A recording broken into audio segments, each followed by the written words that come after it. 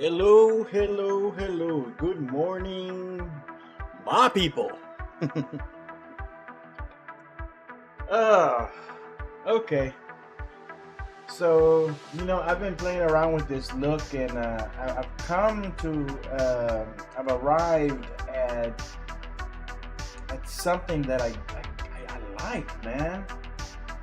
And it just hit me last night when I was working, trying to get these scenes to kind of work together, maybe I should load this part of the map. It hit me, I'm like, okay, this is a boxing film, basically set in the late 80s, early 90s, somewhere between 87 and 96, And the kind of films that I used to watch at that time were films that were made in the 70s and early 80s and such.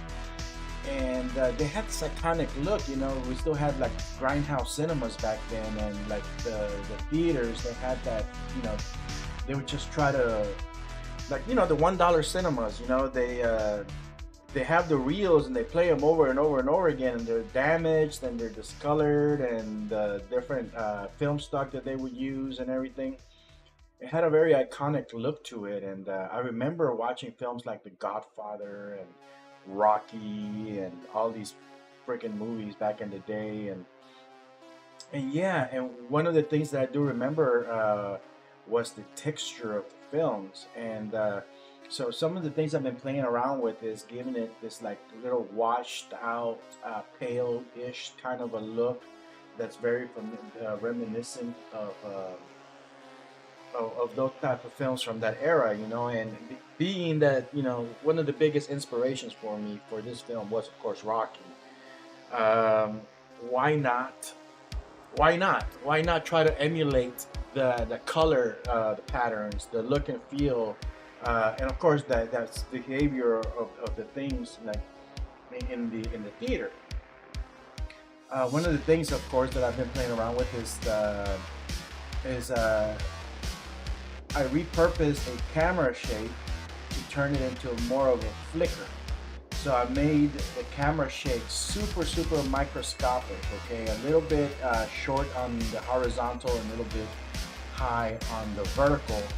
So if you notice, there's a slight jitter to the frames as they're being played.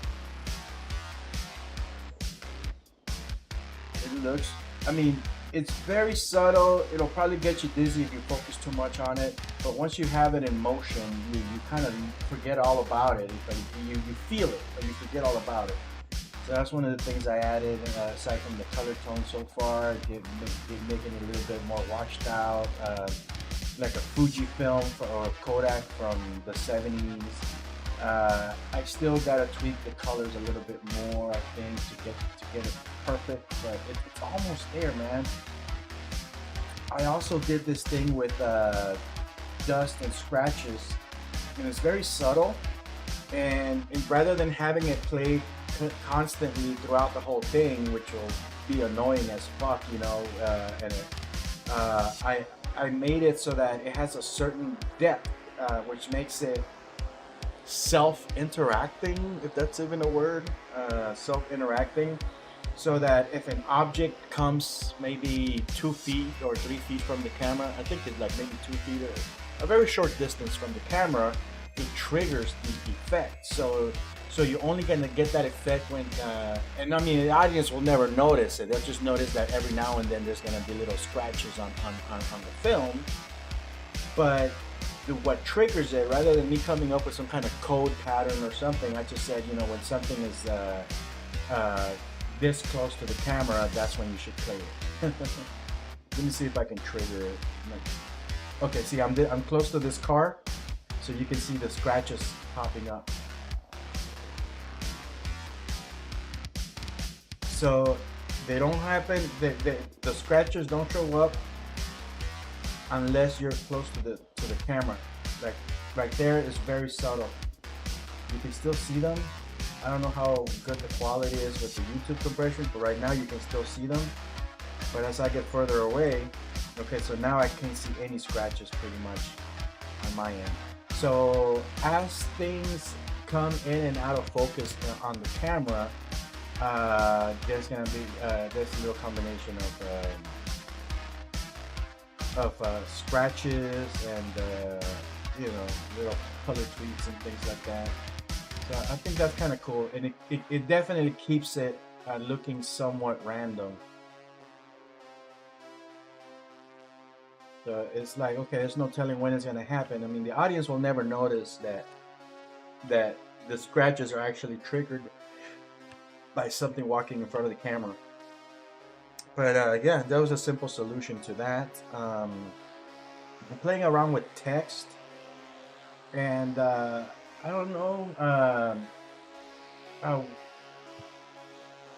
Personally, traditionally, I'm a big believer in quality, and I could care less about all these people who talk about the film look and all that bullshit.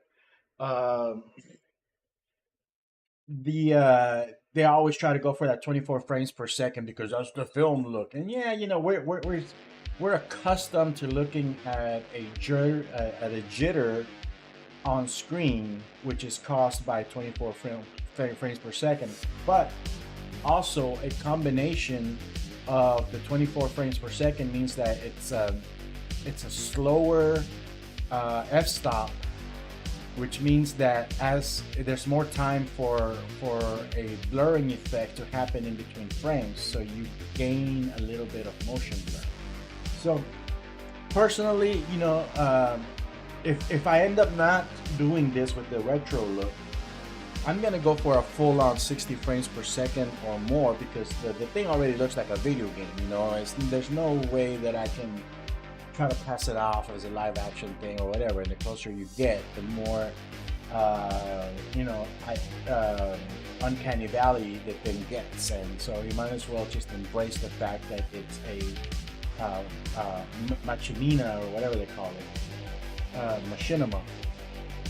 So yeah, personally, I would, if I end up not doing this, I'm gonna go on for the full 60 frames per second or 120 frames per second if I can get away with it. Because ultimately, if you need it to be a shorter number of frames, it's easier to take away frames than to try to add them in the end. However, having said that, because I have been experimenting with recreating, and I'm not trying to recreate the look of film that is automatically created by the techniques that you use in your camera work, by the blocking and all that stuff. That's what really creates the film look. I'm not too worried about that, but I do want to emulate, or at least try for a while, see how it fits, see how it feels. This is a boxing film, and it's based in the late 80s, early 90s, and maybe it should look like an old Rocky film. Even the Rocky that was done in the 80s was, I think it was Rocky 5. Well, I think Rocky 3 through 5 were in the 80s, if I remember correctly. But yeah. So I'm gonna play around with now with the reference. Actually, so I want to show you the text. In-camera text is something else that I've been playing around with. And the cool thing is, with the frames, in order to achieve this look, and I mean, the audience doesn't fucking know, what frame rate you're doing, but I'm pushing the and it doesn't give me that jittery look for whatever reason. I guess it's because it's a video game engine. It's, regardless of what you're telling it to do, it's still running at least 60 frames per second or more. So, but it's slowing them down the f-stops and stuff, so it's giving you the extra frame blur without so much the jitter. Now, this thing has the jitter because I'm forcing it. I'm creating a jitter right here. Okay, you're seeing that jitter, that's on purpose. But that jitter that's created by lower frame rates, that's a completely different beast. So this particular jitter that you're looking at right now has no blur on it. It would kind of suck if it had a blur. But so what I'm doing is I'm going back to the traditional animation route, where traditional animation is created at 12 frames per second. Okay? Realistically, there's 12 frames for every second of film. And the reason people claim it's 24 is because we shoot each frame twice. So we take 2 pictures of every frame that we draw. So it's really 12 frames per second, except that each frame is extended twice. So that's the route I'm going with this. And yeah, the end result actually looks nice, man. So I'm going to show you. And of course, the text, because it's on screen and it's borrowing all the effects, it's affected by the jitter, it's affected by the blurring, it's affected by the stuff that it interacts with, and it does have that retro feel to it.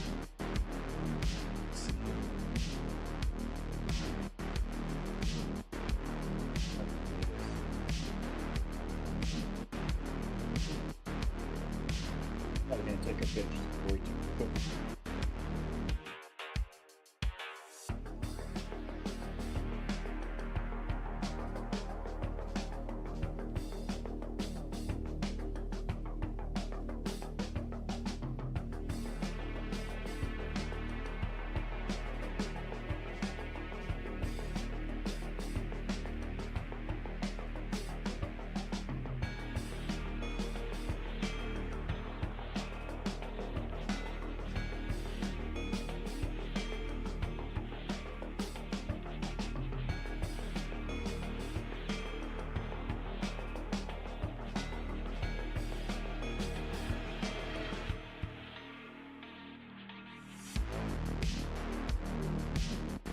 Actually, hang on. Let me get this player out of the way because it's kind of distracting. So, let's see here. World settings.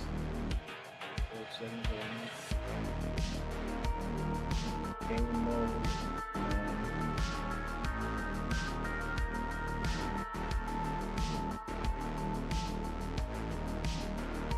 Let me hide the player, or let me turn it into that girl player, so she'll just look like a person on the street when the camera passes by. All right,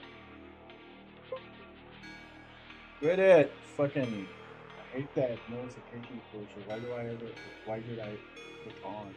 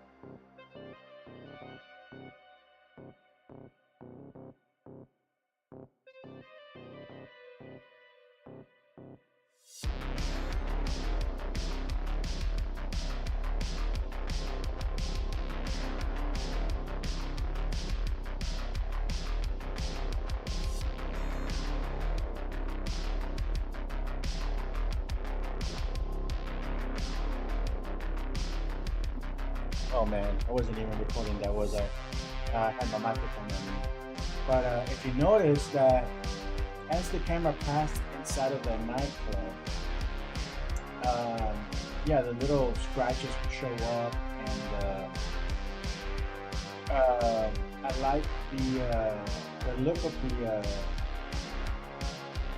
the texture of the film. You know, the little jittery, and of course the text. You know, the way that the text just kind of interacted with the background and the speed, and it kind of became like jittery and blurry at the same time.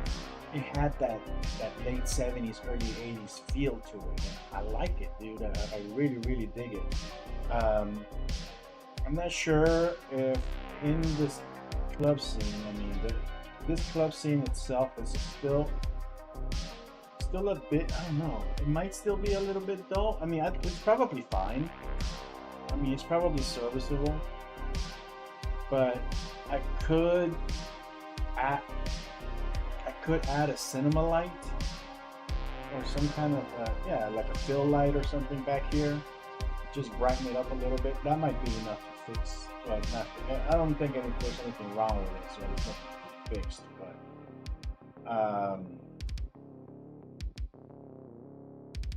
But it could enhance it a little bit. Let me try that just for grains and giggles.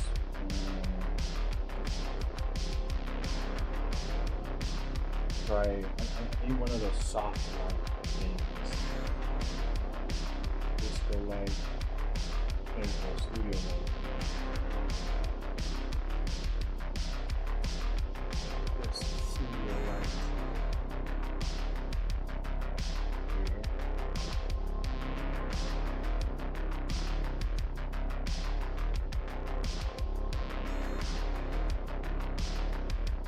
Feels like it might still be a little too hot.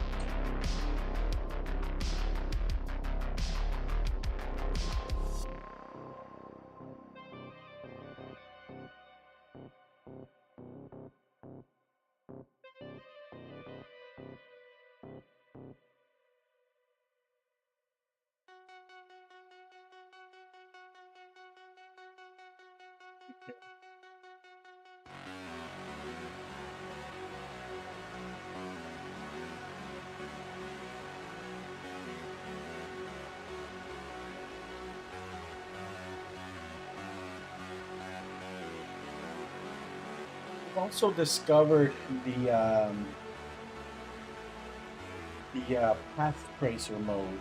Um, it takes forever to render a single frame, but that's more consistent with traditional rendering stuff.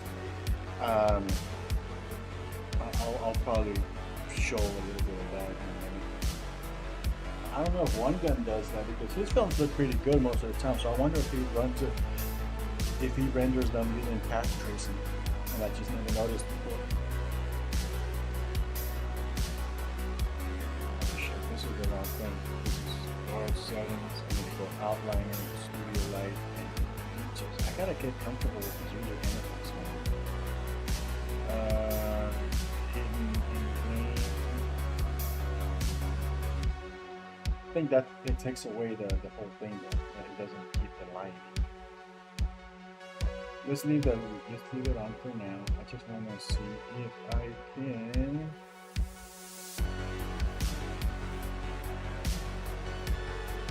make it dimmer. Come on, man.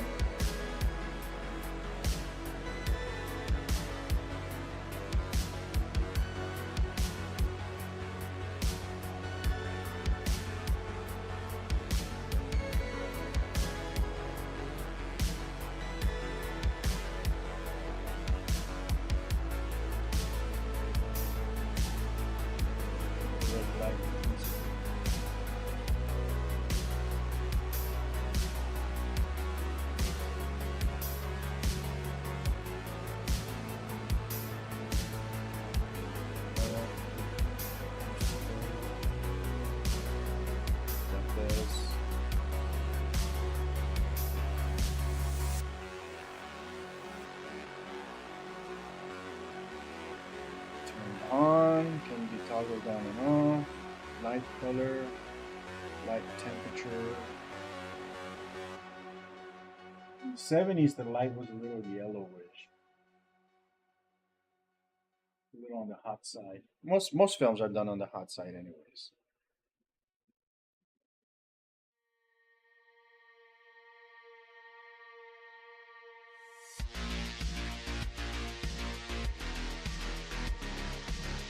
stationary.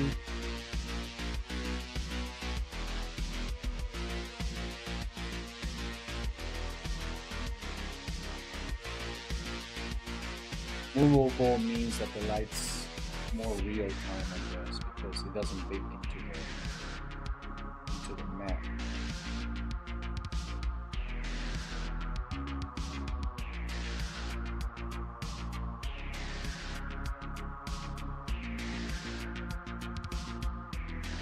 I don't see the option for just blending a little bit. Density.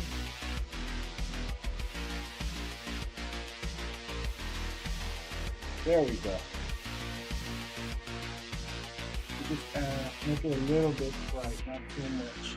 Let's see what that looks like. I'm gonna leave that light on. I'm gonna see if it'll show up on camera. It probably will. There's a way to just hide that.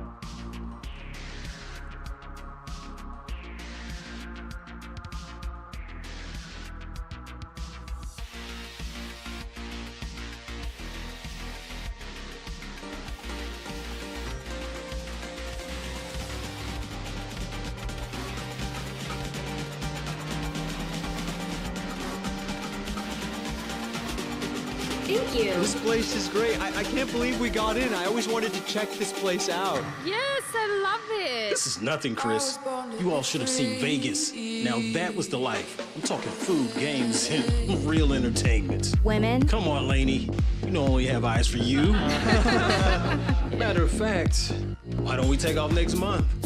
There's a dairy convention there. We should probably attend anyway. As long as we're there, might as well enjoy ourselves. I'm not sure that's possible, Sean. You forget we still have that little issue with the FDA about the genetic purity of some of the animals. Come on.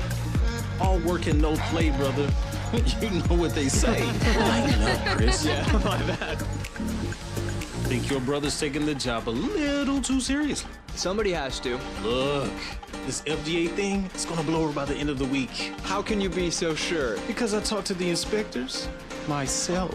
Man, you're something else. Come on, guys. Lenny just came back from school, and you two have been talking business all day. We're supposed to be celebrating. Yeah, you know what? You're right.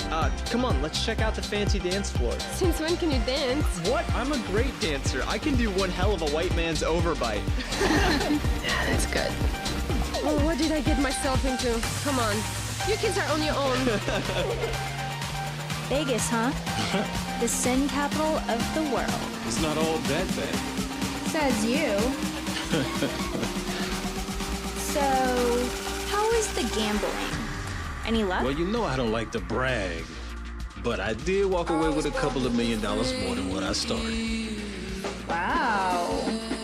That's what I call luck. Luck has nothing to do with it. It's nature. Nature? When you're born a winner, that's all you do is win. Well, congratulations anyway, Sean. There are those who have it all. Nah, not everything. What do you mean? I mean, you know, for example, love. What's the matter? Is there a special someone out there who won't return your affections? You tell me. What? Lainey, before you left for college, you and I had a pretty good thing going. We even talked about marriage at some point. Now that you're back for good, hotshot biologist, busy all the time with your research, not sure what to make of it. But you seem to go out of your way to give me the cold shoulder. Why? What happened? I've grown up. Come on, Sean. All that stuff, that was years ago. I was practically a little girl. I didn't know what I wanted. I still don't. Is there someone else? No, Sean. Listen. Can we just change the subject? Let me guess. Suppose that's your way of letting me know you're no longer interested in getting back together. Sean, aside from our father's lifelong business affairs and now you and my brother's newly formed business partnership, there's always been a great friendship between both of our families. So that's it. That's how you feel. A great friendship. Yes. I suppose time will tell. Just one thing. What's that? I was born to win. And you and I both know that sooner or later, I always get what I want.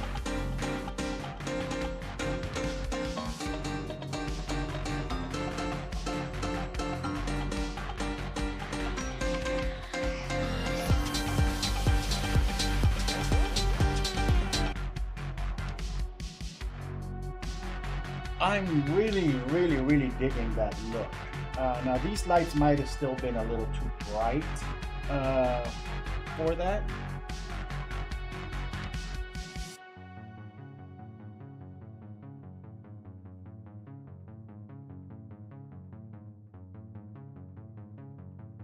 But I'm pretty sure it's something that could be tweaked.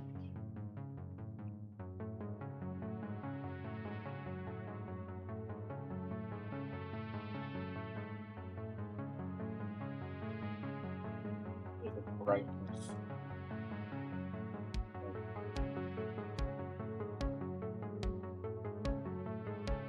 It is the intensity. Intensity.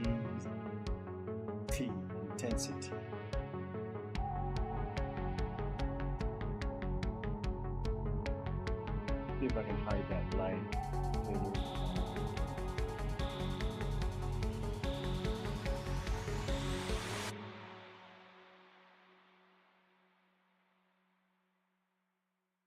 My understanding is that if I select hidden in game, it'll hide the whole thing. It'll take with it its light. It won't just hide the mesh. But we'll see.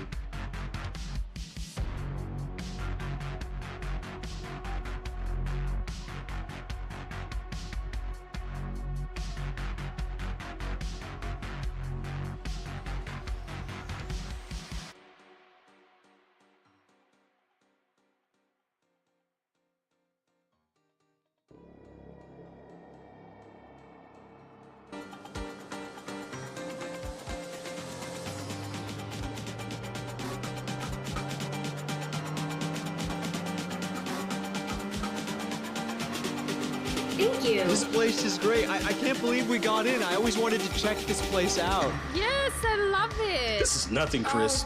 You all should have seen Vegas. Now that was the life. I'm talking food, games, and real entertainment. Women. Come on, Lainey.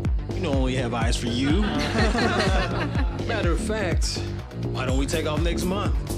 There's a dairy convention there. We should probably attend anyway. As long as we're there.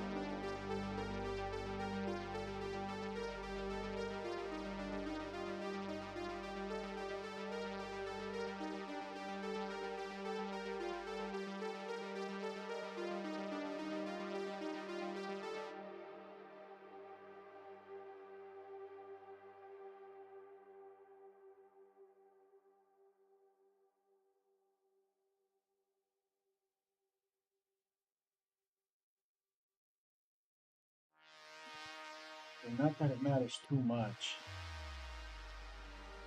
Oh yeah, so I was talking again with the microphone on mute. So what I was explaining with the microphone off was that I had I took away the collision from the doors and didn't want to get rid of the stairs yet because I think I can still use it as part of the scene. I mean, that's how it was written originally, where the group was walking into the club. It's just like a grand entry type of situation, but because of the limits of icon and perception neuron and all that jazz, I redid it so that they would be sitting down while they're talking, and I'm like, oh, that's too boring. Let's at least make them stand up and take full advantage of the background. But yeah, this is kind of the idea right there. I'm having an issue right here where there's like an invisible collision, so I can't go any further. But I don't want to bother right now trying to fix that because I'm not going to use it, or at least not yet. I don't have a use for it. I'm probably just going to end up getting rid of the stairs altogether. That way I can push the sides of that level, push it towards the edge. But let me see how bad it looks. I mean, it doesn't look that bad, does it? I mean, because when the camera comes out, oh yeah, there's some parallax stuff happens right there, so it does need to be against the wall. Alright, let's move it against the wall of the camera. It's gonna squeeze this stair through that door. I'm not gonna worry about that right now. First, I'll just go ahead and delete them.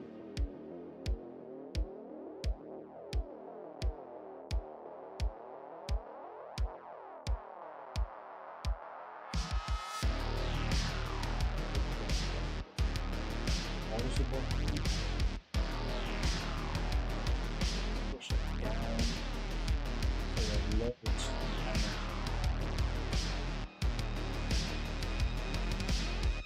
Like I said, it's a place where people just sit.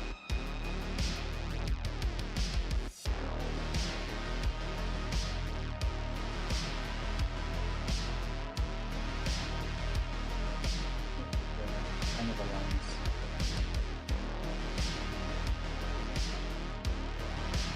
Bit of an alignment. Kind of works.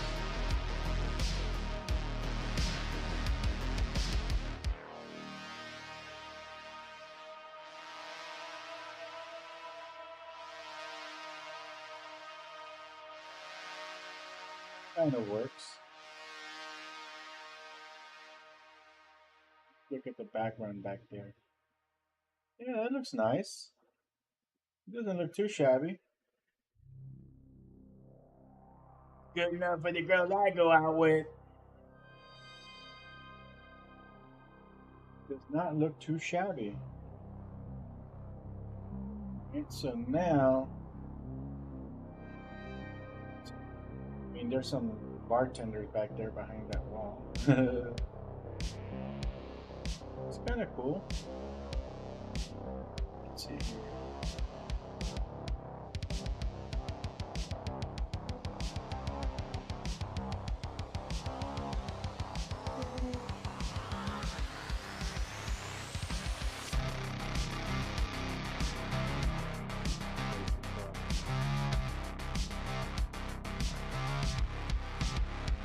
Way too cool.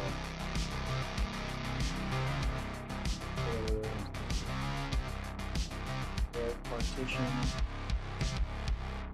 local prime, move camera here, boom. I love that map, the world partition map. It's cool how it's got it labeled right there, the location of the Europa nightclub within the city.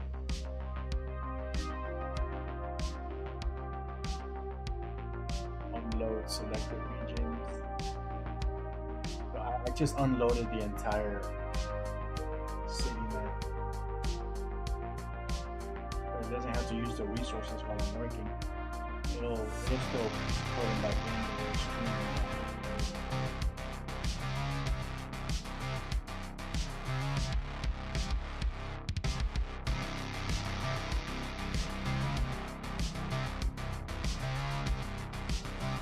Yeah, now I have this whole giant thing sticking out.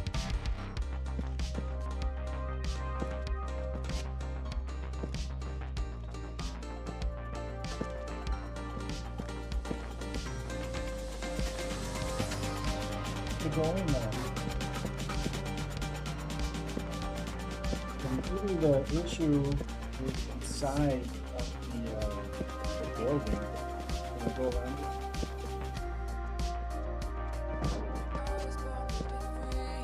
Just like to give myself work, I guess,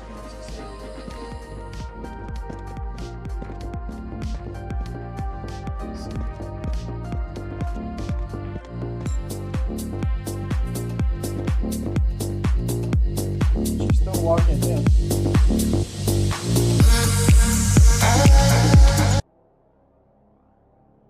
So I wonder what creates that collision. Anyway, I'm not going to worry too much about it. I don't want to delete it yet, but if worst comes to worst, once I'm getting ready to publish this film, I'll just chop off that entire section there.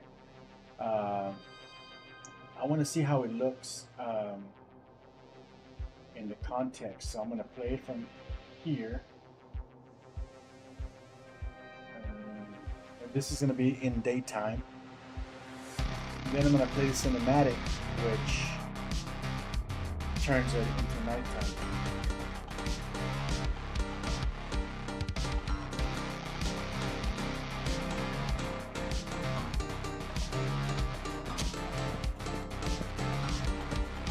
Here. Oh shit!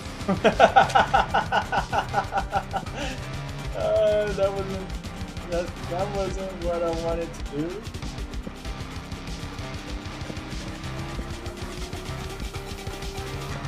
That is not what I wanted to do. The collision bullshit. Look at this. This is like the potential for so many like possibilities here for like scenes and stuff. I don't want to fall down. Look at that. There's cars outside. How cool is that? Homeboy over here doing simulators. Why I fell down. Just went through that shit.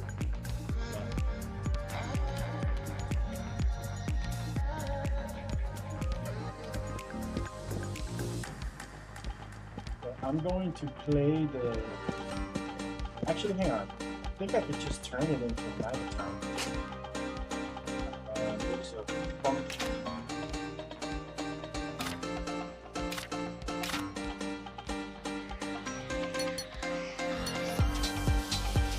It's not working.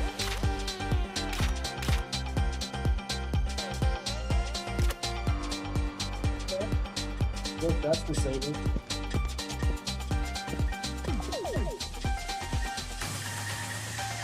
So I'm going to play scene 9. I'm going to jump to that one, and it should turn everything to nighttime. There we go. Look outside, it should be night outside.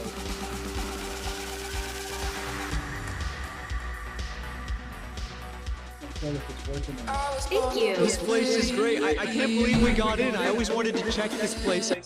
Let me start from scene 8. Go ahead and let me load a chunk of this city real quick. So, load region. There's the camera here.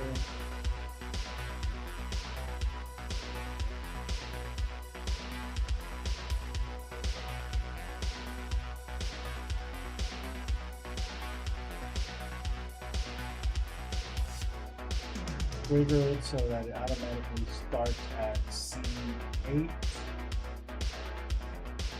Plugging this back in.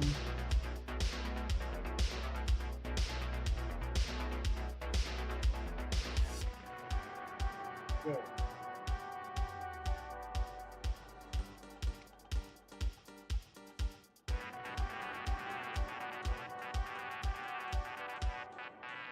So So it is nighttime.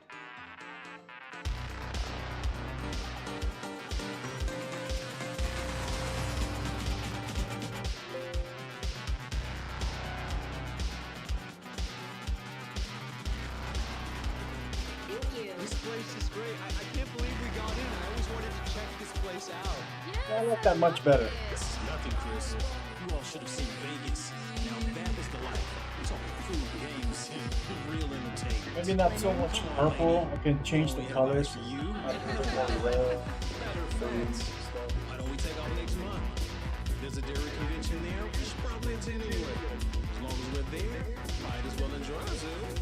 Yeah, but you can see this the night, the city at night in the background now through the windows. Some of the animals. Come on. All work and no play, brother. You know what they say. Chris. Oh look, there's people walking outside. Brother's taking the job a little If you look downstairs at the bottom level, you can see the crowd walking. This FDA thing is gonna blow by the end of the week. How can you be so sure? Because I talked to the The inspector. dust and scratches. That looks pretty nice. Come on, guys. Lenny just came back from school, and you two have been talking. Somehow I feel like maybe I should move the scene to You're right. that Come on, let's check out the fancy to the dance. wall so we can see the city in the background as I'm we're a talking. great dancer. I can do But I don't know if it would dance sell the over. idea of the whole nightclub situation. See, that looks fucking What did I nice get right there. myself Holy into? shit. Come on. You kids are on your own. Vegas, huh? The sin capital of the world. It's not all that bad. Says you. That's really nice. So. Maybe if I tone down a lot of the neon Well, shit you in know I the don't like to background, brag. so bring in a lot of But I the city. did walk away with a couple of $1 million lights and stuff. more than what I started. Wow. That's what I call Look, has nothing to do with it. It's nature. nature. The architecture on the left-hand side of the window. That's all you do. Is Interior win. architecture. Well, congratulations anyway, Sean. There are those who have it all. Not everything. Very What do you nice. mean? I mean, you know, for example, love. What's the matter? Is there a special someone out there who wants to return your affection? Yeah, I think there's going to be a reverse shot of Sean in a minute. We'll be able to see the background, the wall back. Before you left for college, you and I had a pretty good thing. Wow, but going. it's We even talked about marriage at some point. got that 80 millimeter lens on there, so Hotshot sorry, no, biologist, it's kind of your research. a Not tragedy. sure what to make of it. But just see if you go out of your way to give I really don't like the shallow depth of field stuff. It's overused, but you know, for close-ups and things like that, especially when you're trying to hide bad mocap. All that stuff? I was practically a little girl. I didn't know what I wanted. Talk about movie magic, man. I still don't. This is like really, really terrible mocap. No, Sean. Most of it is hidden. You Can't would really just see change the it. subject? Let me guess. Suppose that's your way of letting me know you're no longer interested in getting back to But that's one way to save on Aside work. from our father's lifelong business affairs, and now you It's and not my just brother's clever filming. lifelong business partnership, It's not just clever cinematography. It's more like animation hackery. great friendship. Yes. I suppose time to Yeah, there you go. Look at that architecture in the background. What's that? Pretty decent low set. 1, and 2, you and I know sooner or later. 7, I 7 angle, 7 side bokeh. What is that? It's not a hexagon and it's not an octagon.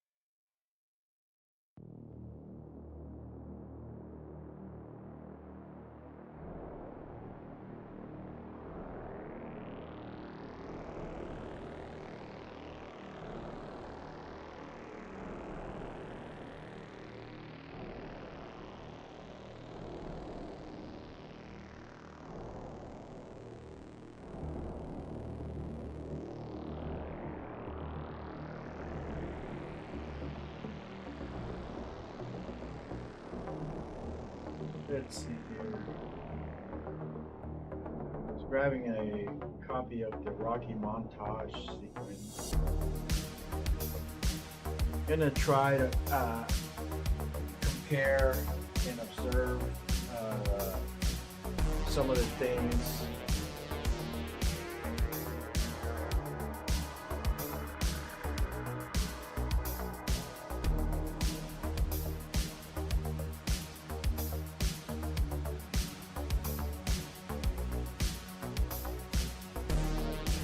See if there's any elements that I can spot in there.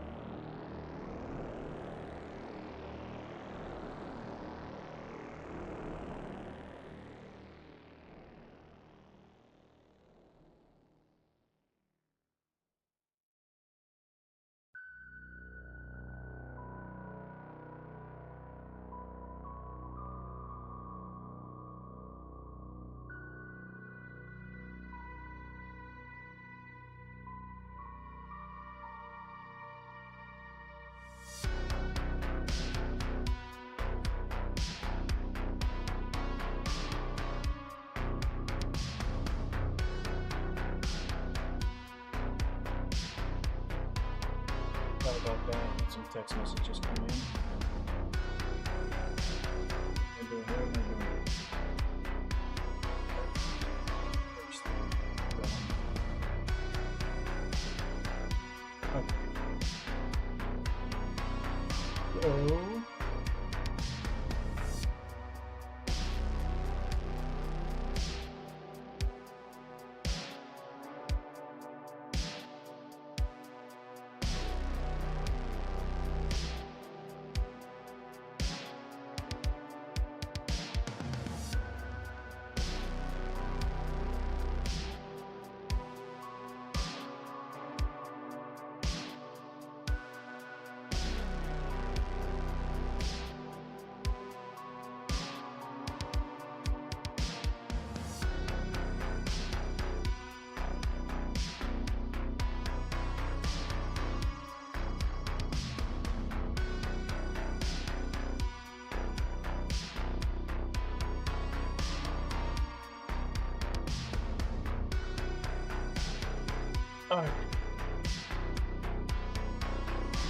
Where is that file that I just downloaded?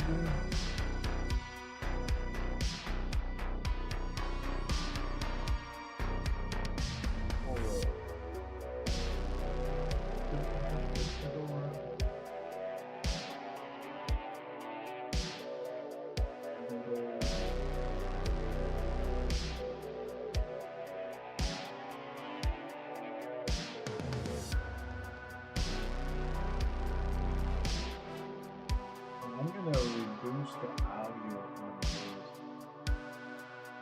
because not that I give a shit about demonetization, but I don't want to have to clip things off this video because I keep these for documentation purposes. Sometimes I discover new things. Or, you know, I make solutions and stuff, and I want to refer back to them. Because, you know, people do claim copyright and all that stuff out here. go and clip that stuff off. So right away, I'm noticing this cool retro solar flares. These are natural solar flares. And see, here's the thing about solar flares, man. They're completely accidental. People put those in to try to achieve a certain look and stuff, but in real life, filmmakers, they really, or at least real filmmakers, you know, the actual ones who know what they're doing, they try to avoid getting all this bullshit on their films, you know. Then you got hacks like J.J. Abrams, who just digitize all these fucking things. They already have multi-million-dollar cameras, and they're gonna go fuck it up with fake solar flares. I don't understand it. I don't understand it. Oh well. But you know, I'm not a multi-million-dollar production, and I want to fake it. So I'm gonna see it. I do like that look. I mean, that's iconic. You know, the Rocky look. And yeah, this is morning time. Some of the hue is a little bit orangish. Solar flare. I think I can achieve that through Chameleon. Let me see.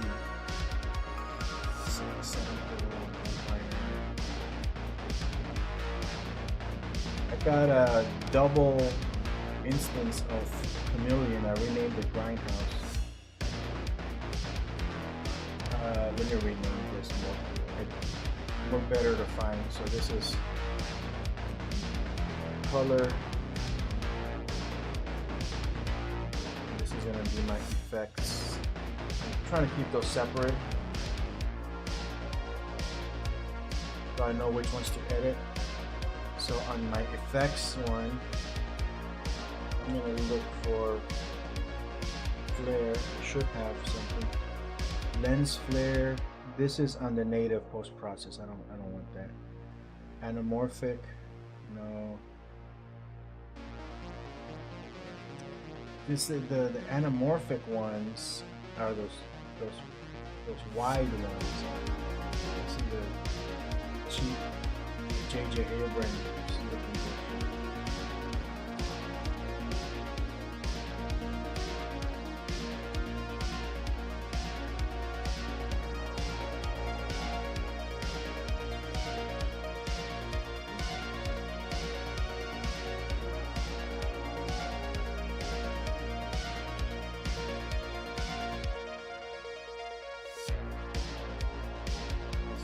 Horrible. Let's not do that. Let's try the native ones. Oh hell yeah! The native solar flare is the one that I need. That's the one that's this one right here. But my diaphragm, it has 1, 2, 3, 4. It's a hexagon. I thought it was 7 sides.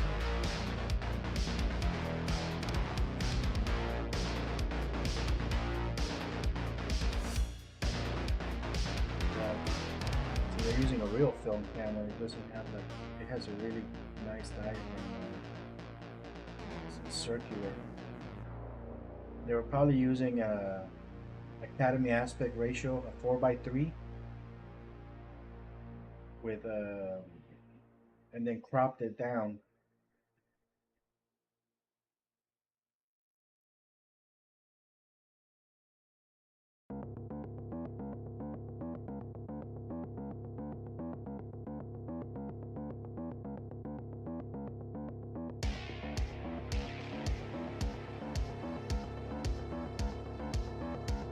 Gets me a little close.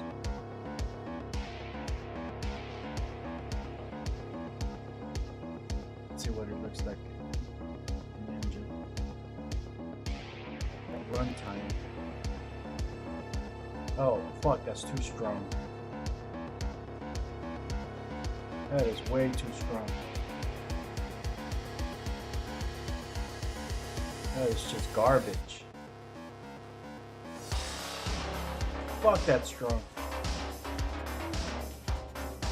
Okay, we need this to be subtle. Okay, this is not some J.J. Abrams Star Trek version. This needs to be subtle.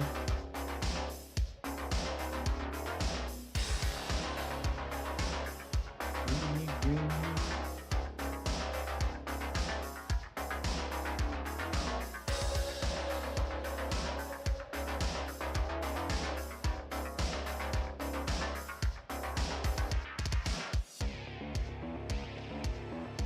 Let's do a 0.05. Let's see what that looks like. That's too much. 0.02. Let's see if that gives us anything.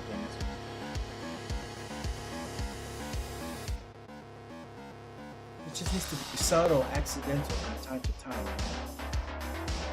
God, it's still too fucking strong.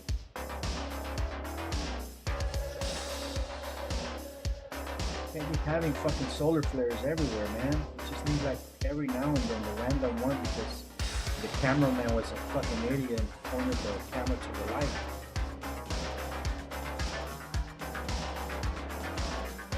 We're doing light flares out of everything. That's pretty good. There's one. It's too much.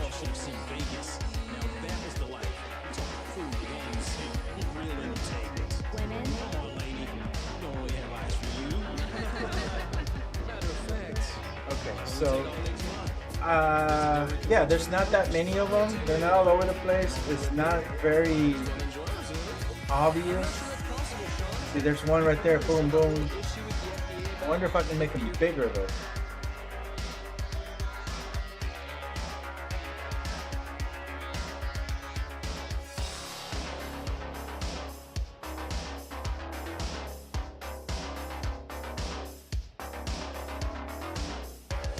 Let's just color a bit more.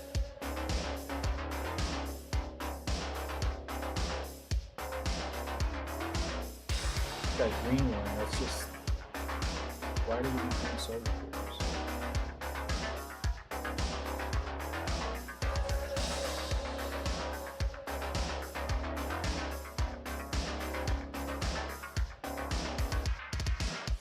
We need the purple ones either.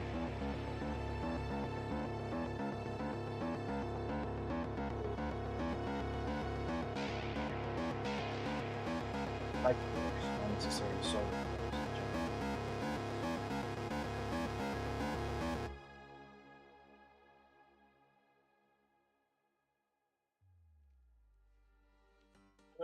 It's too strong, but then again, I am staring straight at it.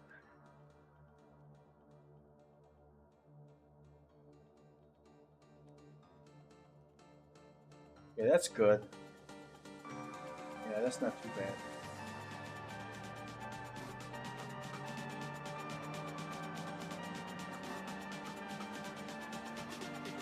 Thank you. This place is great. I can't believe we got in. I always wanted to check this place out. Yes, I love it. This is nothing, Chris. You all should have seen Vegas. Now that was the life. I'm talking food, games, and real entertainment. Women. Come on, lady. You know we have eyes for you. Matter of fact, why don't we take off next month? There's a dairy convention. Alright, so As long as we're seems to have about the right level of light flares in there. Boom, there's one. We saw that little issue with the FDA about the genetic purity of some of the animals. They're just not all over the place like fucking J.J. Abrams bullshit. What they say. So it's good. It's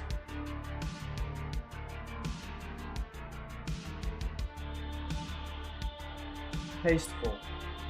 I wish I could change the time of day in here. You know what? I think I can.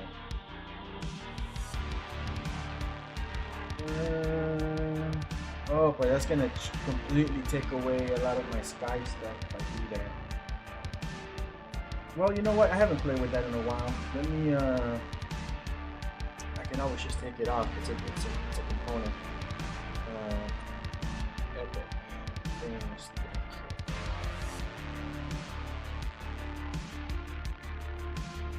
Produce this morning time look.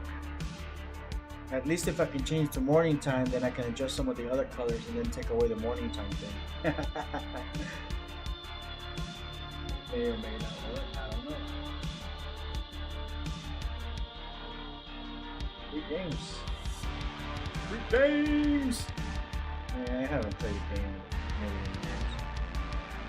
I did get to play Cyberpunk not too long ago. Spent like 3-4 days of my life. It was just free. I'll take it.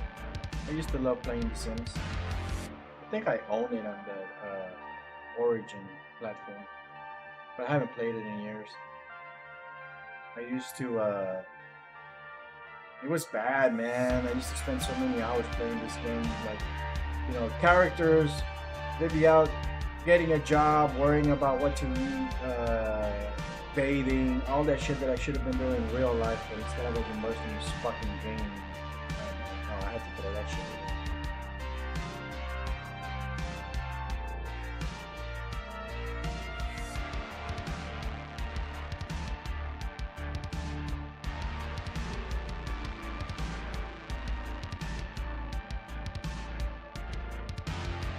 Still got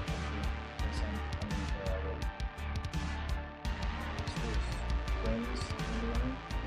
Transport plus, I was too big.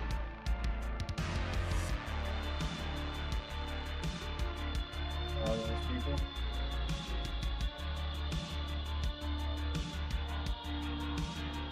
Just once you get your game, they don't want to show you nothing else. Like, oh, you already got something for free, motherfucker.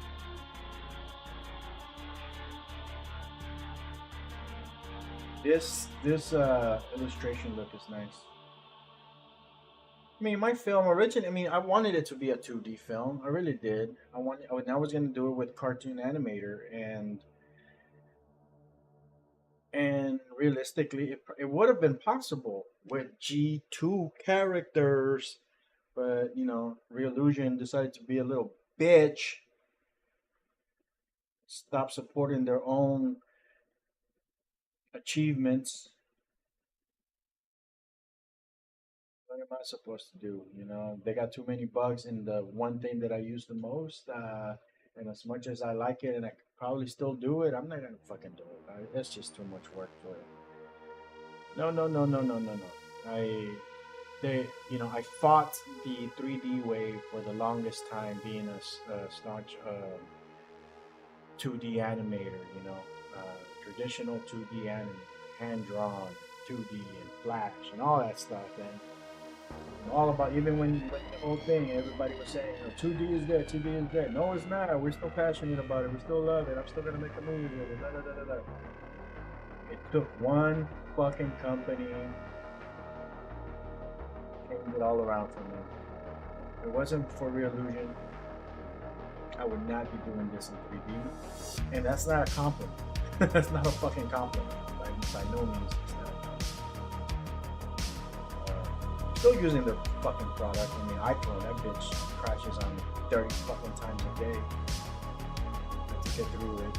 That this scene, the scene 9 with the 4 people in there, the only way I managed to get through that fucking scene was, rather than animating all those 4 characters or trying, after a while, after 2-3 days of trying, I gave up. I'm like, you know what? I'm just gonna animate 1 or 2 characters at a time and then composite them inside of Unreal Engine. And that's the only way I could get that bitch to work.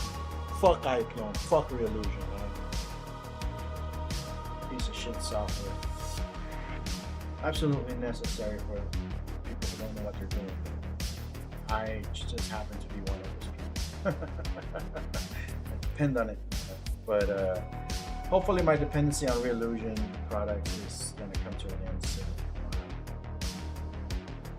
I'm not looking forward to continuing to work with Reallusion products.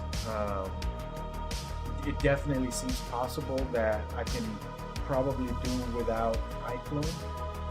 I'm still going to need character animator for creating characters and importing, but fortunately it does seem that you can export FBX directly out of Character Creator and bring it into Unreal. Eventually I'm going to figure out how to retarget the characters so I can animate them using the direct perception neuron live link stuff and the live link animator stuff that Unreal already has. There's no reason why you would want or need iPhone anymore. Those tools are there. Somebody just has to figure out how to streamline the process. It's probably going to be me.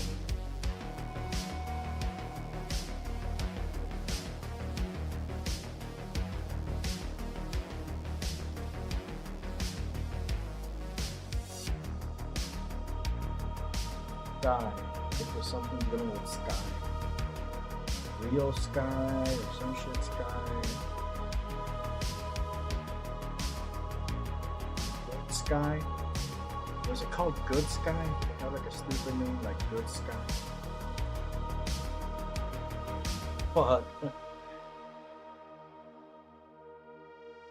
Project. No compatible projects. God damn it. Oh, let's see. Maybe we'll get lucky. Maybe we'll get lucky and the 5.1 version will still work. This is an old fucking plugin, and the thing about, you know, independent developers is that a lot of them are fucking slackers too. This guy sold quite a good number of copies though. Let's see here. They'll develop something and they're not gonna keep up with it. They're not gonna be doing updates and shit. Release notes version 2.4 only for UE5 September 2022. So the last update was in 2022. A year ago. Mention 5.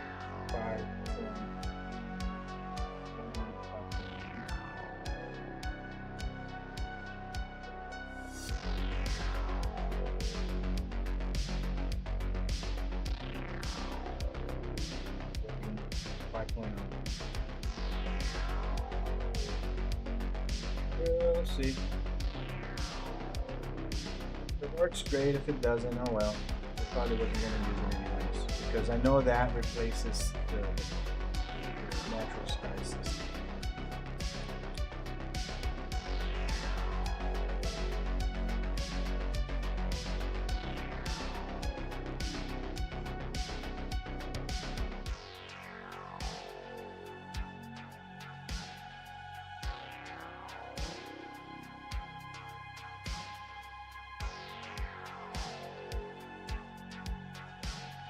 So we dump this in here.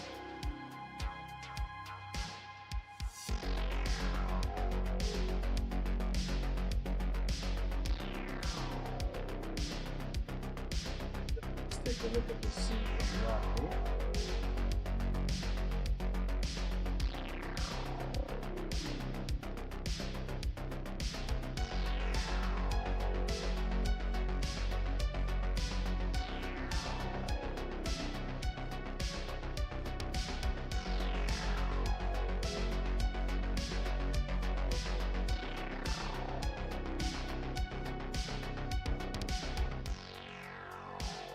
In the east. Is that the east?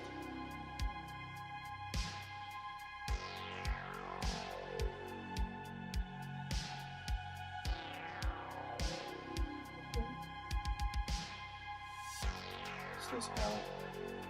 It's been such a long time since I've screwed around with this thing. Let's see here. Time of day. So this looks like it's what, 7 a.m.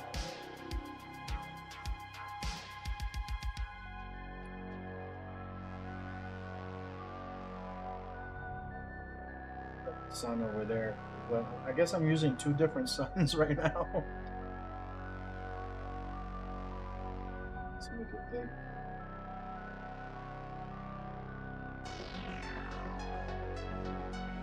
Let me see if I can hide.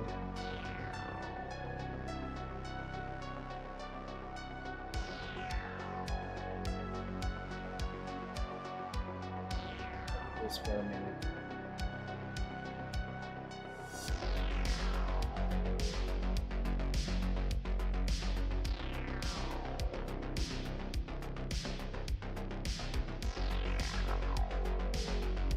There should be the sun.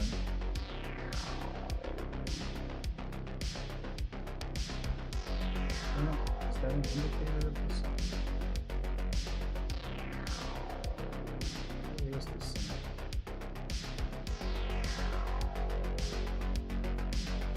Maybe I should have done this on top of the building.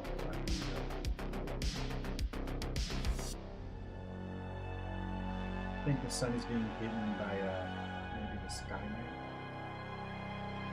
the original Skynet, Sky Dome.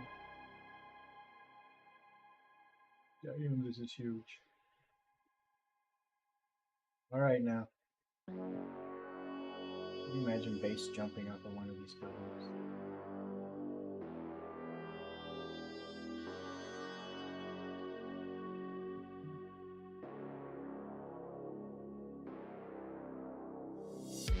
Exponential pod, Sky Dome, there it is. Can I just turn that on? Alright.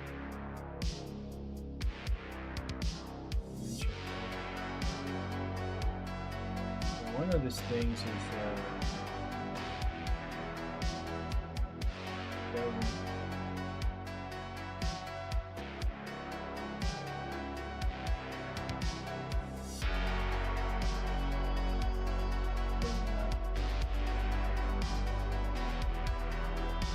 a sun, but I don't think that's the sun.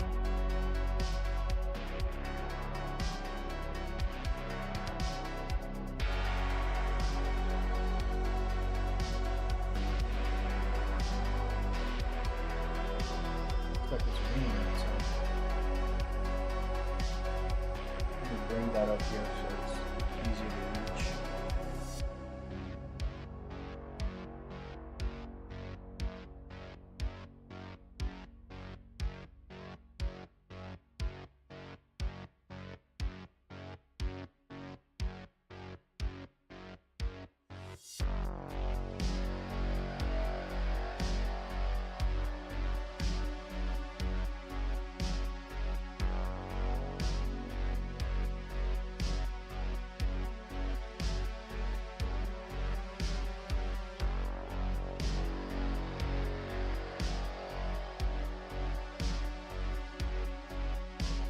To that building over there.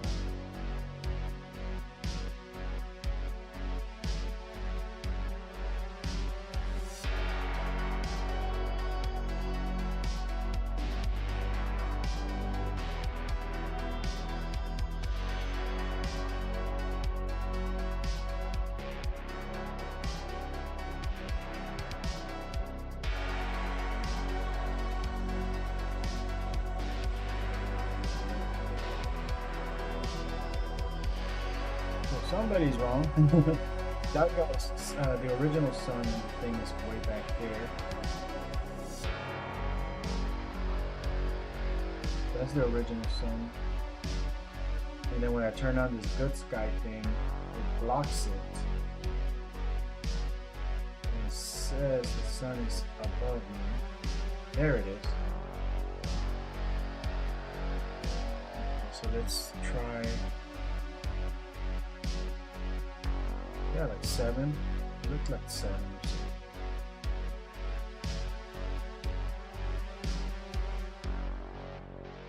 so. 6 a.m. Let's see if I can replicate that. Working with two suns here. Sky preset. Sunrise. Yeah, 6 a.m. Clouds.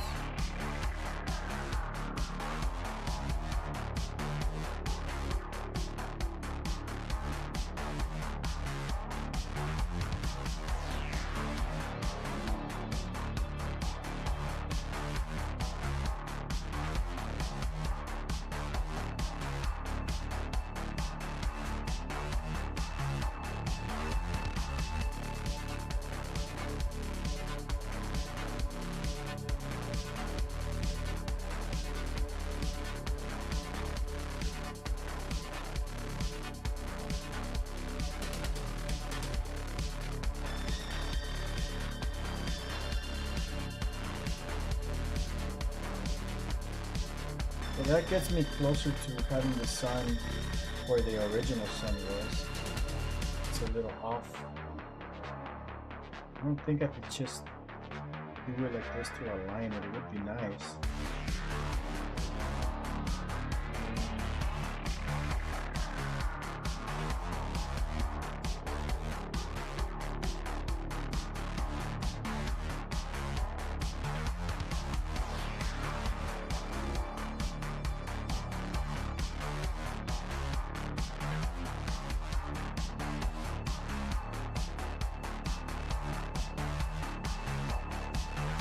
Ooh, hello. I think it's using my actual sun now, the one from the level. Okay. So, I mean, obviously my sun is bigger.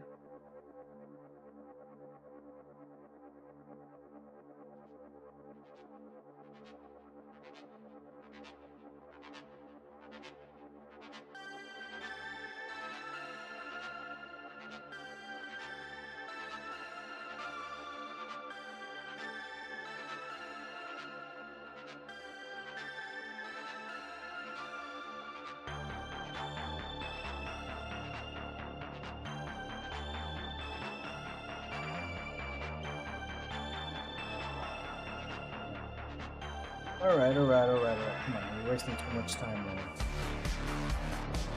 Moon. Storm.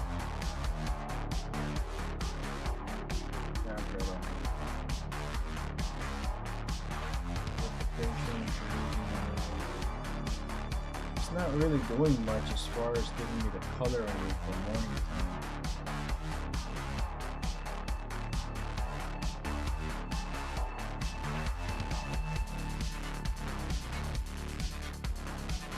Get the size of the sun adjusted.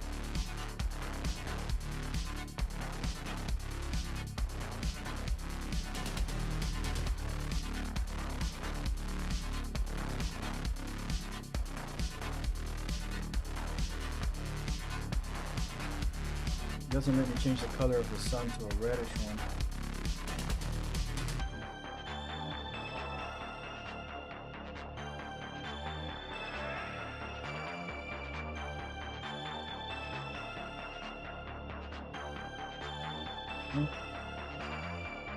What else do we have available?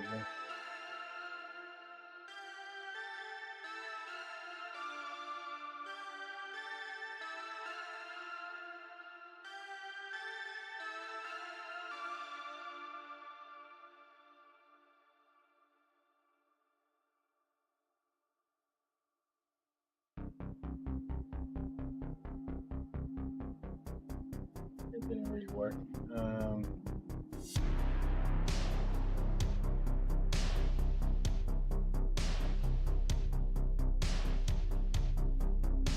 Okay, well, that's about as much as I can get out of that. It seems to be conflicting with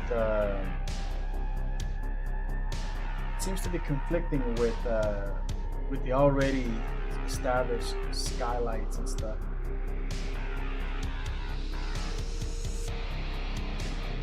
Now, there we go. We have a sun with solar flares.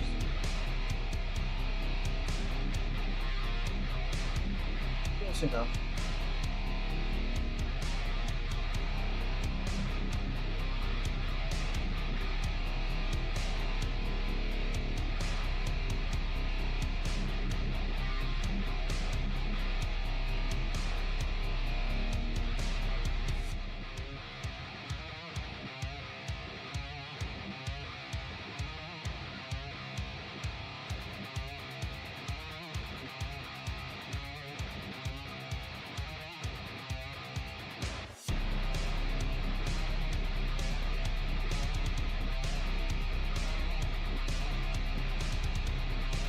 I bet I could find a section of the city that looks similar to that in the picture.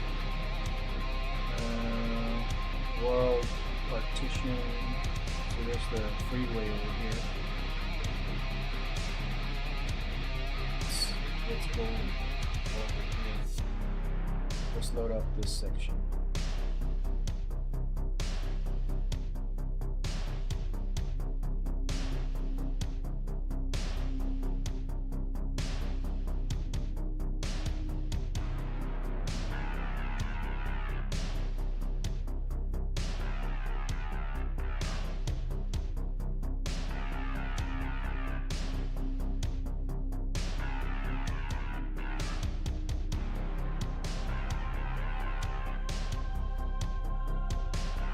Getting close. Need something that's a little similar, just for reference. Let's unload. Let's load up this whole section.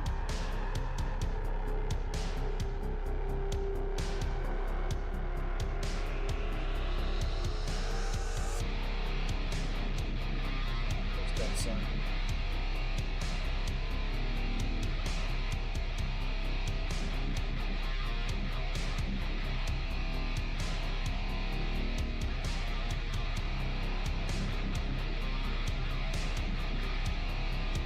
Fucking buildings in the way.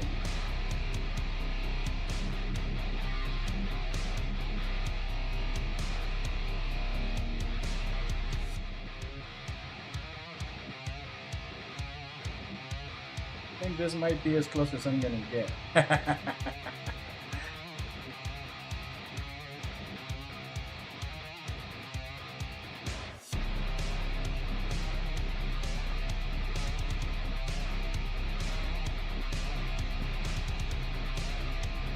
Drop a character in here.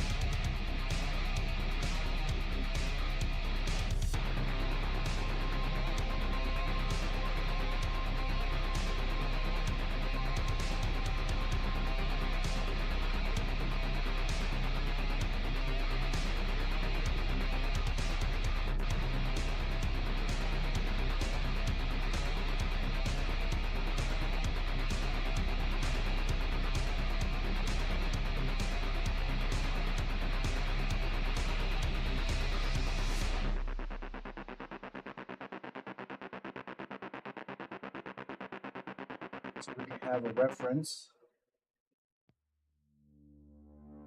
Let's see here. Build level, we don't want it to play automatically. We want it to just kind of chill. Settings, city sample. I guess I could have used just the king. Sure. Play from here.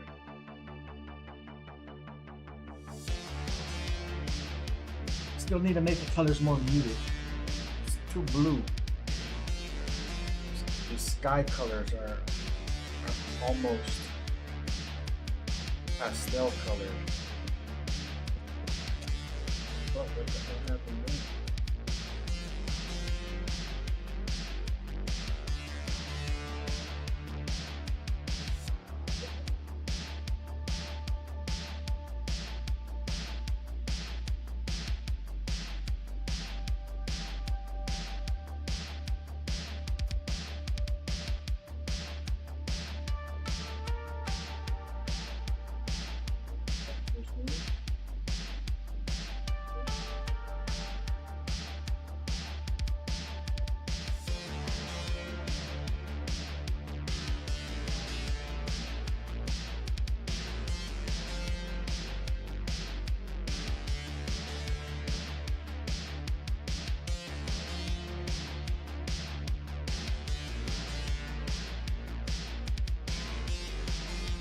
Delete this building.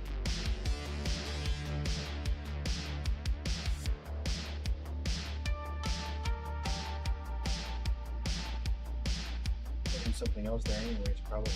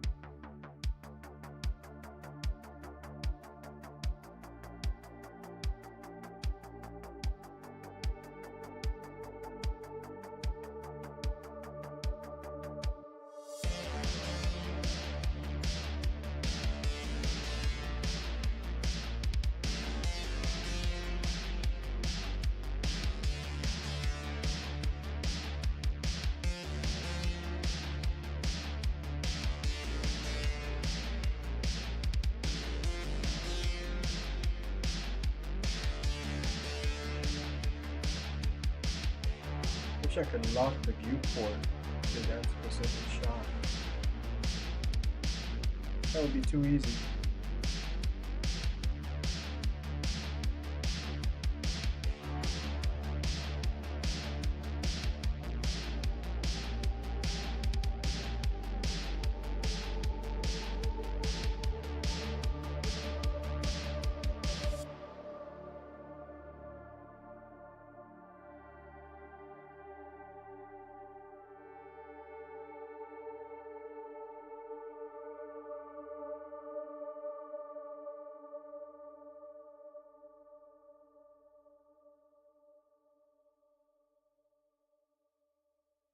So, composition wise, I mean, that gives me a nice little reference to just kind of try to emulate.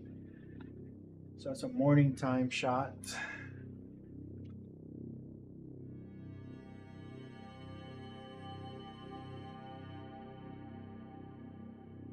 Need more yellows and browns.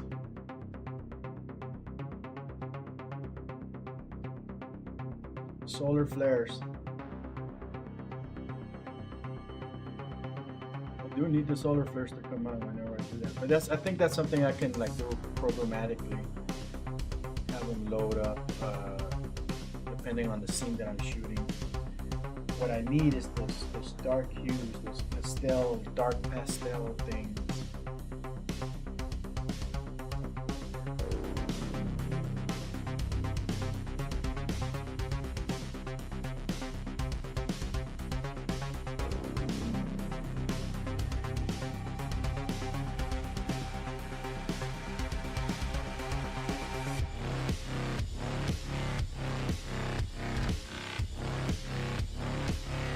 None of this stuff is working because it's conflicting with the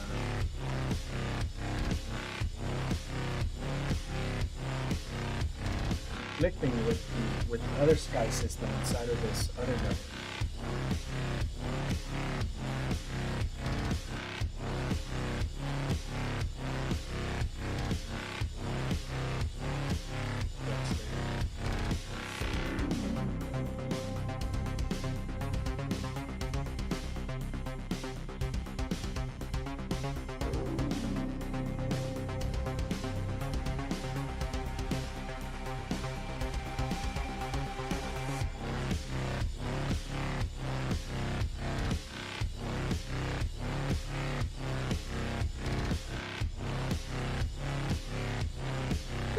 Move that sky and the sun.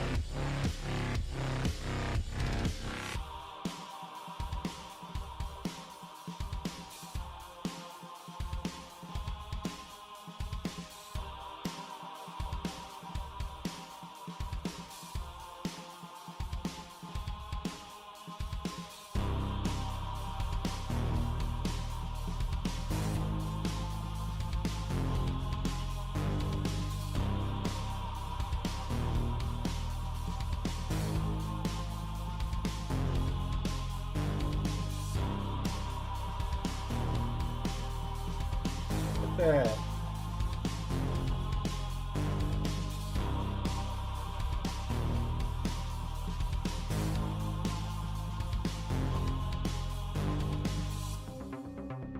Gets me a little closer.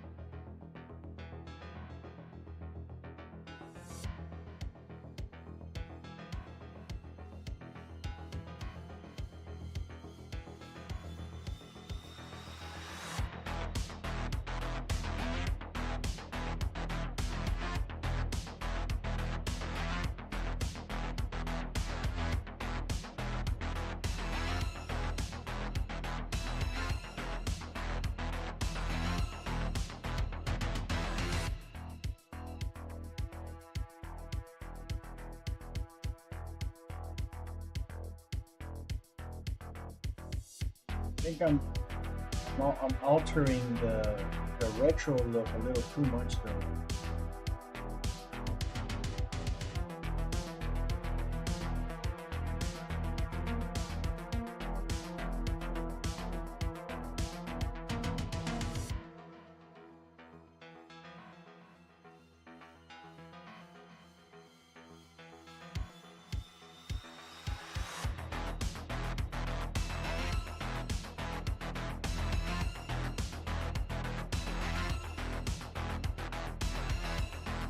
That gets me fairly close to the aesthetic. I need that haze, that foggy.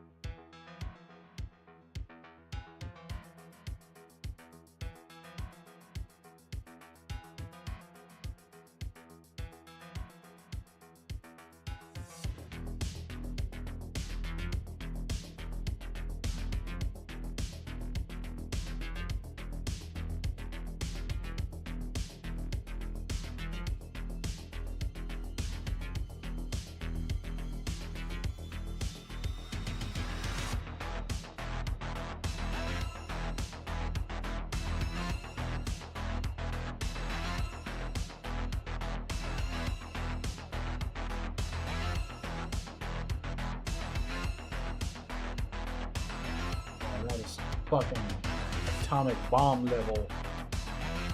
That is a hell of a solar flare.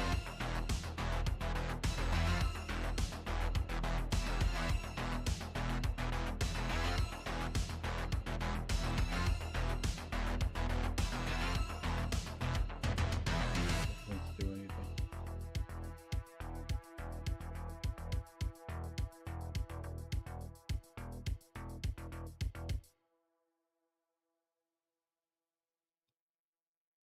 I mean, that might be it. Let me see what that looks like in context.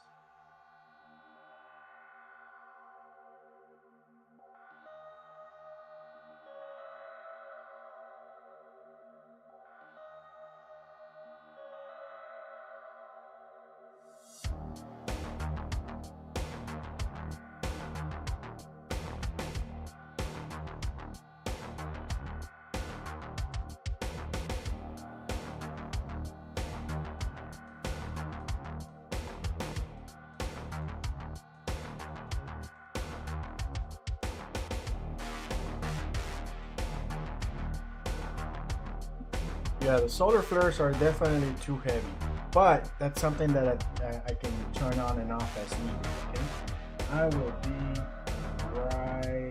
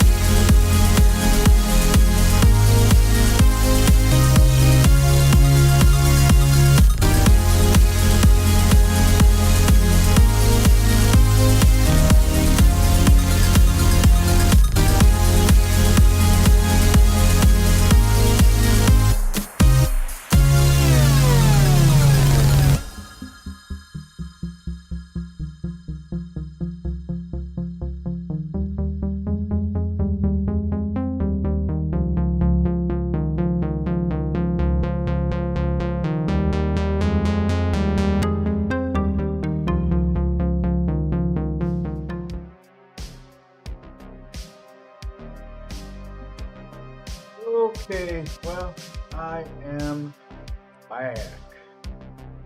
So let's see here. What do we have going on? One gun is broadcasting, so he's doing his thing.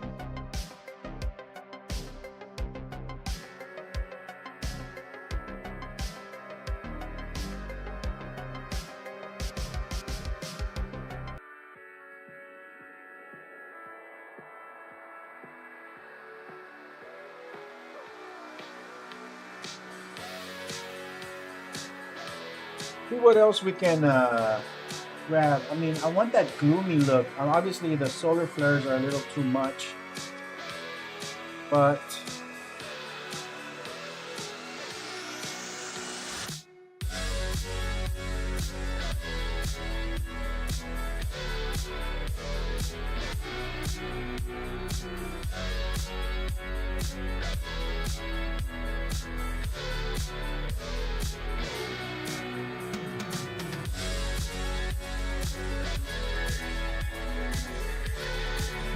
pastel colors, man.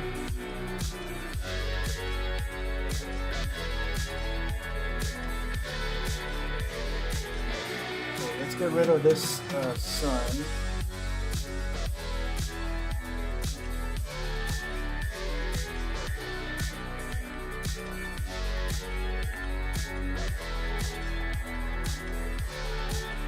I get that color. It's a little bit of a green color there.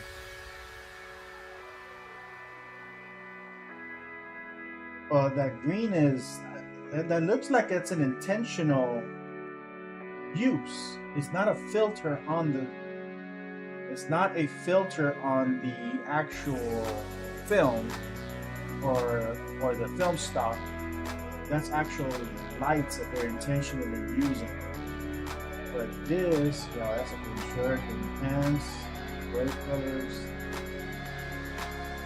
I don't know what to do with the color palette, but how did they get that muted? So if I can turn this red shirt into that red shirt.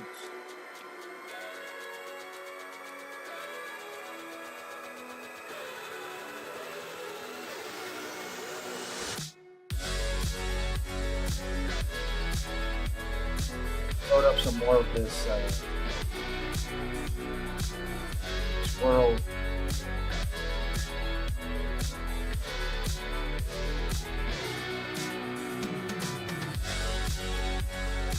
Section.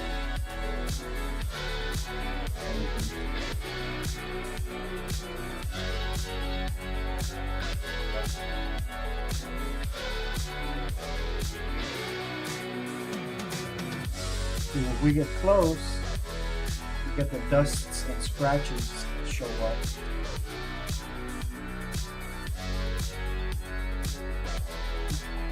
This time.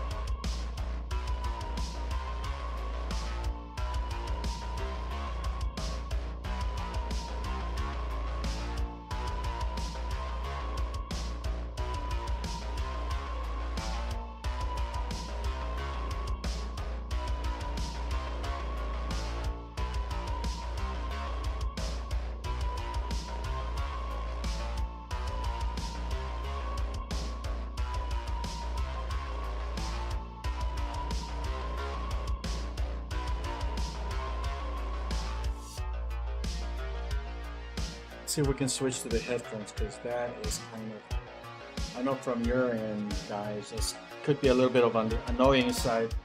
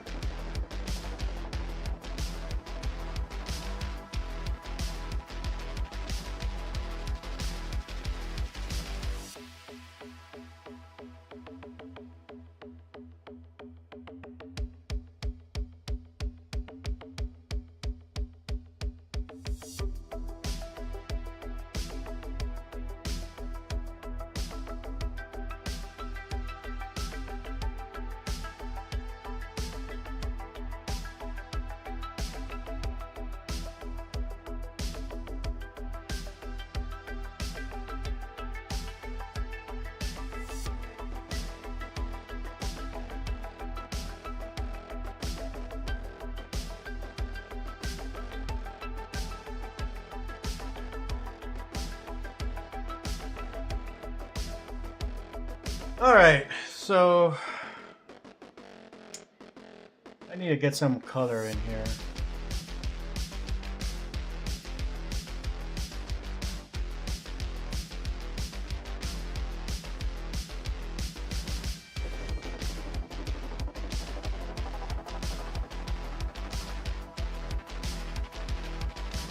Bleach bypass makes everything look so dark. Look, I mean, it works for like Saving Private Ryan type movies, you know, military, old school stuff. Here's my camera shake.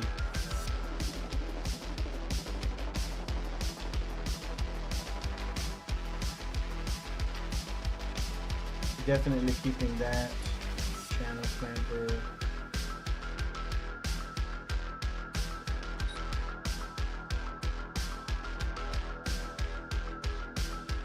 This OA. Colorize. Is there a color that I can choose to colorize?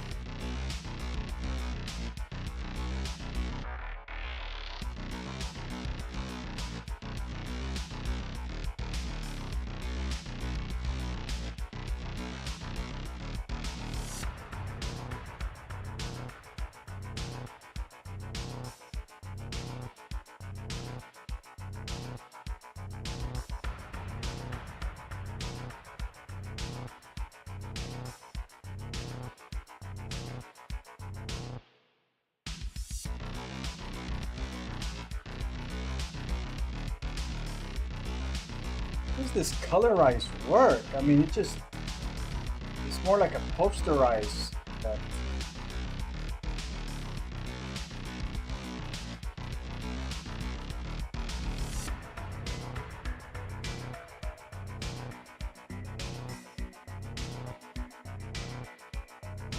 That's not gonna work. It's not gonna work. It's definitely.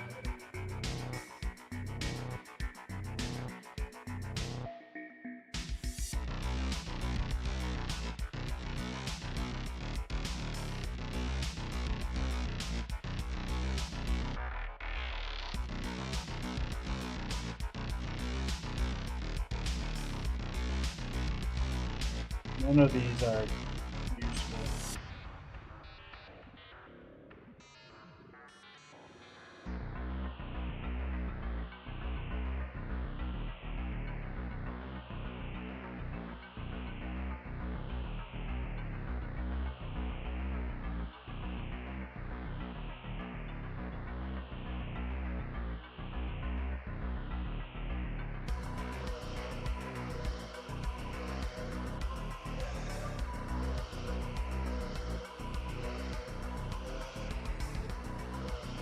This might be. Get there. Watch the alpha.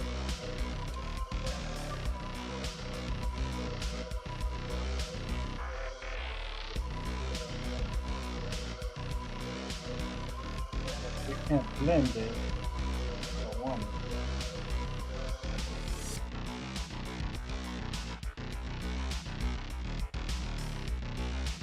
Start with 0, 0, 0.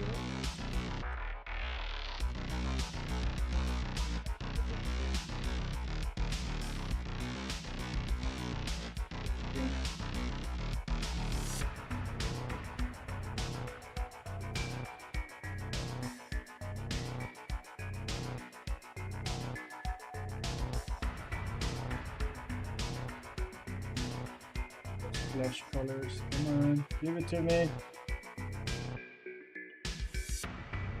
Still like applying like yes, definitely monochrome, chromatic. The opacity. Let's see if this helps. Here we go. That might. Let me see if that's making a difference. Let me turn it off. Yeah. Okay. So the blending opacity. Let's try 0.5.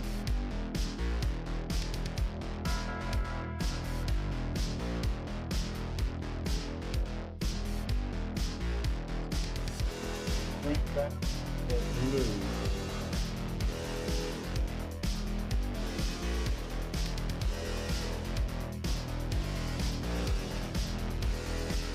Bring up some red.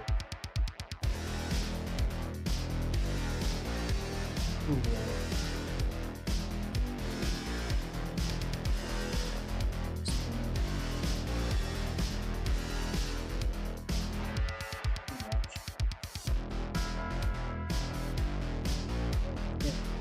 See what the runtime looks like.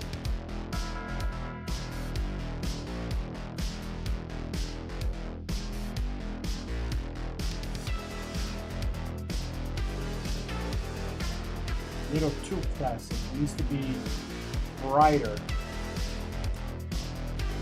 needs to be brighter.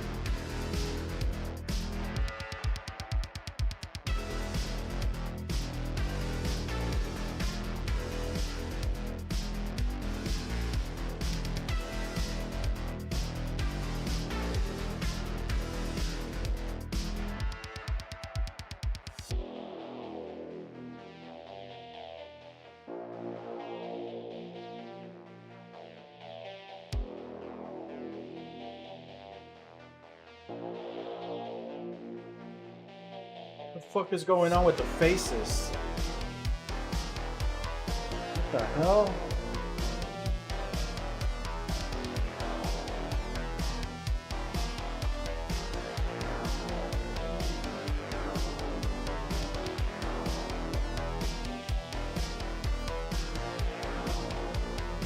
Looks like I must have left some posterized effect turned on somewhere. I wonder if that's what caused it. I shouldn't be doing it. It's like clamping it down.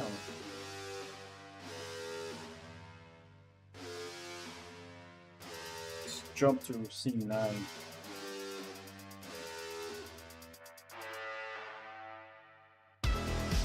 Whoa, that guy's hit. What the fuck is going on with the heads? Got halos and shit. Whoa, what the hell is that? Oh shit, that's amazing.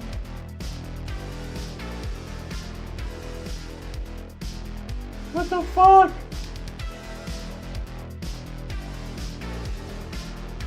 What the hell is going on? That is freaky. What? The hell is causing that?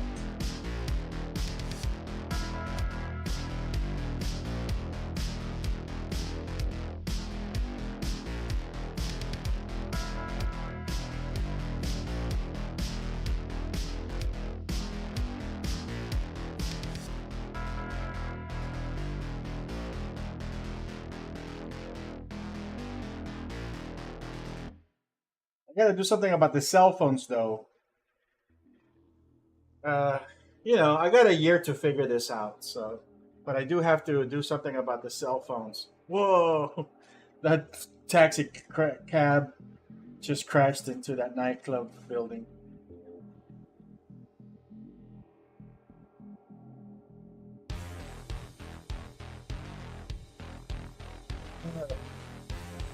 Posterization. What the fuck is causing it? What did I tweet that messed that up? It wasn't this monochrome thing.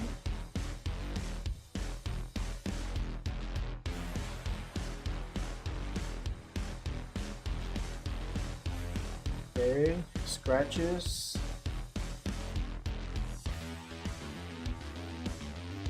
Tune shading. Not using tune shading.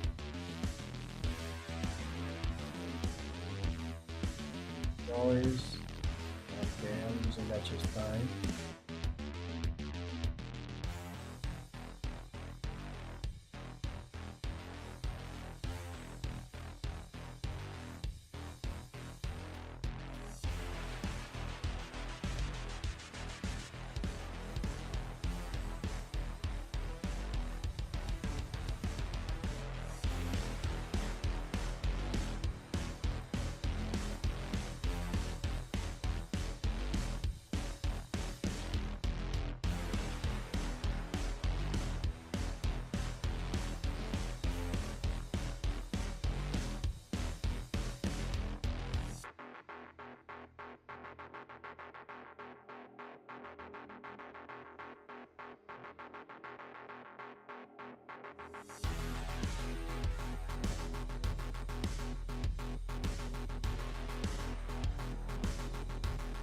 Happening over here?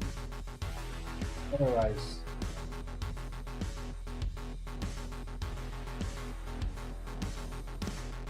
I'll do this one.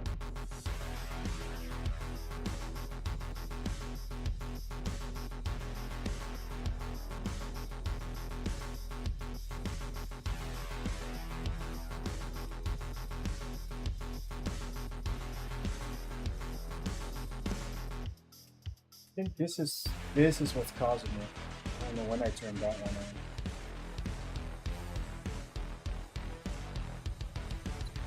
Here.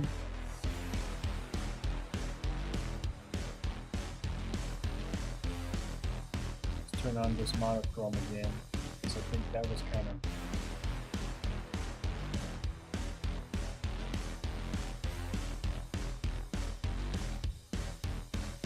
That's too thin.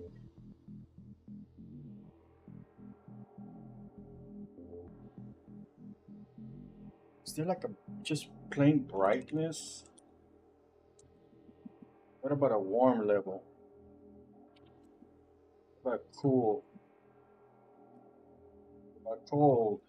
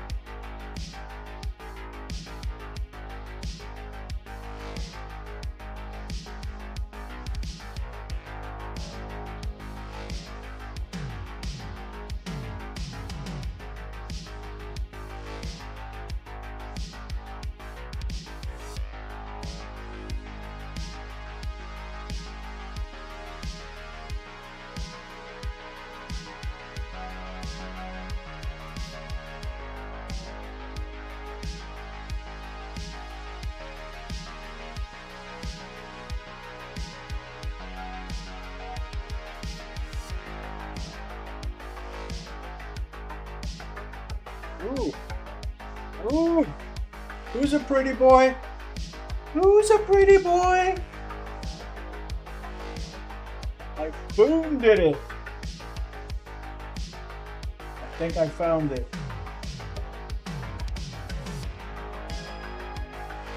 So that's your daytime right there. It's close enough.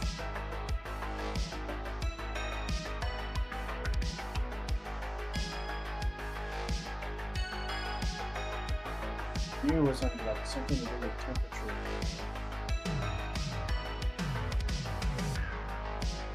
I need some more like film grain or something.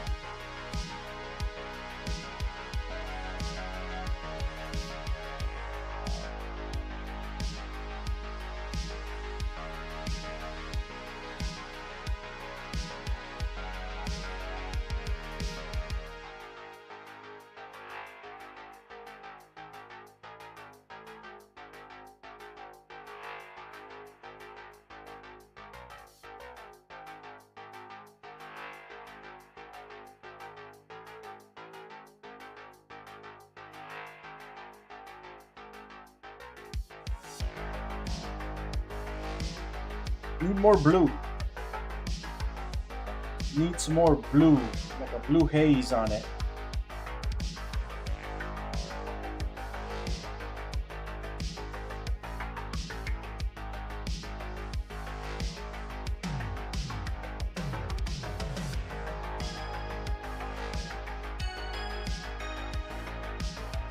Oh, that fucking looks beautiful.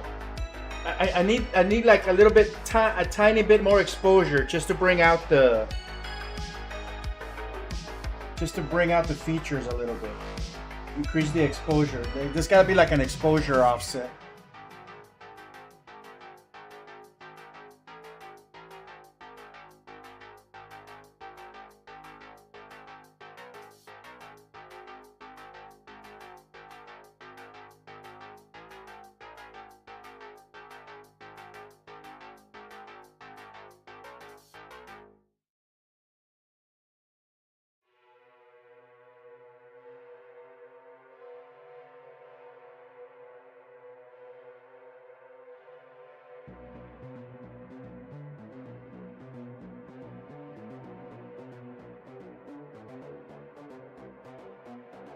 I love it.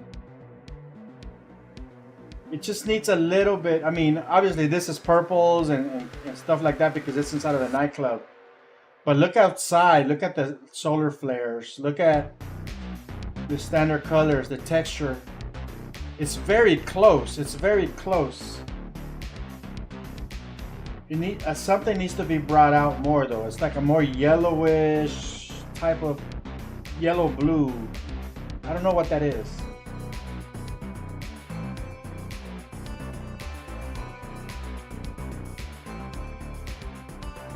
But it doesn't have to look exactly like Rocky. It just has to have the feel.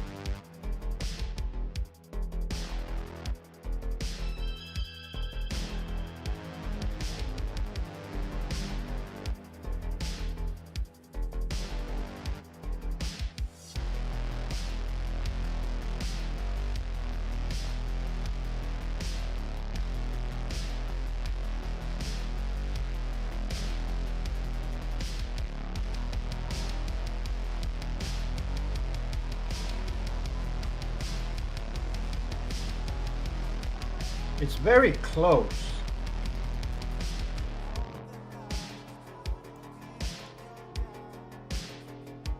Because, like, if I just want to hear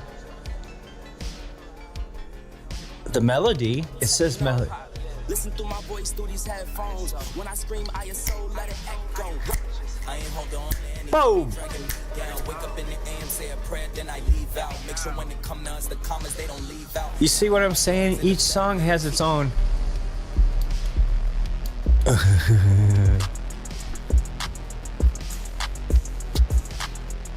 My name is Joe.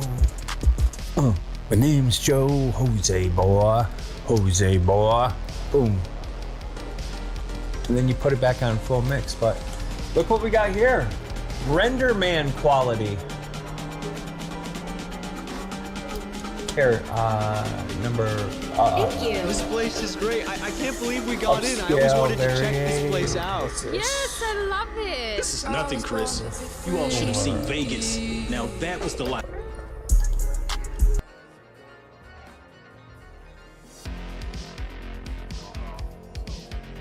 Right here, I'll put one more camera in here. One more camera.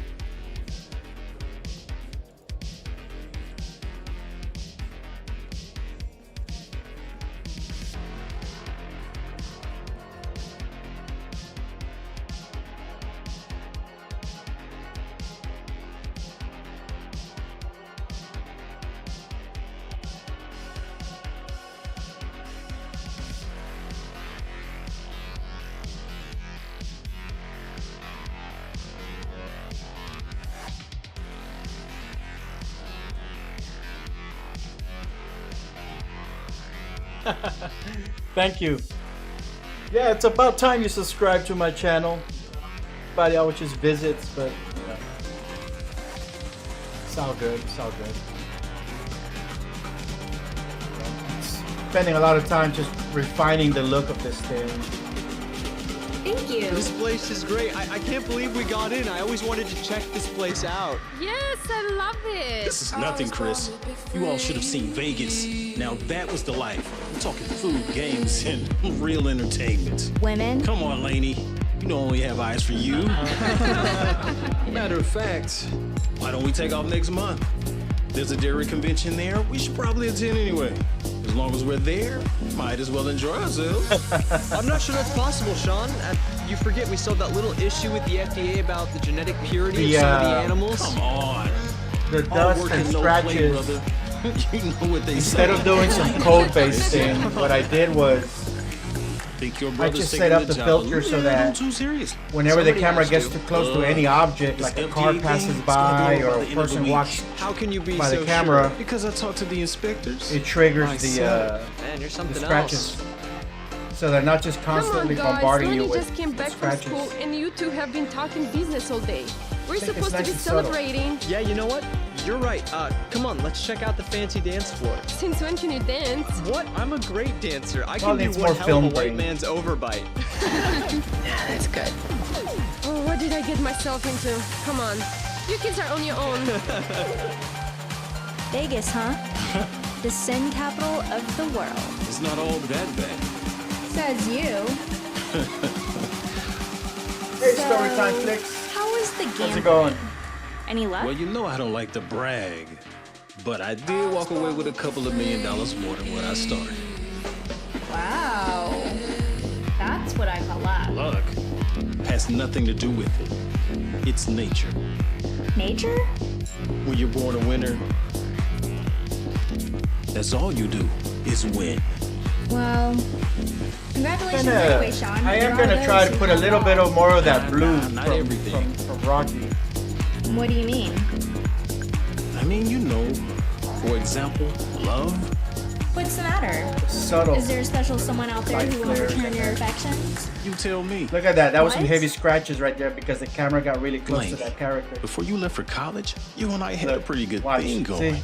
We even talked about The marriage. closer they get to the camera, the more Your back dust and good. scratches show up. Hotshot biologist. It's just busy kind of on triggered by the time research. proximity. Not sure what to make of it, but you seem to go out of your way to give me the cold shoulder. Why? What happened? I've grown up. Come on, Sean. All that stuff, that was years ago. I was practically a little girl. I didn't know what I wanted. I still don't.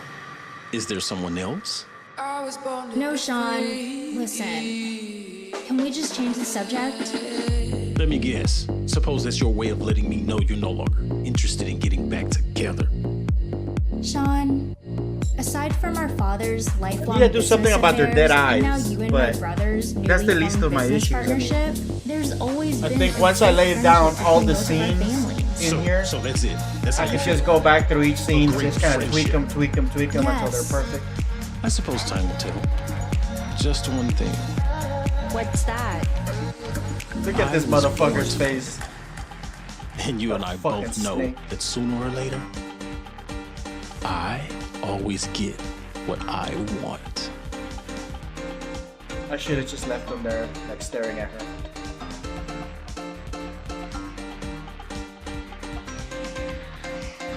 Yeah, that's like straight up grindhouse from the 70s, early 80s, man. I don't know if the YouTube compression algorithm thing does any justice to the way it looks like on this end, but the combination of the dust and scratches, like this very subtle flicker. You notice right here, like look at this edge right here. You're gonna notice like a very slight flicker. This is like from the film damage. I'm trying to achieve that film damage look. Where it just flickers on and off a little bit. Maybe I'll probably add that sound effect like a little bit slightly in the background. But look at the dust and scratches. The closer I get to the character, once a thing gets close, that's what triggers the scratches. And I didn't want to mess around too much with code or anything, so I just added that filter and just adjusted it so that it's controlled based on proximity. That way it's not just bombarding you with scratches like fucking like a After Effects filter. It just kind of feels like it happens at random. Even though it's technically not at random, but the audience won't know that. It's like just when anybody walks in front of the camera. What do I prefer, 2D or 3D animation? I prefer 2D animation. If I had it my way, I would have made my film in 2D, and that was the goal. That was the intention. You know, I was gonna make this film using Cartoon Animator and Adobe Animate, and I had a lot of the 2D models already built. Let's see, maybe I can find some real quick. But with the way that Reallusion handled their product, you know, it just didn't seem like a viable option for me to commit to a project that's going to take me 2-3 years to make, and not get any like support from the company that's producing the software. They're not gonna enhance the G2 character workflow. And on top of that, they are lobotomizing it. They're taking away features. You know, I can't even create vector grouping systems in Cartoon Animator 5 anymore.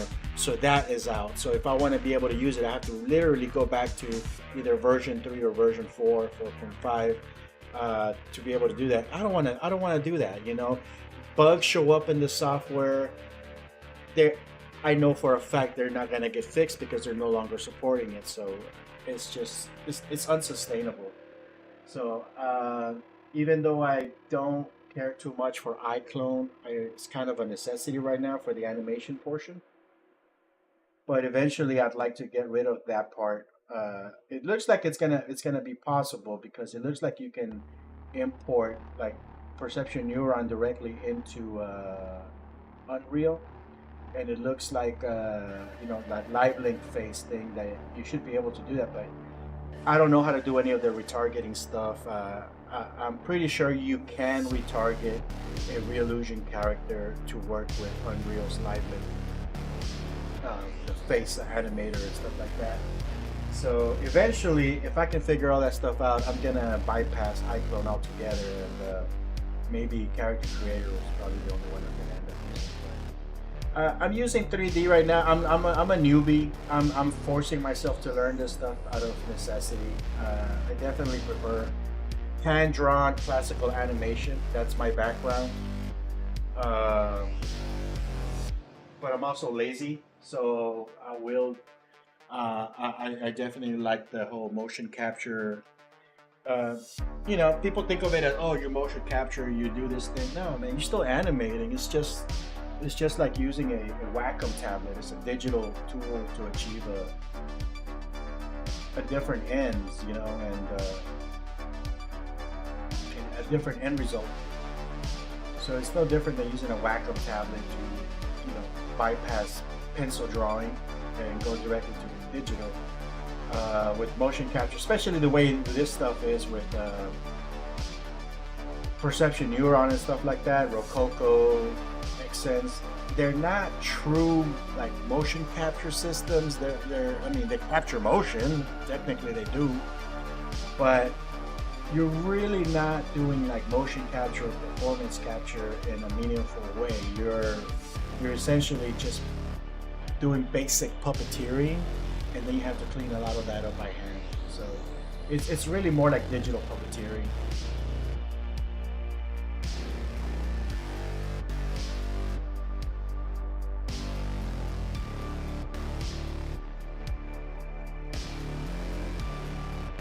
Alright, you take care.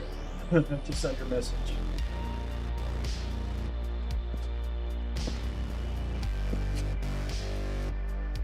Yeah, that blue. Let me see if I can get a little bit more blue in here.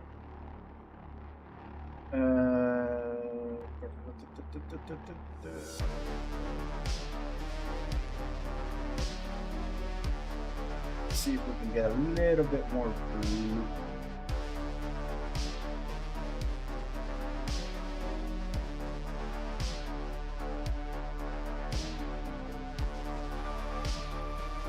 It's channel clamper, dude. Good.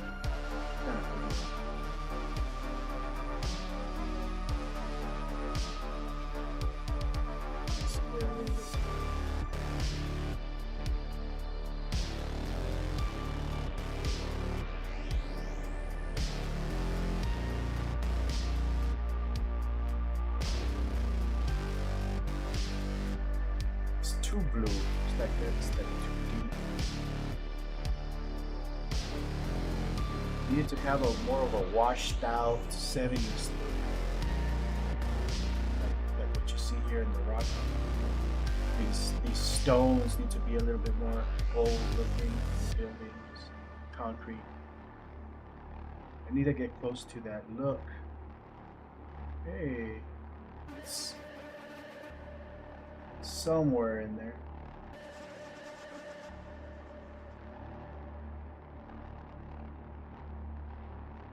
Hello, it's a pretty boy. Thank you. I need it to look a little bit more faded out. It's so difficult. Like, this is a remastered version of Rocky, so a lot of the film grain is gone. They cleaned it up, but you see how it's, there's not a lot of definition. It's almost blurry, since you got the subtle solar flares, very subtle. There's a big one right there. See what I can put on top of this. Maybe a fog, some kind of fog effect, just kind of blur everything out a little bit.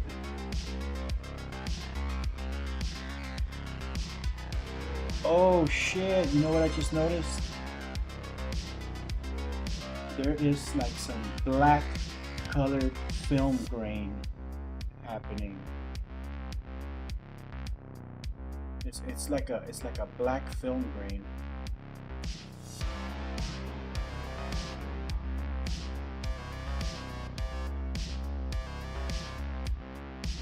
That would definitely reduce the overall color. Will this let me?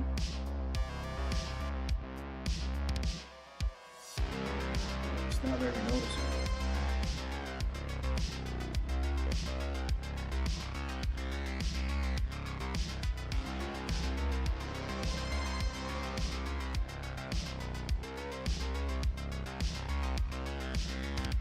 For the films, I haven't really bothered with it yet. I could. The thing that I'm experimenting with right now that's kind of different from everybody else is that I'm bypassing the whole export option or the whole rendering thing. There's a couple of things that I've discovered. First is that you don't need to render out your scenes and go through that rendering process. It doesn't make sense because it only exports as JPEG sequences, and then you could export that as 4K or higher, but then you have to piece everything back together and resynchronize it with your sound and edit and all that bullshit. So I found that's just, it doesn't make sense to do that. Especially if you're not doing anything special like the multi-million-dollar films are doing, Mandalorian and stuff like that, where they require like true to life rendering and post-processing and stuff. Most of what we're doing, kind of looks like video game-ish type of stuff anyways, but Unreal Engine can handle it in real time. So I'm just digging being able to just produce everything in real time. And just like any video game, like all these game streamers, you can export your stuff out at 4K through HDMI out. And if you have a Blackmagic deck link, for example, like me, you can export 4K out at 10-bit or through SDI to an external recorder. So all you have to do is play your scene and hit record, and there's no rendering needed, and you get the advantage of being able to get everything exactly the way it looks with the sound, with your cuts and everything. So I'm finding that I just don't want to deal with like actually having to render, although there is something to be said about that, because there's something that I discovered recently called path tracing. And path tracing basically is the equivalent of the old school Maya style rendering, offline rendering, where you can get a photorealistic thing. And if you're willing to wait like 2-3 minutes for every frame of your thing to be drawn, if you're doing some heavy advanced like water effects and super realistic, you're using 4K 8K textures and stuff, and you want to get the most realistic out of it, then that path tracing might be the option. Like right here, I'm just gonna let it do it. Right now it's like, it's not even at 10% right now, but you just let it render, and eventually you're gonna get one frame rendered and it's gonna look super realistic. This is what Unreal Engine did for their architectural people who need to publish like photorealistic textures, images and stuff like that. But you can do that in film, for your films. So there's no reason why it shouldn't look super realistic. But at the end of the day, the more realistic your stuff looks, the more realistic your audience is going to expect them to behave, to act, to move around.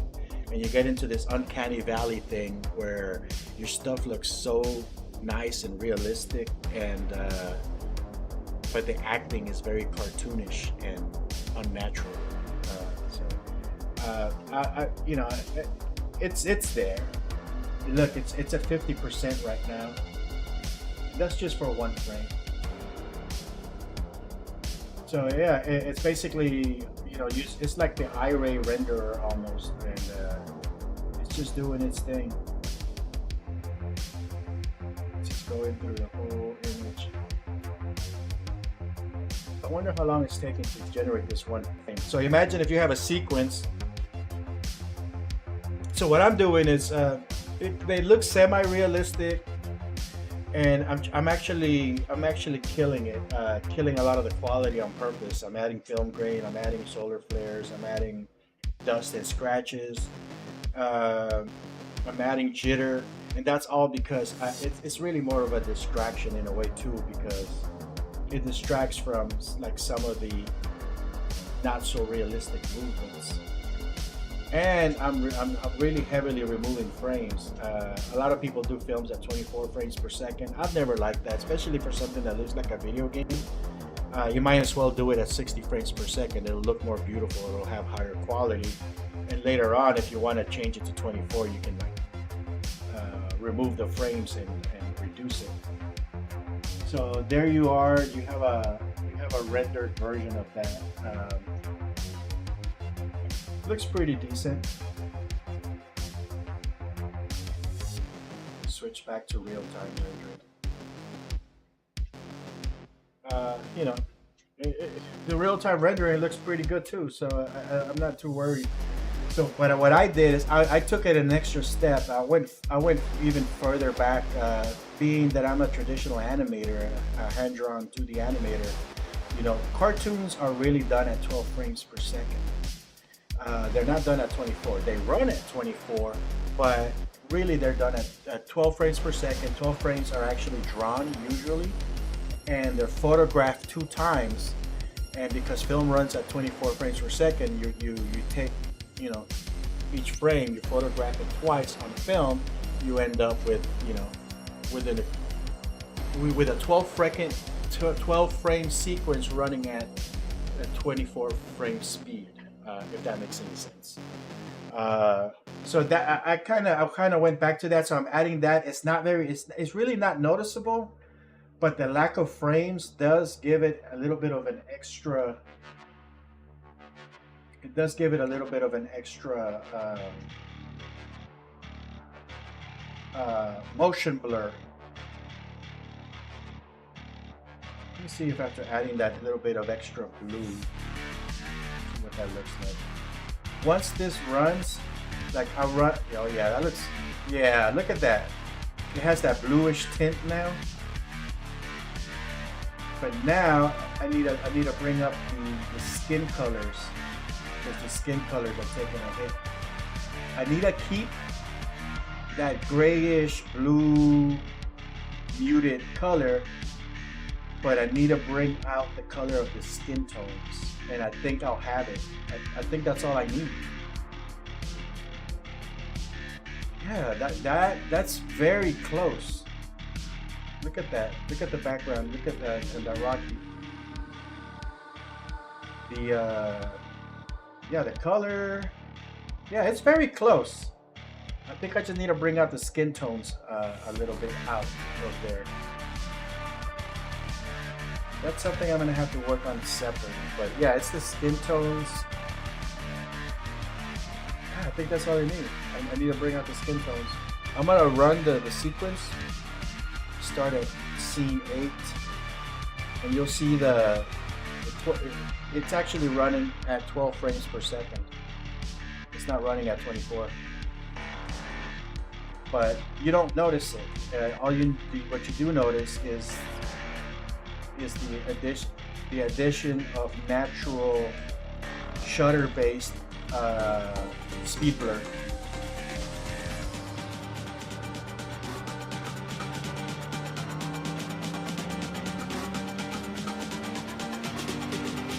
Thank you. This place is great. I can't believe we got in. I always wanted to check this place out. Yes, I love it. This is nothing, Chris. You all should have seen Vegas. Now that was the life. We're talking food, games, and real entertainment. Women. Come on, Lainey. You don't only have eyes for you. That looks Matter of decent. fact, why don't we take off next month? There's a dairy convention there. We should probably attend anyway.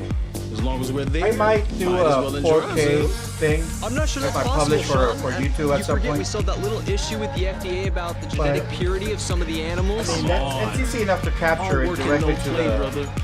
You know what they say. to the recording device, to the Ninja.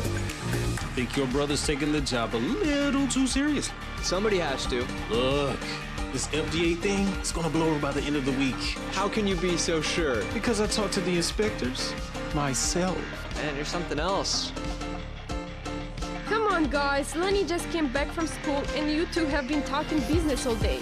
We're supposed to be celebrating. Yeah, you know what? You're right. Come on, let's check out the fancy dance floor. Since when can you dance? What? I'm a great dancer. I can do one hell of a white man's overbite. That's good. It looks What did nice. get I mean, myself into? it doesn't Come on. look jittery. Kids are on your own. I mean, there's that jitter that I Vegas, added, huh? but The the sin animation capital of the itself world. is not It's not all jittery. that bad. Says you. So, how is the gamble? I wish I could get the hair to Any look luck? Well, better. you know I don't like to brag, but I did walk away with a couple of $1 million more than when I started. Wow. That's what I call luck. Luck has nothing to do with it. It's nature. Nature? When you're born a winner, that's all you do is win. Well, congratulations anyway, Sean. There are those who have it all. Nah, not everything. What do you mean? I mean, you know, for example, love. What's the matter? Is there a special someone out there who won't return your affections? You tell me. What? Lainey, before you left for college, you and I had a pretty good thing going. We even talked about marriage at some That looks point. good. Now that Look you're at back his for eyes, the good, way his eyes hotshot stand out. biologist, busy all the time with your research. Not sure what to make of it, but you seem to You go need to out get of your the way to lipstick give me the to be a cold little bit more shoulder. accurate. Why? What happened? I've grown up. Come on, Sean. All that stuff, that was years ago. I was practically a little girl. I didn't know what I wanted. I still don't. Is there someone else? No, Sean. Listen. Can we just change the subject? Let me guess. Suppose that's your way of letting me know you're no longer interested in getting back together. Sean, aside from our father's lifelong business affairs and now you and my brother's newly formed business partnership, there's This always been a motherfucker's great eyes, friendship man. between both of our Fucking families. snakes. So that's it. That's how you feel. A great friendship. Yes. I suppose time will tell. Just one thing. What's that? I was born to them. And you and I both know that sooner or later, I always get what I want.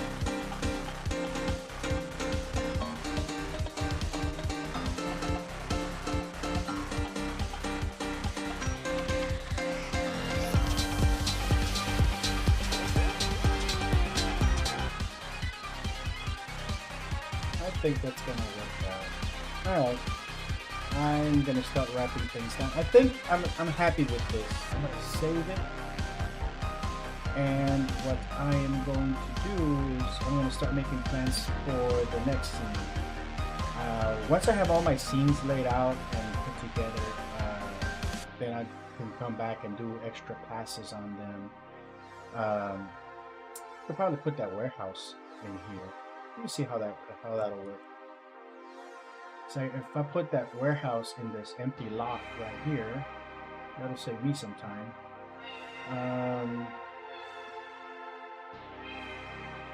Let's go to sets. Here we go. Emiliano's.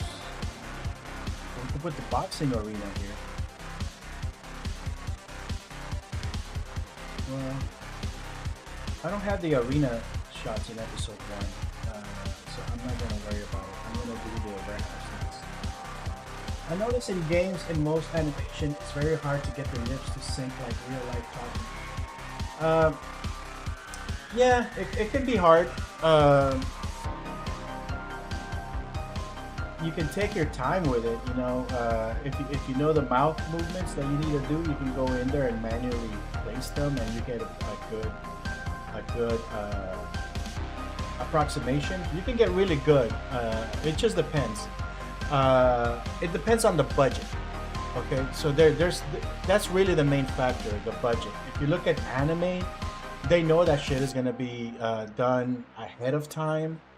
They actually do their animation before they even do the voices, which is kind of crazy to me. Where here in the US, we do the voices first and we animate to that. That way we can get the lip sync accurately. But in anime, in Japan and in a lot of these Asian countries, even in France, they do a series of cycles for when they're supposed to be talking, and they just go open, medium, close, medium, open, and it just kind of progresses in this like sort of a natural format, and it's not intended to lip sync other than when it's opening and closing in its mouth. And then of course once they finish, they bring in the actors and they try to match the movements of the thing. That's why a lot of stuff, even when they bring it to the US and they dub it, the dubbing also sounds a little bit funky, like, what are you doing with that, They just try to match the motions of the mouth, and it works though. You get used to it, and you stop. You don't even think about it after a while. With the American stuff, we're so used to it that we expect it. But if you look at we look at dubbed over movies all the time. Even with foreign films and stuff, when you watch them dubbed, you get used to it right away, even if the stuff is not. The secret is to keep it consistent. Don't do perfect dubbing from the start and then be lazy on other stuff. But if you got your hustle going, just do the basics, and then after about 5 minutes into it, your audience is going to be used to it.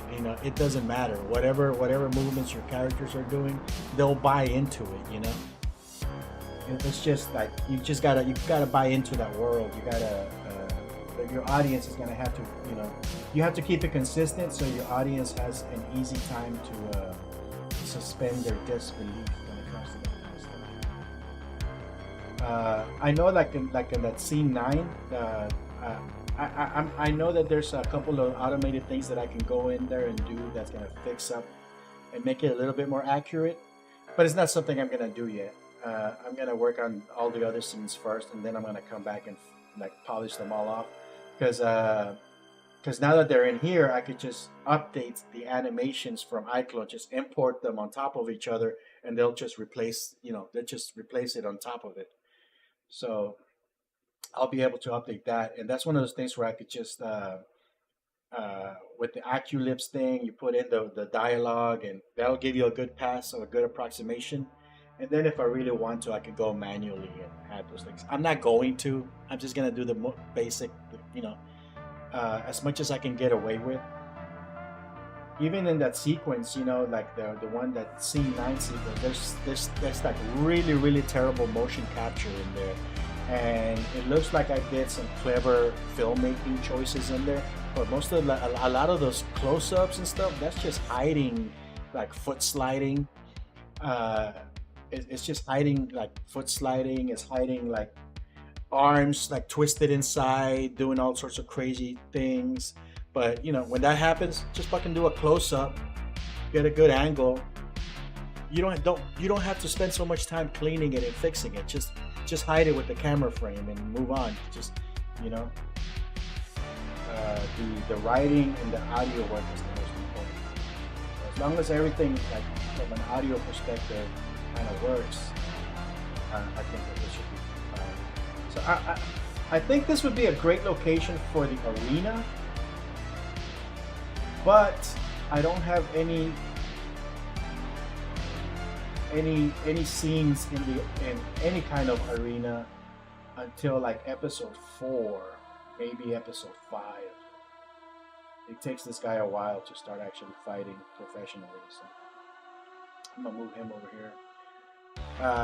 But let me see if I can put maybe I could just turn this entire area here into like a warehouse district, and we'll put that Emiliano's nightclub over here.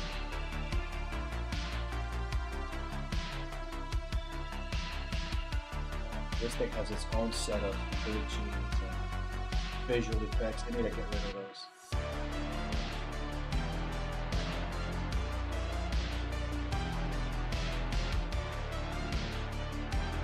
So any effects that are contained inside of your level are carried out to your main thing. And I was playing around with this earlier, so edit. We'll find, I think it's Canadian that's controlling that. Just delete it.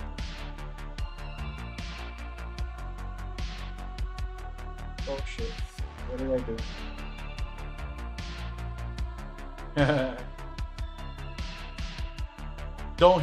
Don't delete with the delete key. It'll delete your entire level. Control, well, no, that control duplicates. Edit. It says hit the delete key, but that deleted the entire level for me. What the fuck? It still did it. Okay.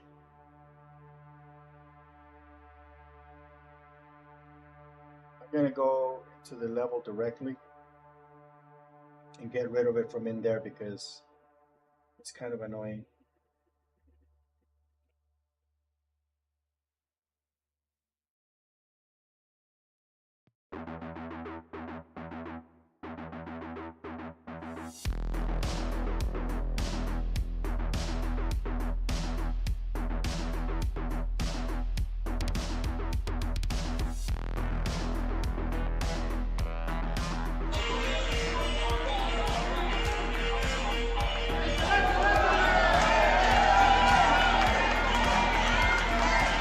Tacos in here?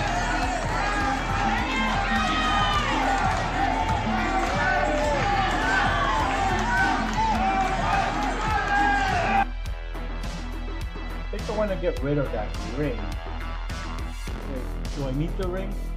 It's the sumo ring is the one that I need for the third seed. This ring is for the first seed. Oh, it's been a while. Alright. Save all. And let's go back to Candy Springs.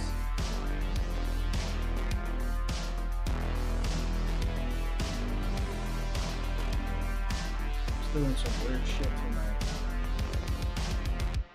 Oh, is that I don't know.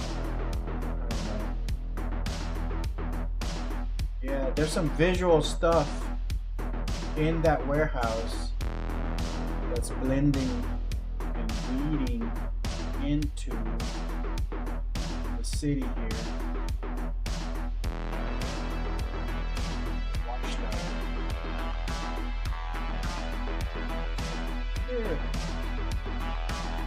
It's really not an ugly watchtower.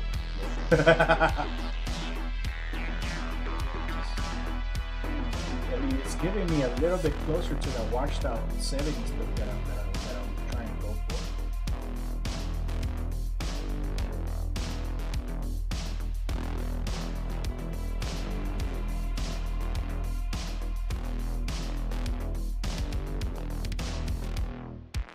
That's an ugly factory.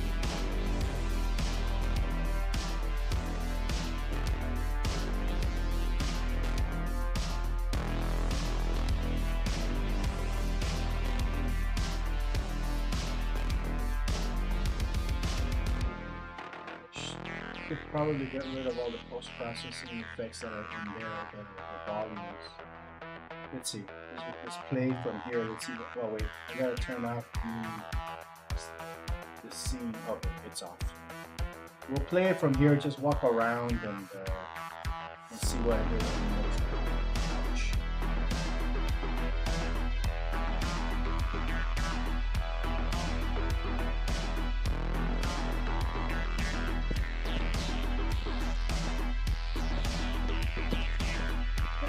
It looks decent. It's not glitching at all. There were some glitches in a different version of this crowd that I have in a different level. I need to stop them from sitting down.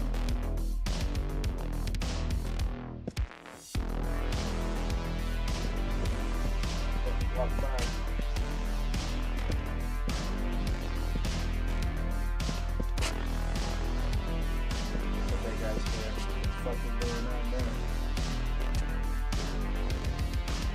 Alright, I guess I can bring in the 4K version of these guys also. All right, so in here, there's obviously some kind of volumes or and stuff happening that's affecting the color. There it is. Post-process volume, some key light stuff.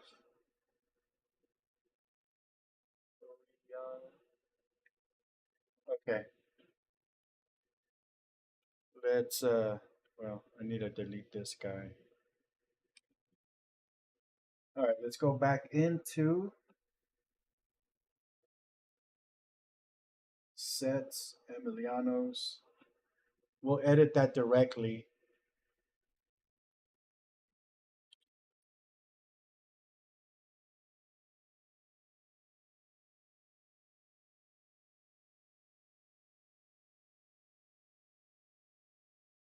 Test sequence, okay. Main camera. All right, see what doing what. These are interior lights, and I'll probably need them when I cover up the warehouse.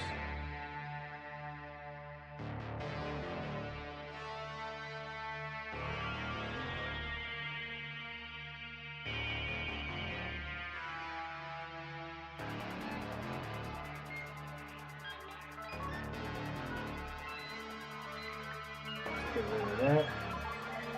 Let's get rid of this background.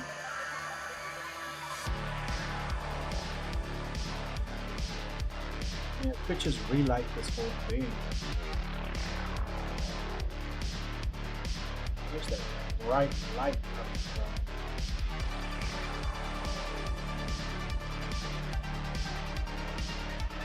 It's super bright.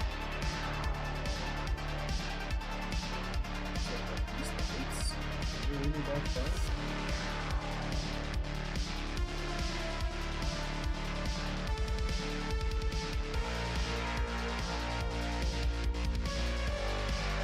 Building chairs, lights. They really are that bright. Holy shit, that guy, he's got self-lit skin. Did I notice that?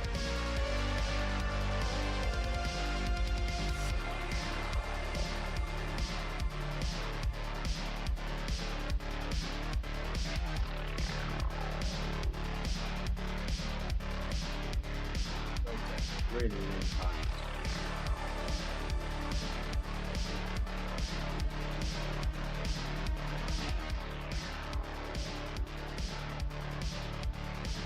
Any skies in here?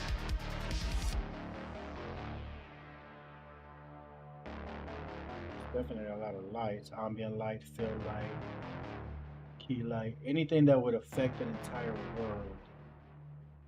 Disco light. Ah, look at that. That thing is messing up again. Right here. This nonsense here.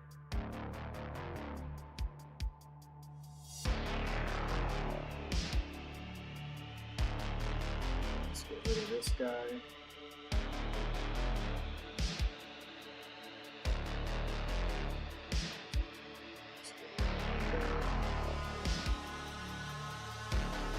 Get rid of the icon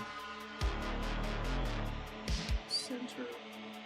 Well, I don't know if that matters whether I delete it or not, because it's going to be a sub level, so I don't think it'll matter.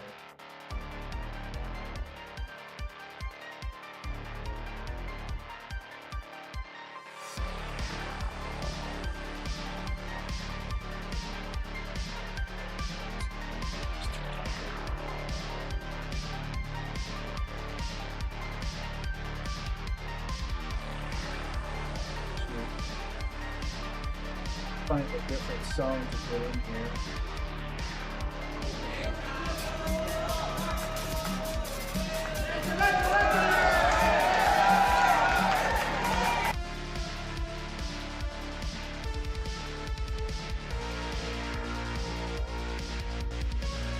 Alright.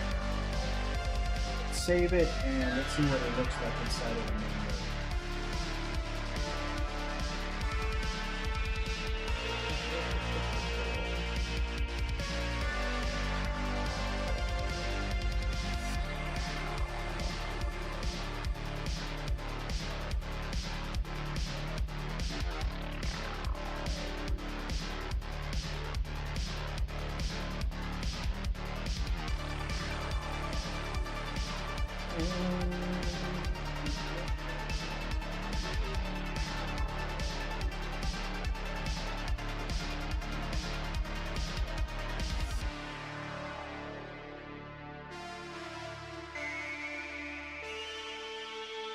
okay. The volume was fucking me up, and it's looking a little bit better now. What is this? There's some kind of window thing happening. Select it. Weird. Like a window panel.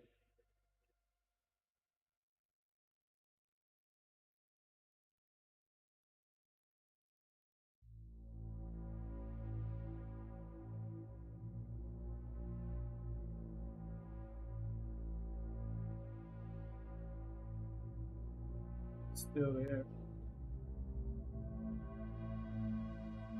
To select it. That is so weird. I'm not gonna worry about it. It's not that noticeable. I'm never gonna use it. These lights.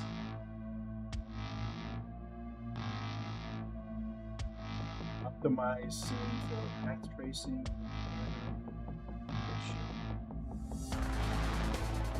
I should have done that outside of the level.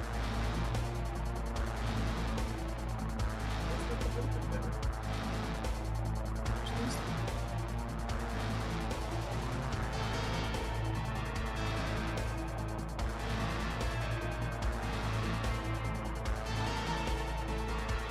Give it that flavor. Shit. But I can do that from here.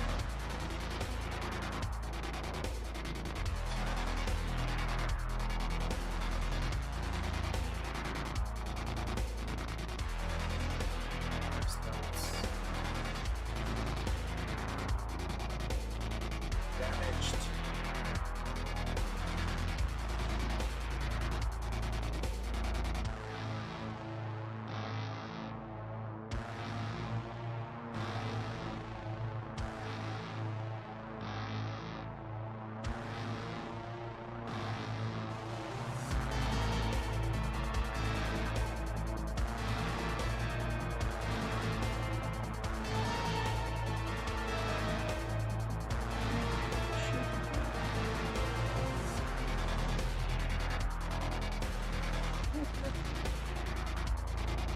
I guess I could just do it here.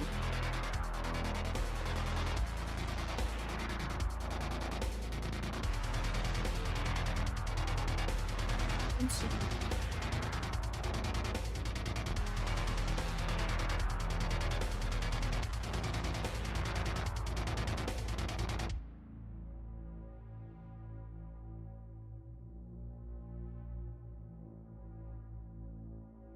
That works.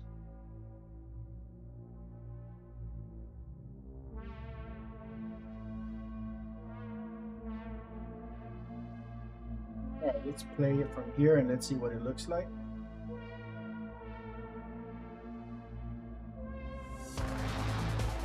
Hey man, how's it going? One gun. I didn't see you were there. I was too busy staring at my screen over here.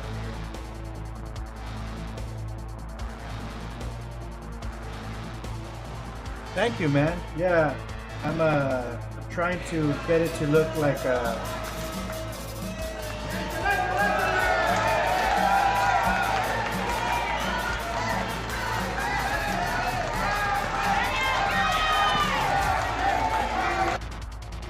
The idea is to get it to look like an old grindhouse movie. I was using Rocky as a reference earlier. And we're done from there.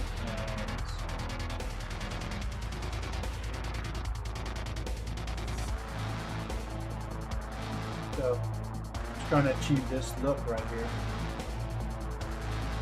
Or close to that, because it's a combination, you know, like Rocky, the Godfather and stuff. The muted colors, pastelish, old school, Fujifilm, Kodak, old Kodak. Got some, got a little trick I did with film grain, because like, you know how like, After Effects, you can put film grain on top of something and it's just going to be playing on there constantly. And real film grain is like super random and and it's not always there. It just depends on how damaged the film is. So I did this thing where the film grain shows up only when something walks in front of the camera. So the closer something there's an object to the camera, that's when you start seeing it. So the audience will never notice it, or when it happens, they'll just notice it at random times. But like, notice there's this car here in front of the camera, so now you start seeing this little dust and scratches and stuff on the film. But then we'll move on to something else, and nothing happens. So we just passed through that. There was a little bit of film grain. So it's not constantly bombarding you with like film grain. It's very subtle and you won't notice it really. But it'll be there in the back of your head. There's a bunch of little things. I added a slight flicker to give it the impression of like the camera flicker, the film being pulled on, like a mechanical thing. That shit that makes it sound like straight up, grindhouse stuff, like, from using the film too much. But yeah, if you stare at it too much, it'll make you dizzy as hell. But once you see it in action, you won't even notice it. Even like some of the text and stuff, like the text interacts with the environment and the text is interacting with the environment and the blurs and all that stuff. I'm probably gonna stop to in about 30 minutes myself. I'm starting to get hungry. But look at that. I mean, it looks like an old 70s, early 80s film.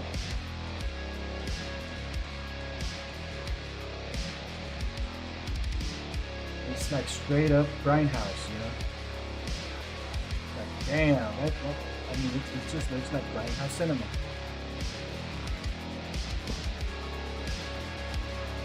What you remember Rocky looking like.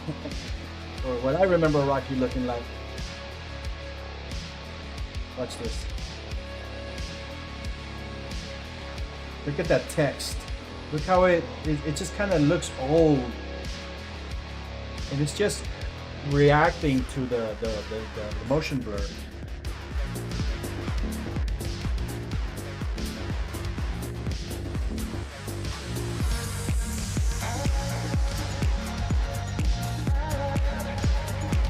Thank you. This place is great. I can't believe we got in. I always wanted to check this place out. Yes, I love it. This is nothing, Chris. Total lens You all flares. should have seen Vegas. Now that was the life. I'm talking Real food, games, lens real flares, not that entertainment. J.J. Come on, Abrams. You know we Star have eyes Trek for you. Matter of fact, why don't we take off next month? There's a dairy convention there. We should probably attend anyway. As long as we're there, might as well enjoy ourselves. I'm not sure that's possible, Sean. You forget we still have that little issue with the FDA about the genetic purity of some of the animals. Come on. All work and no play, brother. You know what they say. Lighten up, Chris. Yeah, my bad. I think your brother's taking the job a little too serious. Somebody has to. Look, this FDA thing is gonna blow over by the end of the week. How can you be so sure? Because I talked to the inspectors myself. And here's something else. Come on, guys. Lenny just came back from school, and you two have been talking business all day. We're supposed to be celebrating. Yeah, you know what? You're right. Come on, let's check out the fancy dance floor. Since when can you It just dance? looks like What? I'm a great dancer. something I in can a do one grindhouse hell of a movie white theater. man's overbite. Yeah, that's good. loving it. Oh, what did I Doesn't get have myself that- into? that Come on. plastic You kids are on your own. Vegas, huh? The sin capital of the world. It's not all that bad. Says you. So, how is the gambling? Any luck? Well, you know I don't like to brag, but I did walk away with a couple of $1 million more than when I started. Wow. That's what I call luck. Luck has nothing to do with it. It's nature. Nature? When you're born a winner, that's all you do is win. Well, congratulations anyway, Sean. There are those who have it all. Nah, not everything. What do you mean? I mean, you know, for example, love. What's the matter? Is there a special someone out there who won't return your affections? You tell me. What? Lady, Before you left for college, you and I had a pretty good thing going. We even talked about marriage at some point. Now that you're back for good, hotshot biologist, busy all the time with your research, not sure what to make of it, but you seem to go out of your way to give me the cold shoulder. Why? What happened? I've grown up. Come on, Sean. All that stuff, that was years ago. I was practically a little girl. I didn't know what I wanted. Yeah, Still those don't. 4K textures someone really work. else? No, Sean. Listen. Can we just change the subject? Let me guess. Suppose that's your way of letting me know you're no longer interested in getting back together. Sean. Yeah, the way aside this from our fucking father's guy's lifelong business affairs, and now you and my eyes just brother's pop newly out. formed business partnership, there's always been a great friendship between both of our families. So that's it. That's how you feel. A great friendship. Yes. I suppose time will tell. Just one thing. What's that? I was born to win. And you and I both know that sooner or later, I always get what I want.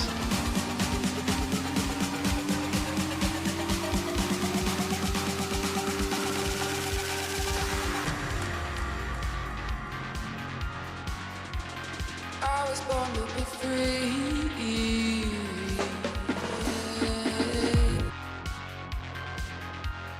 That is crazy. Yeah, I'm really digging it though.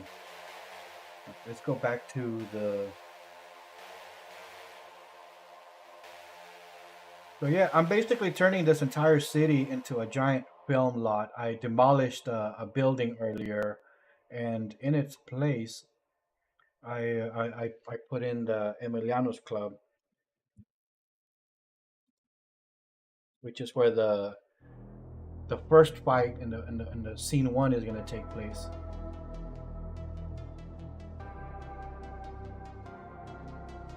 Let's see. I should be able to just double click this and it will take me there.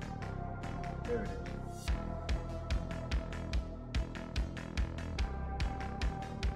But you know, this world partition, man, it's fucking sweet because you got this entire island or the entire city, or you can, whatever levels you do, you can put everything in here and you only load what you need. Like I'm gonna unload that section right there. So I'm working with the camera over here in the freeway. So I could have just told it, okay, navigate to this section, move camera here, boom. Like fucking playing inside of Grand Theft Auto.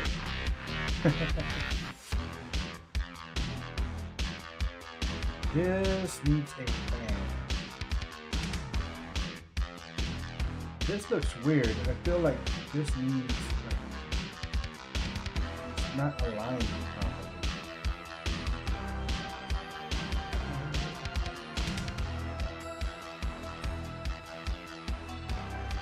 Some kind of alignment.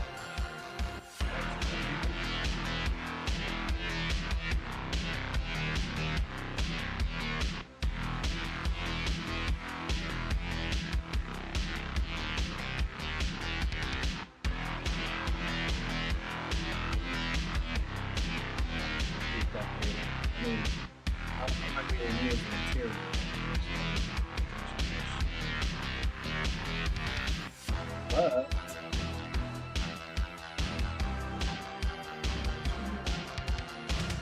let's see what this looks like at nighttime. Here.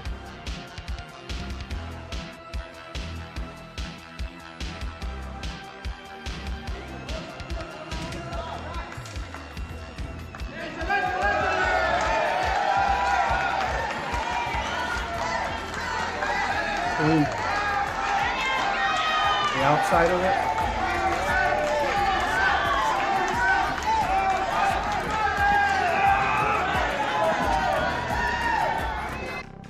Yeah, let me turn off the music.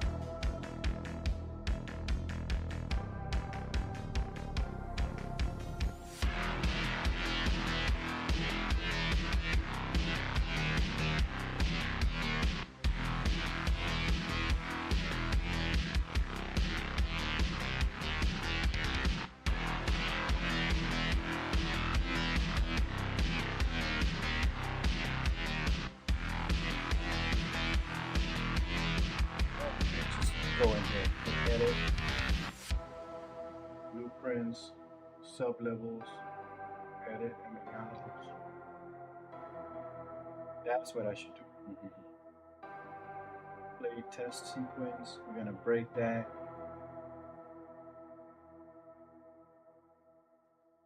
Get player controller.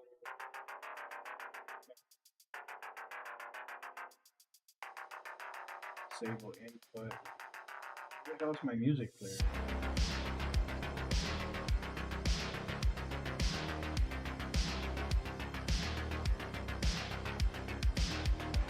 For that.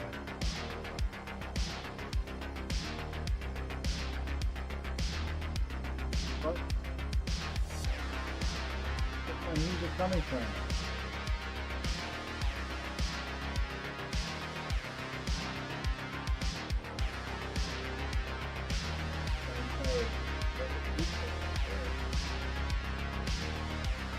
This is for exporting to the Black Magic.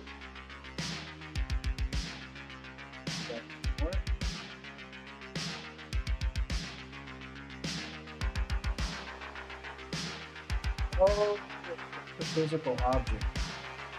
Not that nice. There it is. Background music. Sound. Hear it.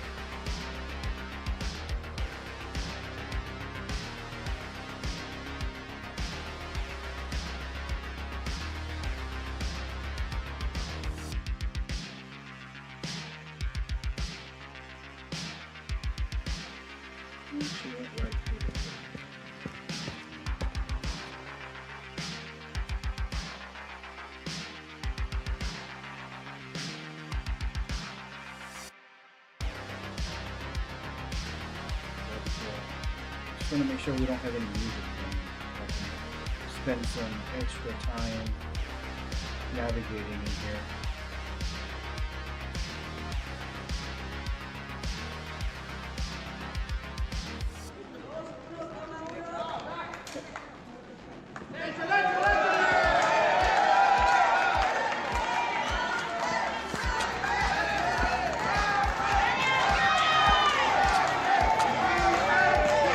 Wow.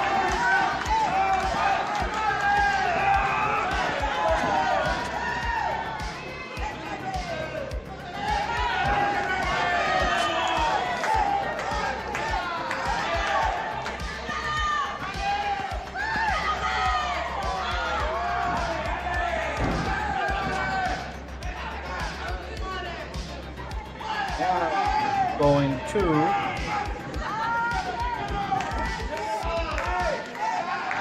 check the nighttime.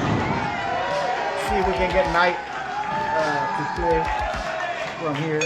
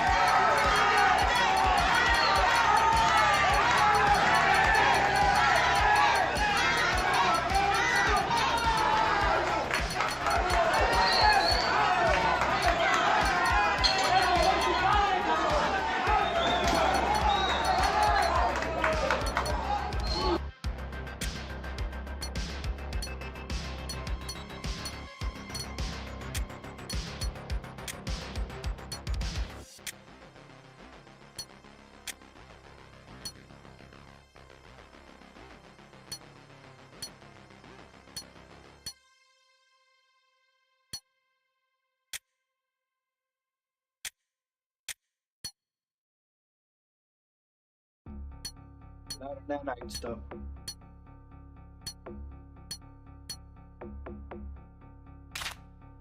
Well, I guess the night thing is broken. Oh, I disabled it. I remember what I did. Yeah, that was my fault. I disabled it because it was having issues where once you turn it on, it won't turn off.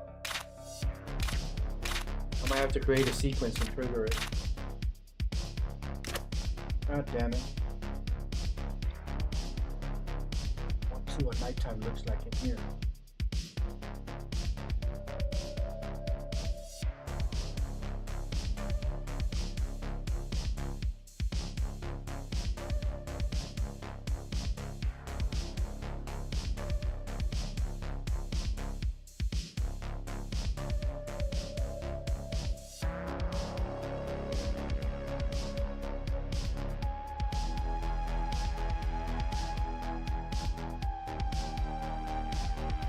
think we can do a basic one.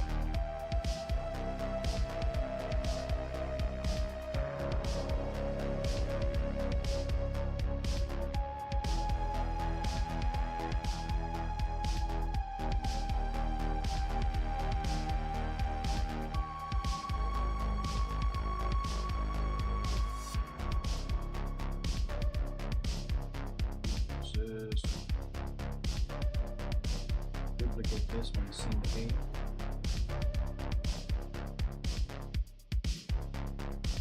Scene 1.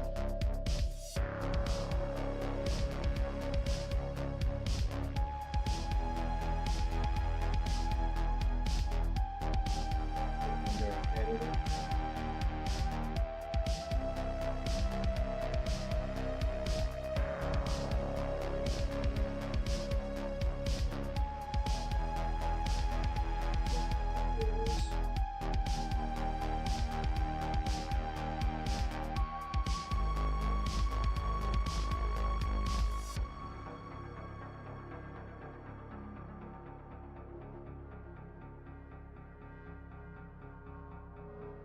I just need to be able to trigger that night mode real quick. This should trigger night mode in here.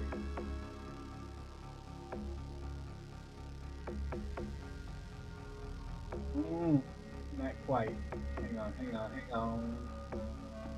Open level blueprint. We're gonna duplicate this. Well, we might as well be getting our little thing on. So this is going to be for scene 1. We're going to associate it with number 1.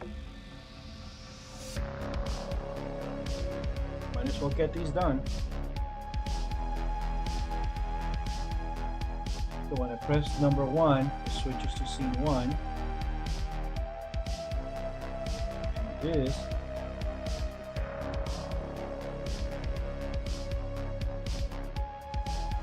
trigger scene 8 and scene 1. Scene ball. Drop scene 1, which takes place in here.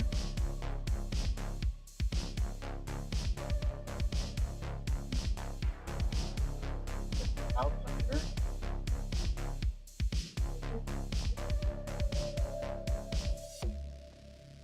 Use this as our trigger.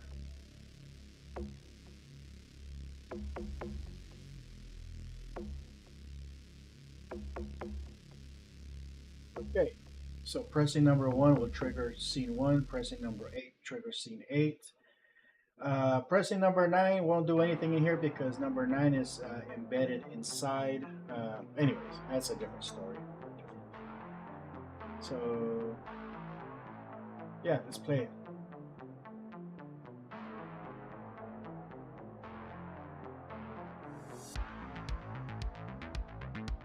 Alright, so I'm gonna hit 1. Boom, nighttime. There's no stars though. And the cars are shiny little boxes.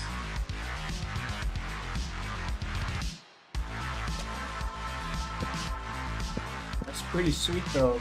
That already gives me so much more production value.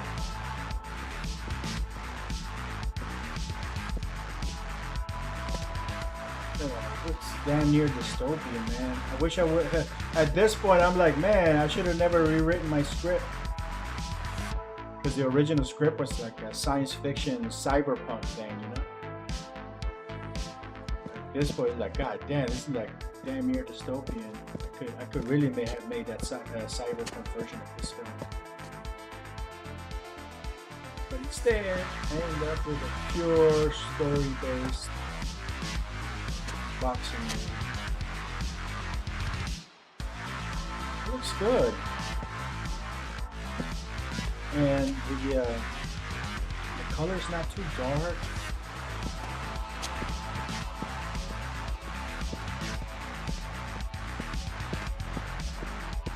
No, but using the same pouches that I'm using as the other nightclub. Using those in here.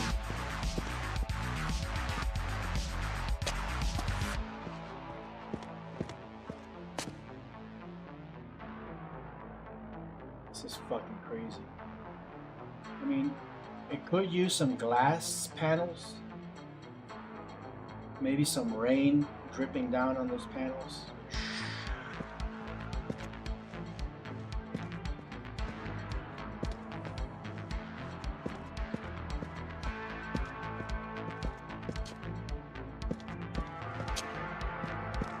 It occurs to me I could easily make a button just for turning things into night and day and stuff. I should do that.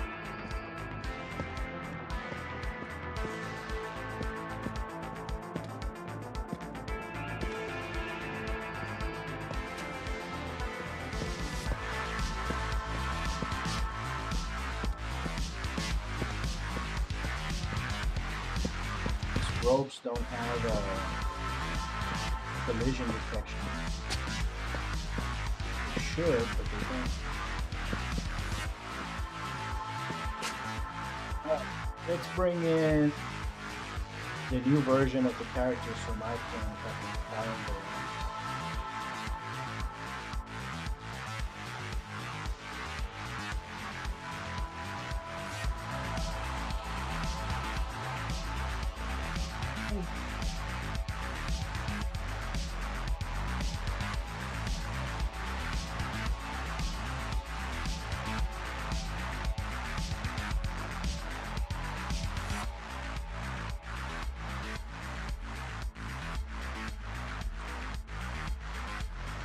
So I wonder if I should stick to doing the animations and stuff, the sequences directly in the levels themselves, or just bring those out into the main big level. I don't know what would be the best option. Real-Illusion product update. What's going on? What they break? Cartoon Animator 5.1. Yeah, there's something.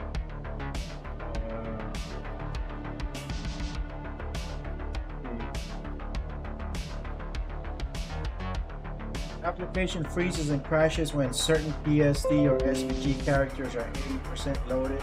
Haha! Dumbasses.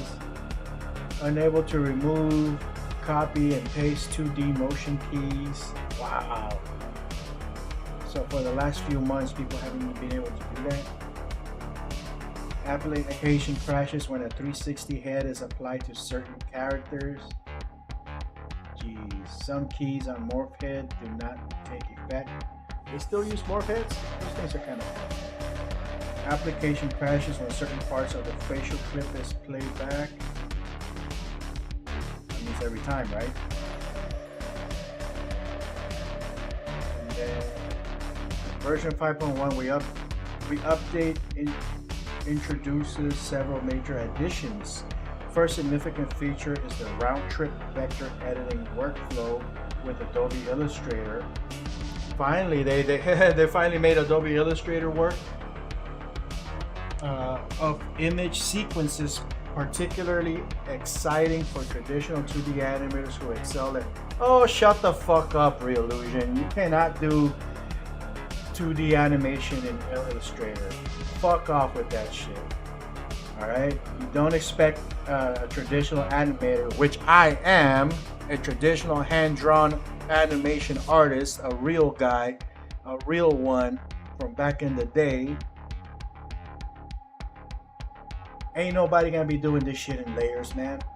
Adobe Illustrator doesn't have a timeline. Fuck off with that nonsense. Furthermore, CTA 5 supports popular GIF or APG sequences, applying instant animated effects sourced online, stolen from online sources, or derived from third-party tools. Look, most cartoon animator users are not going to have the skills to create their own GIFs, okay? Basically, what you're suggesting is enabling people or emphasizing that they should go like take this little GIF file from here, steal it, and use it in my animation. Okay, that's the only thing you're encouraging. Anyways, 5.2. 5.02. That was back in January. All right. Well, what is this image sequences thing? Watch video. Express beyond limits with sequence animation.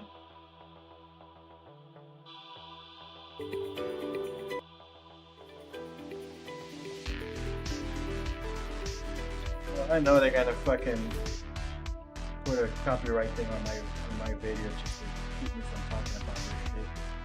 Let me watch it without sound. Sequence image animation, import PSD and SVG.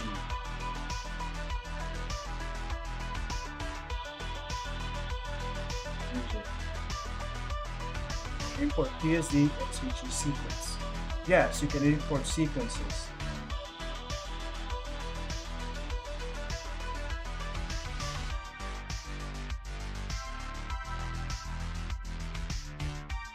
Yeah, show me how to do it, motherfucker. Don't you show me the end result of some idiot taking 3 hours to do some bullshit.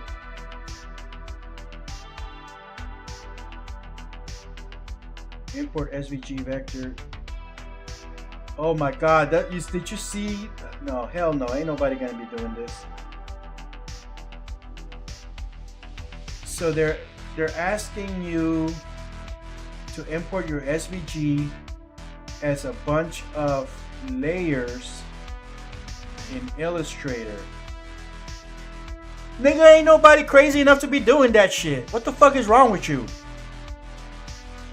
What the fuck is wrong with you?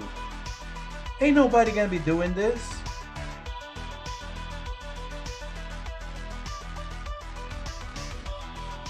That is ridiculous. Who the fuck animates sequences on layers? Yes, I get it. You can export layers. Oh shit. Okay, never mind. Timeline editing, adjust speed, image sequence, GIF animations. So okay, so you support GIF animations. That's fine. Alright, so guys, I guess if you're familiar with Adobe Animate, you can create your animations in Adobe Animate, export as GIF images, and use them in Cartoon Animator. Of course, because GIF files are raster based, and depending on the number of frames you use, you're going to be using some heavy CPU usage. So expect a lot of inexperienced people to once again be blowing up computers. Use it sparingly, guys. You know, I know it's very appealing to want to do some crazy visual effects and stuff like that, but trust me, what you're seeing here, that's about all you can do. You're not going to be able to put that into another scene. You can only do the demo of that one thing. You're not going to put like a ship walking by with all that water splashing and all those things happening. That's never going to work. It's too much. It's too processor intensive.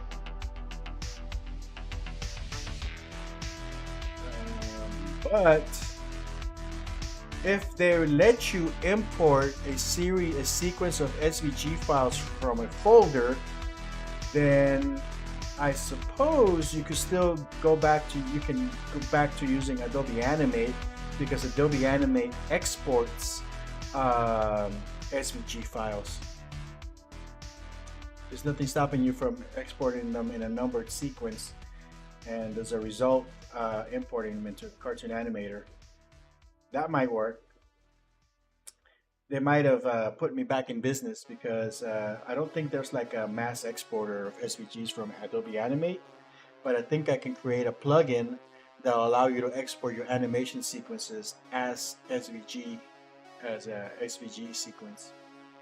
So hey, maybe they put me back in business. We'll see. All right. Vector round trip editing.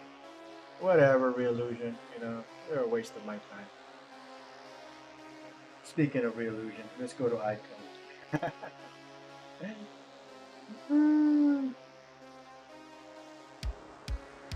see here. content, custom, actors, characters. We'll go into the 4K version of the actors. We'll bring in Mr. Buttercup.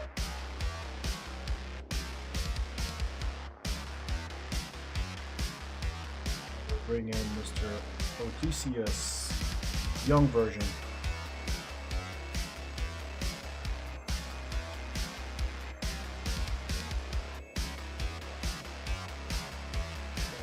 Probably should just switch the map because I have no idea what to expect. So I'm gonna go into sets, open up the Emiliano's set, because that one has the iClone thing in there. Now that that's there, and here's the thing, for anybody watching this, okay, to make this work, there's a couple steps that you have to do. You can't just go boom, boom, boom, boom, and expect it to work. All right, only select what you're gonna be bringing over, and make sure you just got a name with no spaces and stuff. But here's the thing, go in here, max image size and subdivision mesh, you need those, and max image size, make it 4K. This always reverts back to the lowest possible thing, so always do this before you even look at this stuff. If this stuff was an animated sequence, you can go to include motion, range, and just do your entire range here. I usually do the full 60 frames per second because you want to, do your most amount of stuff available. But you can also do 30 frames, and that's going to be a lower file sizes. It'll finish faster. If you've already imported your characters, then you don't need to do this. You go to motion and only send the motions over, and you can just drag and drop the motions onto your characters as long as they have the same skeleton system. So that's that. So if these guys are not animated, well, maybe they should be. Hang on, that's gonna take a while. I'm just gonna bring these guys for visual references. I do have most of this fight sequence already captured and logged, so I could bring it in here and get it done. But I'm almost done for the day, man. I'm gonna go eat. Yeah, I'm just gonna import the characters to get them in here and see what they look like. And that was the mission for today, to work on the look and feel of that retro thing. But that's it. You don't have to activate the live link. Just gotta make sure these things are selected. Make sure your iClone thing is your plugins are installed. That your Unreal Engine is running. Make sure that you are only running one version of Unreal Engine. Okay, sometimes I'll open up several copies of the same project and I won't realize it, and that also creates issues. I don't know if other people that are dumbasses like me, but I definitely fall for that every time. So, okay, so I checked all my little things. CC avatar, spotlight, the names look fine. Transfer. If you're using anything that, as long as everything is licensed with the export, you should be able to do it, bring it over just fine. It'll detect the one version of Unreal that's open. Make sure you put the iClone sender point there before you start doing anything. Live link origin. It'll insert it here. This origin is mapped against the center of your iClone thing. So whenever these characters, like these guys, are both like right in the center of the iClone origin, they're gonna match. They're gonna be brought in right here. So we'll give that a couple minutes. I'm gonna go get something to drink, get some coffee going, and I'll be back in about 2 minutes.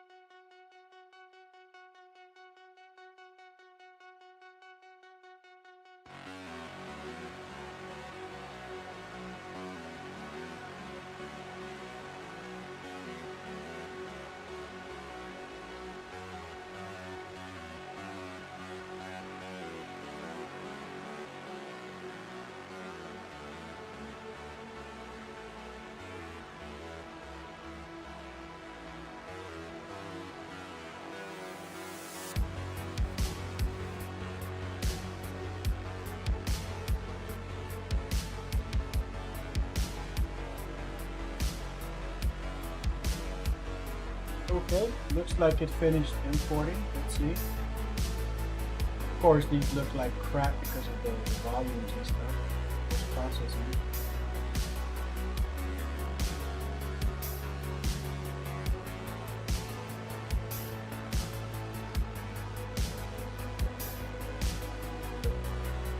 Volumes are down.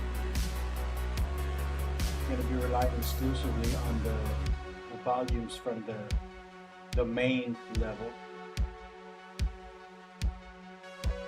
The scalp looks really funky.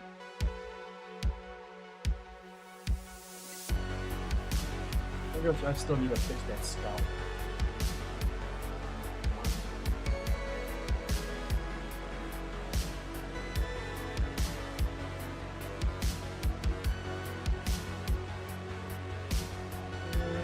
Transparency material.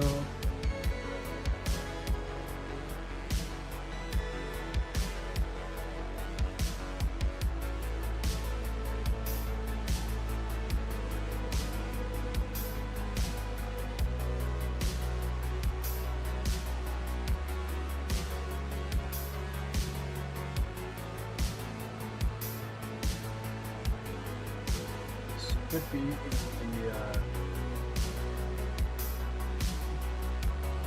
out of the CC shaders thing.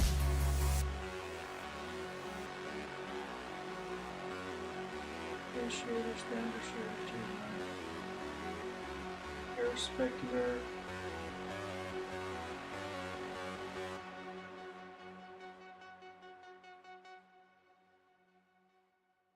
Search for depth of field, DOF. So that's set to render before depth of field, so that's fine.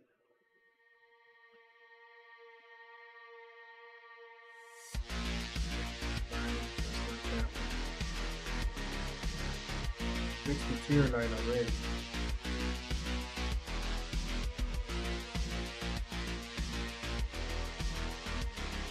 The DOF. So the way you fix that is to go to masked, translucent, then go to DOF. Now we can switch it to before. Now we switch it back to masked. What kind of bullshit is that really?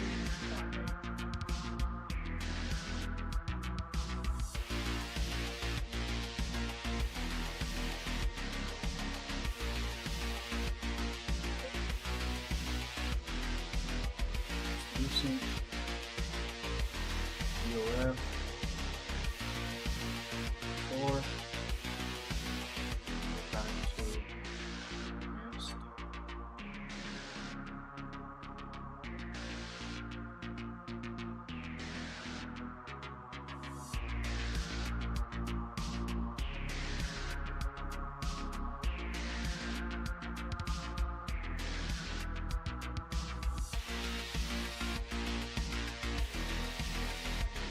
Still looks a little funky right there, but alright. Save all, and we shall go to the primary level.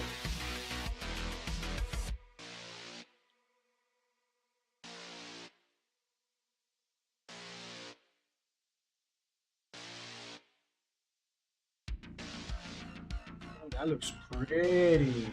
Who's a pretty boy?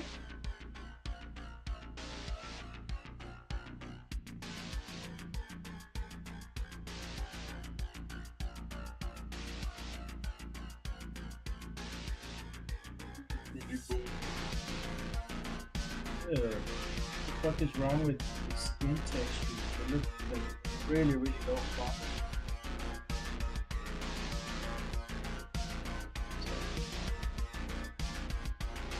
Let's say I wanted the high resolution version, right? Resolution, come on, what are you doing to me?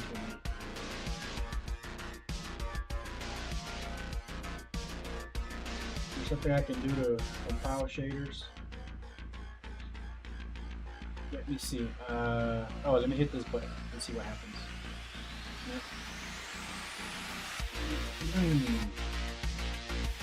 Well, that's a little bit on the bullshit side. What happened there?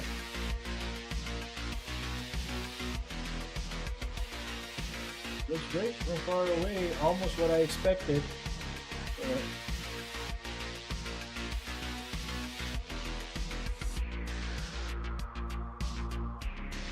40x96 subdivided mesh. They did him.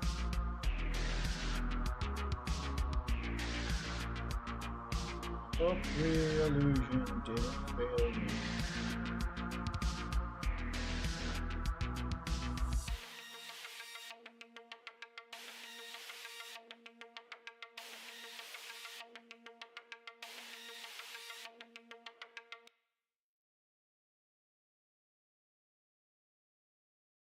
Look how great these guys look. Don't mind the fusion there. The nightmares. But look at that, the blood. Blood.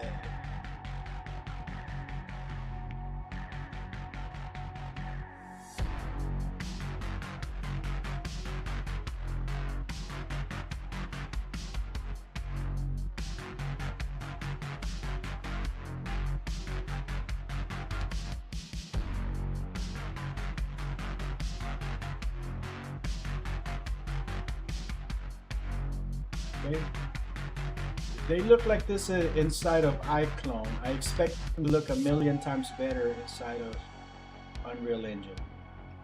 So obviously some fuckery is taking place.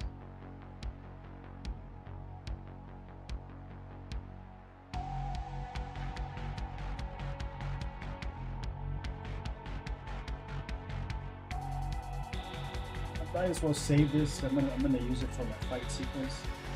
Save project as episode 1.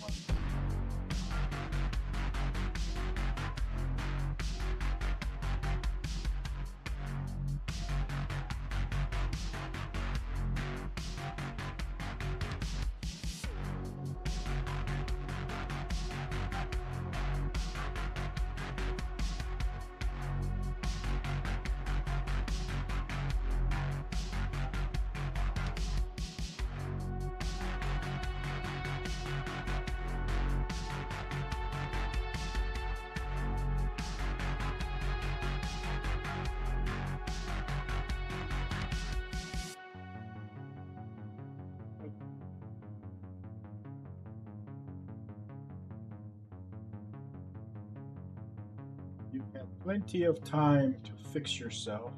Why do we have like a 1K texture on this motherfucker? Let's do a rendering, a real-time rendering pass. See what happens. Maybe the shaders need to be compiled or some kind of crazy shit needs to happen.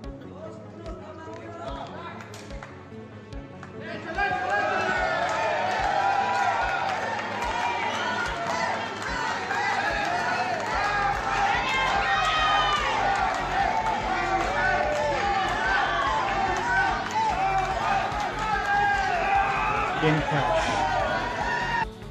Out of memory for skin cache. I remember doing something, not using external actors. I don't want to be using external actors.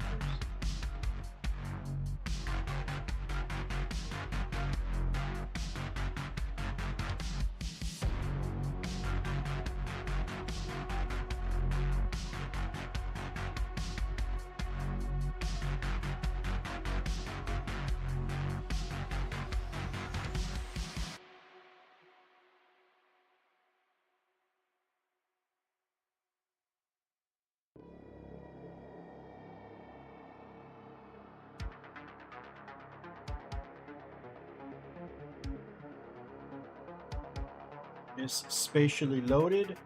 Nope. I don't want it to be spatially loaded. Spatially loaded. I want it to be streamed. I want it to be live Saturday night.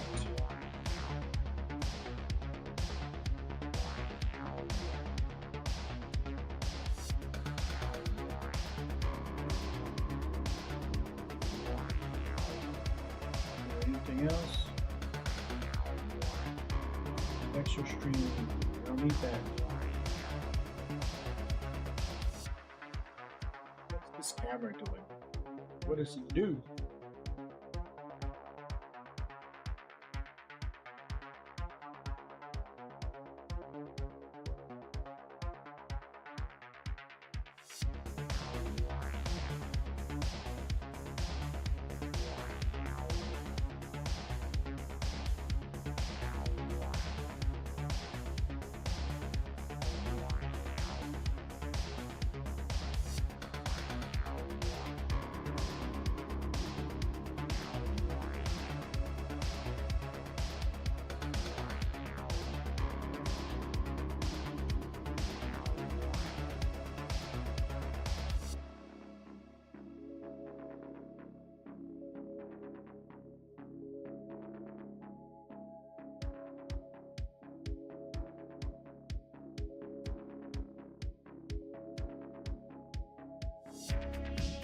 Good coffee.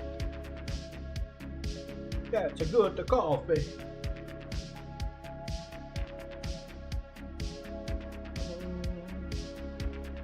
What can we do to ensure that these guys are being going the right way?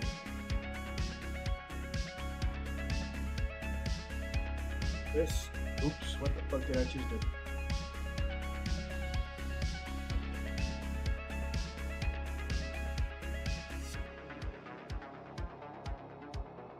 These are blueprints.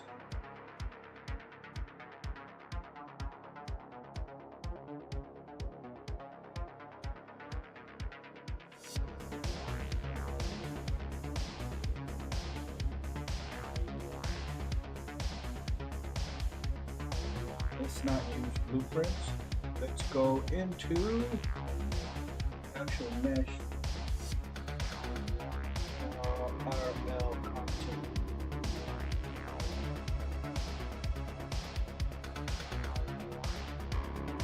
Adidas.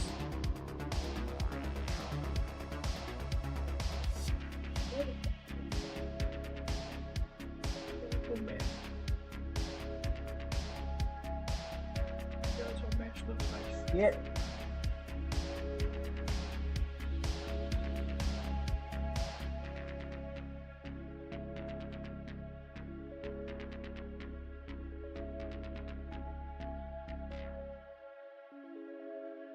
Okay.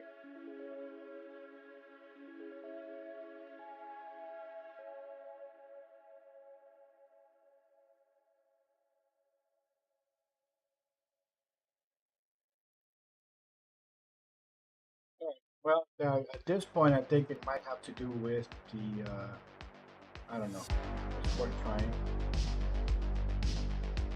Oh, that's a funky effect.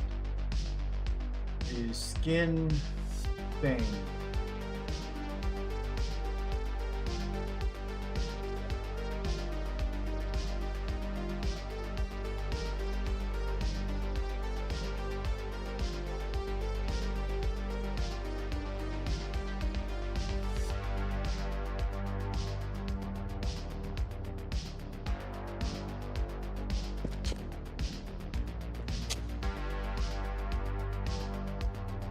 Quality looks really, really shitty. Look at the walls. This is like, this is a universal thing, dude. This is texture streaming pool over 463 over budget. Okay. Texture streaming pool. Let's fix that.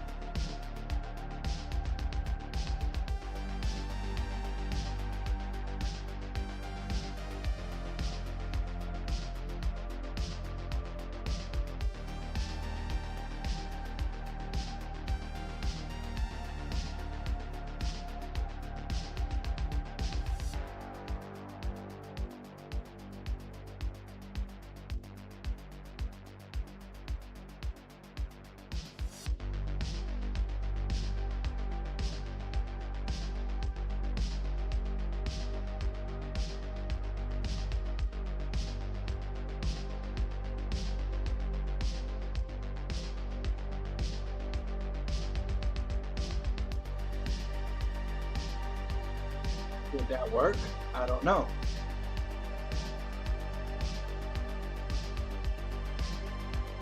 Yeah, the textures are coming back. I need to stop eating and screaming at the same time. The wall textures are coming in.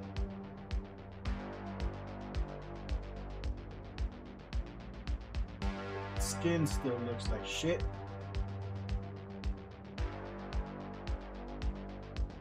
R dot streaming dot full size space. 1,500. Let's do 2,000 because I like living on the edge.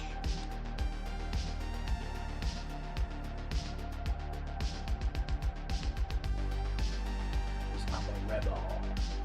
I mean, the wall textures came back.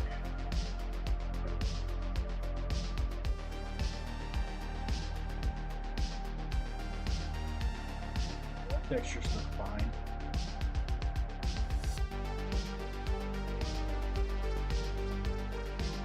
What about these guys?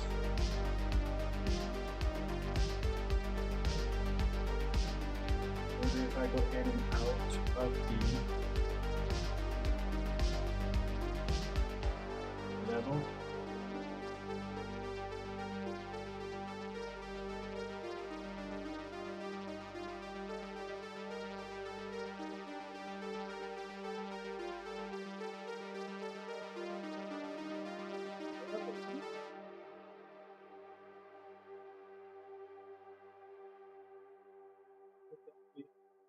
Potential spam. I'll let it go to voicemail.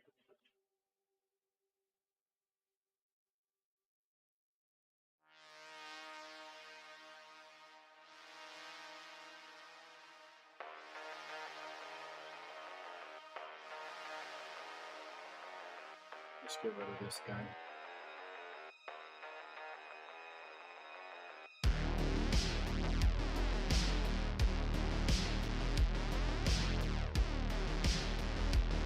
Jeans look fine. And if it's not one thing, it's another.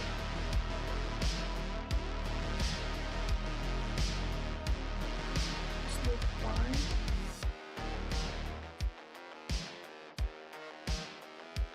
Let's try. I don't know if this will do anything. Select that.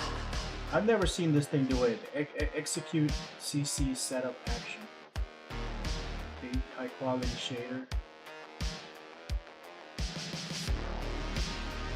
It doesn't really do anything. Isn't that what it's supposed to do? Like fix importer? I don't know what the hell that's supposed to do.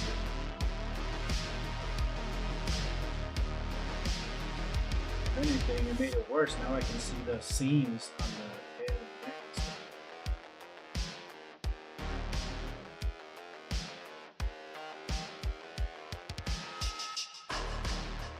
Maybe we can force it to reload itself.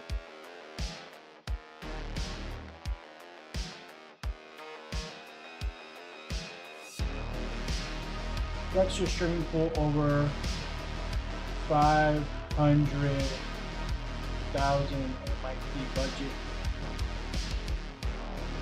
Out of memory for spin cache requires 4,800 extra megabytes, currently at 148. Out of memory for skin cache. Okay, let's see if we can fix that.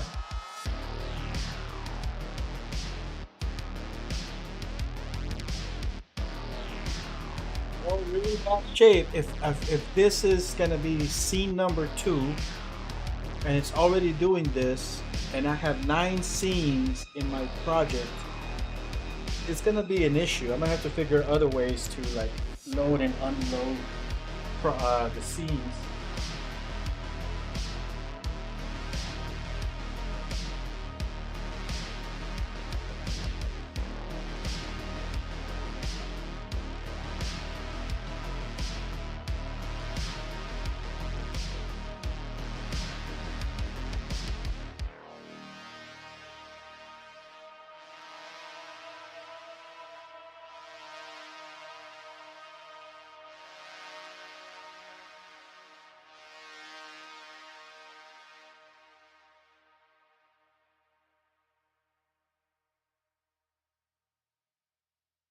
Maximum memory for compute skin. I mean, what's the big deal that it's only 148? What's 128 times 4? Why can't we do like that? Or let's see. I went to public school. I don't know, Matt. 256. Would 256 get me there? Skin cache behavior, exclusive, reduce GPU,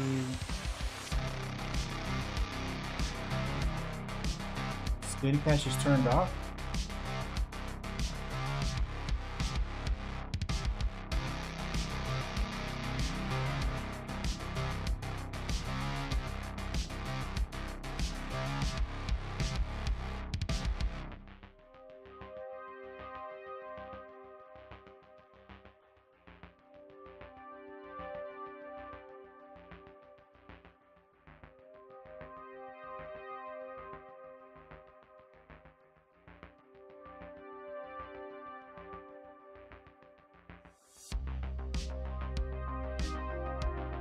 Let's reload. We'll just restart it.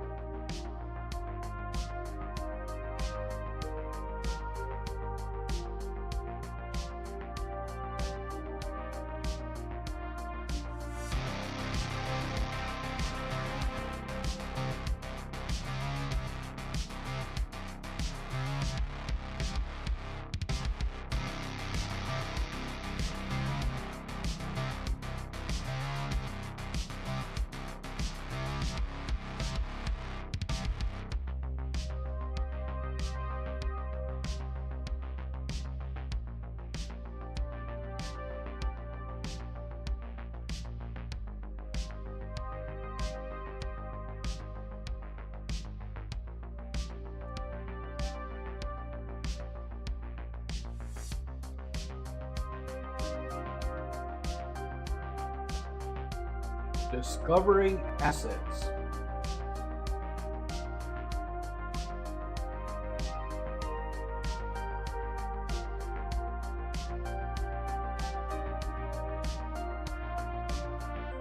Okay. Are all assets discovered?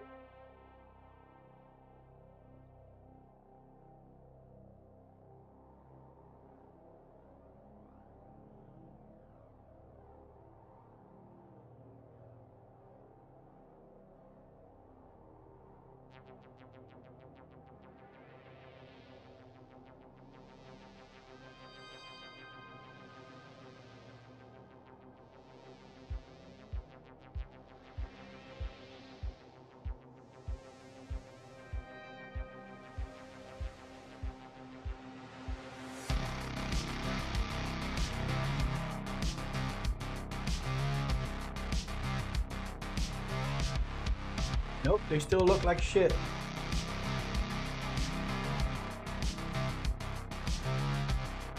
Walls look fine. Let's see what it complains about.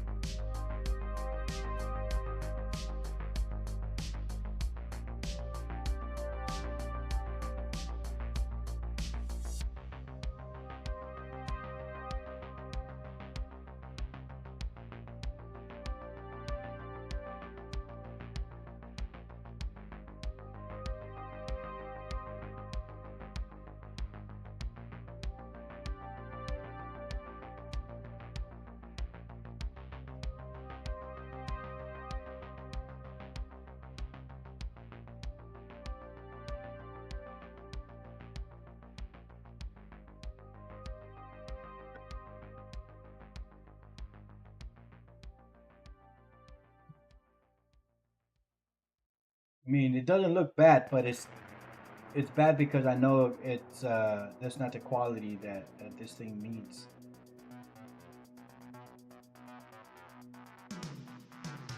Should I try to re-import it? Maybe it just didn't get imported. Ah, there's one way to find out.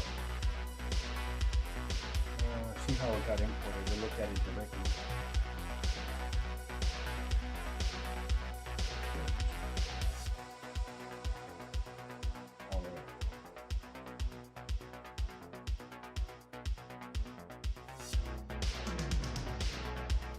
Yeah, I think it just got imported all fucked up.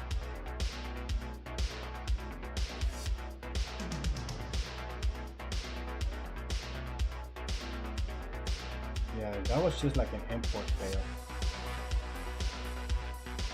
You failed again, Reillusion. Okay.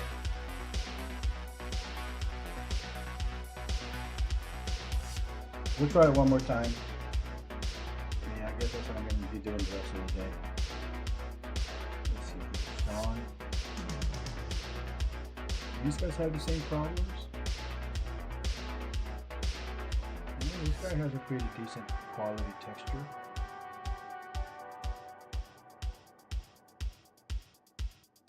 Yeah, homeboy's looking good. Sean, oral content, Mr. Taco.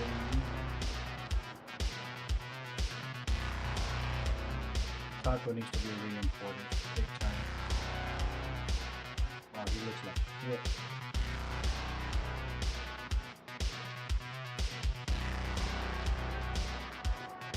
Okay. Let us. You know what? I'm gonna do something stupid. I'm gonna try it down here, like that.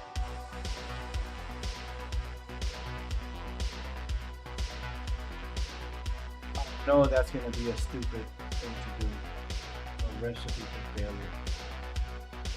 Because I'm loading the level inside of another level, and I'm gonna try to bring it in like that. I know Reillusion's not prepared for that shit. Hopefully they'll prove me wrong.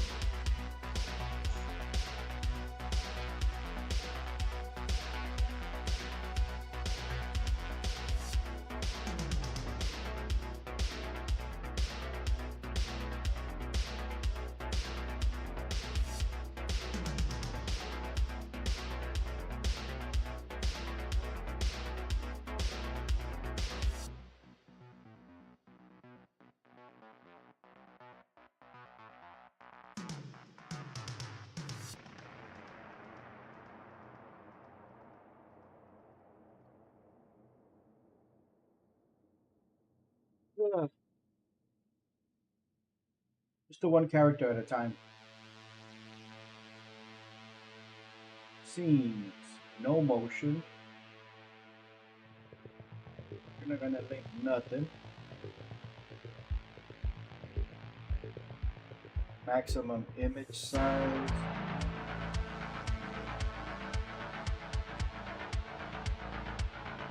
Ooh, place assets in scene. You mean I don't have to?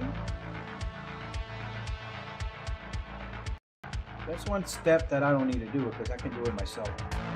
Convert image format to mesh, subdivision mesh. You know what? I'm gonna do that. I can place them myself. I end up doing it anyways because it always brings in the blueprint and not the actual mesh. And the mesh is what you need for animating with the blueprint. Or at least that's been my experience. So what I'm gonna do is from there.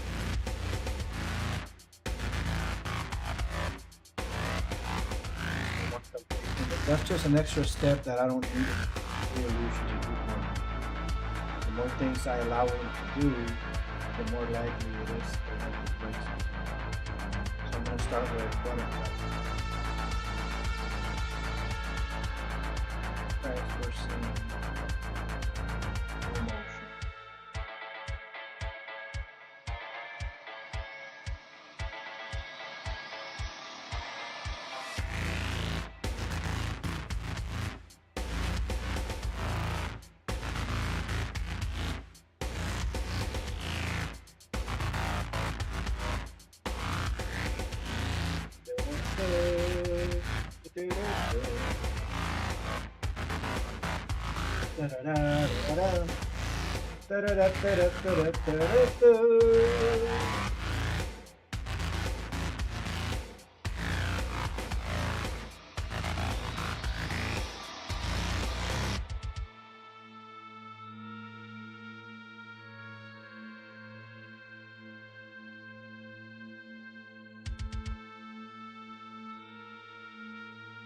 Well, we're gonna give it a couple minutes to do its thing. I'll be right back.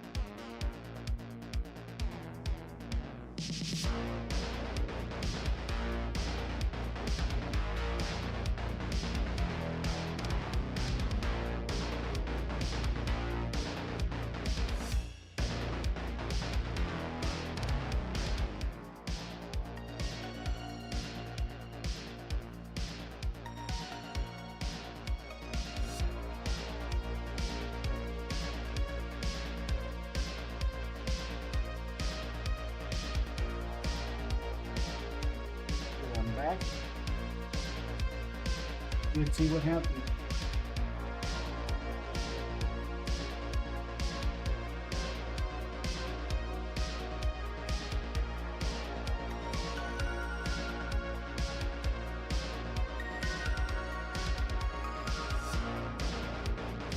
Texture still looks like shit.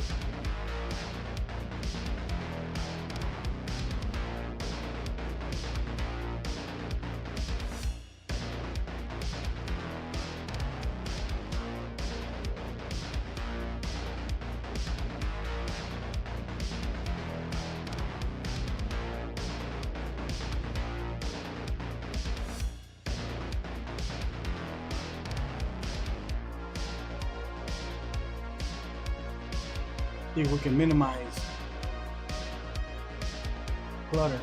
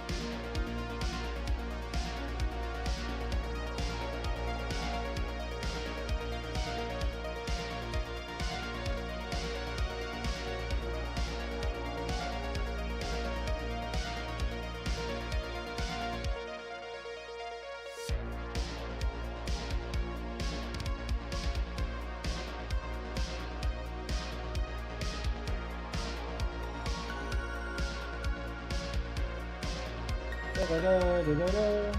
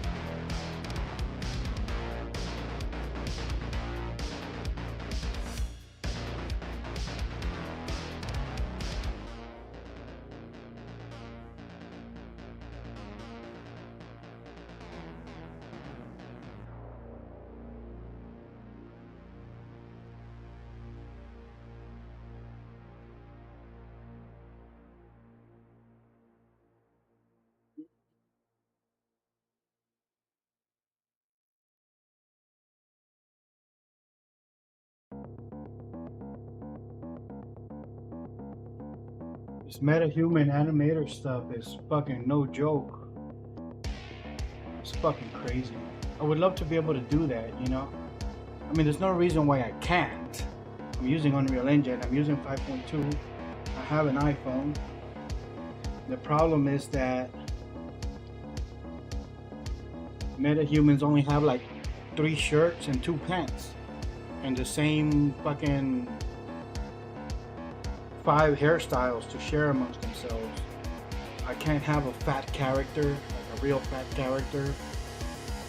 So it's not in a state where I can realistically, or anybody really that doesn't have the resources to super customize these things to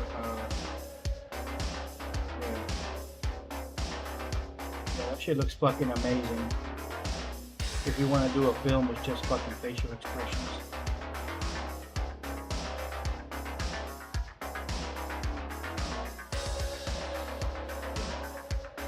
Can't wait for that shit to go out of beta and people actually start adopting it and providing modifications for it and hairstyles and things. I mean, maybe it'll be done by the time I finish this film and you know, like I'm working on this film right now in fully digital format. I'm not rendering it out, or even that's the plan, not to render it out. So hopefully by the time I'm done with it, the technology is such that I could take a metahuman version of the character and just replace them. Let me keep the same animations, everything.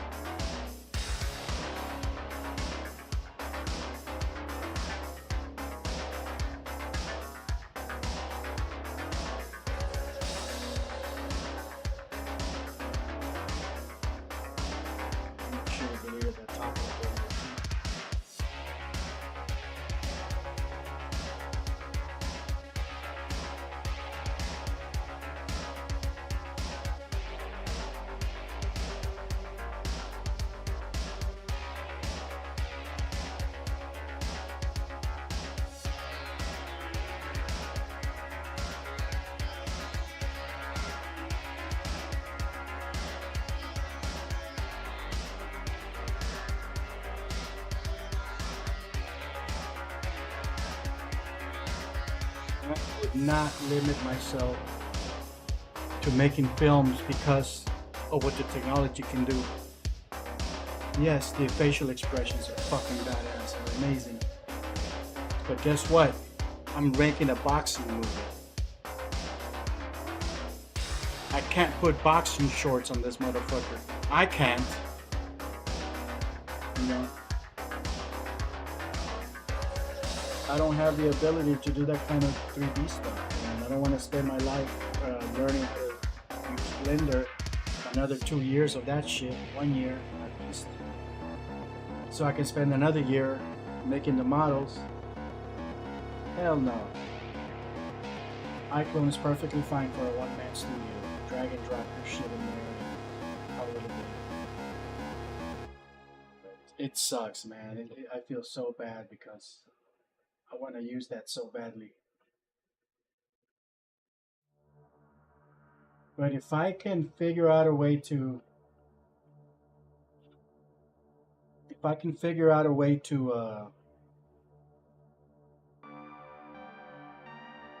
to animate the character creator stuff using iClone directly, I bet I can still get those motions because the CC4 extended, that's what the MetaHuman is using. That's the art kit. That's the new art kit for Faceform. So it should have all the same morph targets.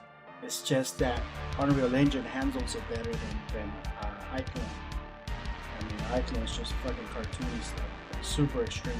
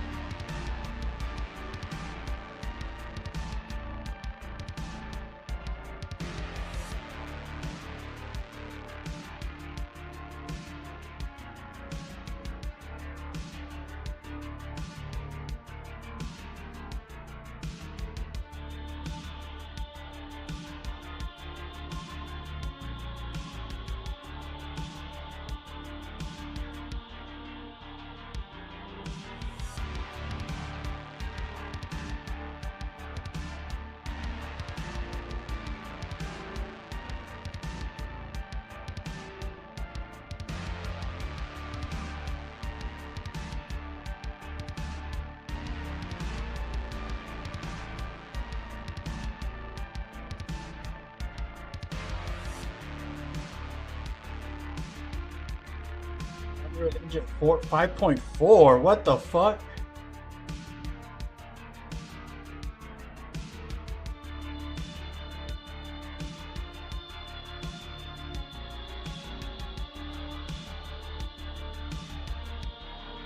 He's really pushing his mocap element. Good for him.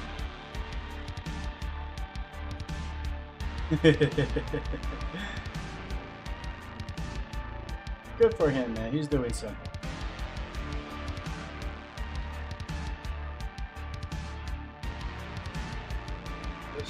Oh wait, Buttercup. Did I just import Buttercup and I tested the wrong? Oh my gosh. I'm an idiot. I tested the wrong file and I said it was shit. What a dumbass I am. Oh well, let's do it again. Hopefully it'll work.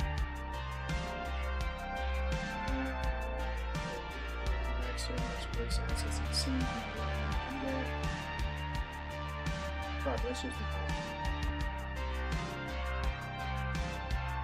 and I'll be back.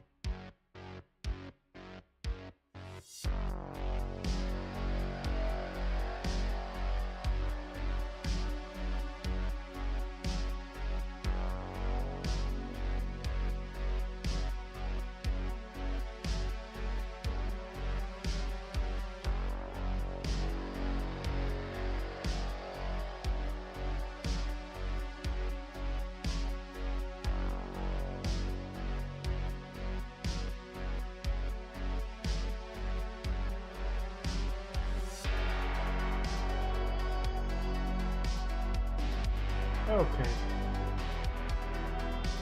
Ooh, I am back.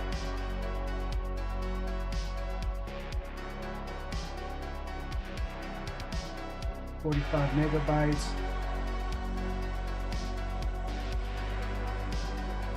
Title, physics assets.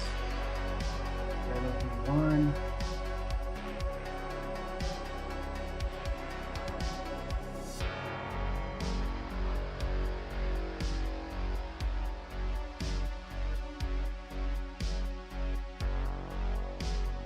Doesn't really say anything about its texture. I'm afraid to even look at it. That looks like shit. What the fuck, yo?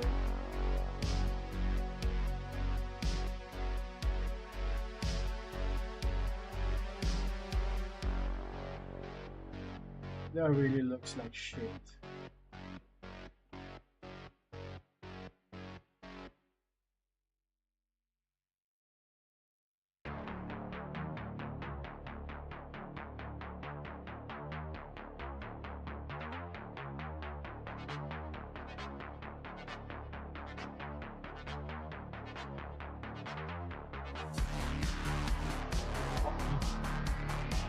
This is the first time that happens to me.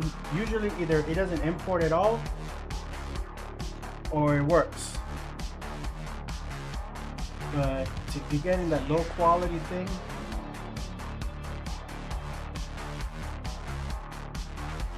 let's try removing the max size.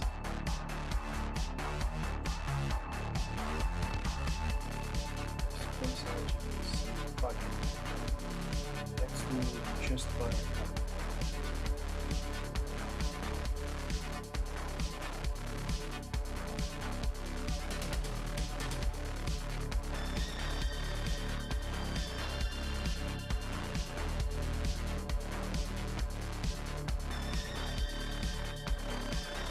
What a waste of time.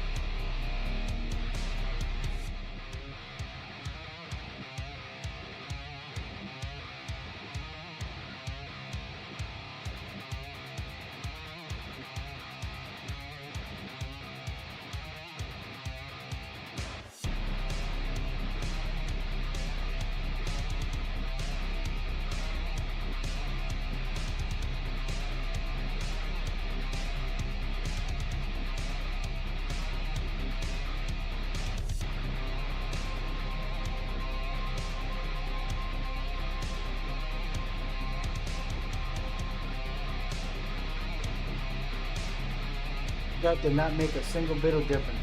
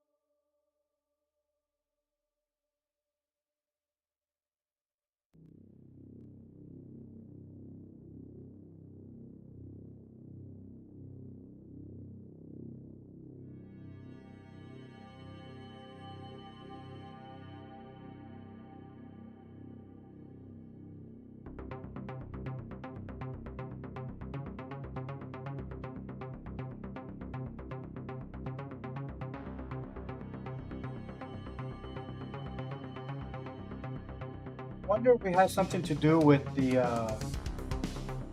world outliner thing. No, because I've done it before.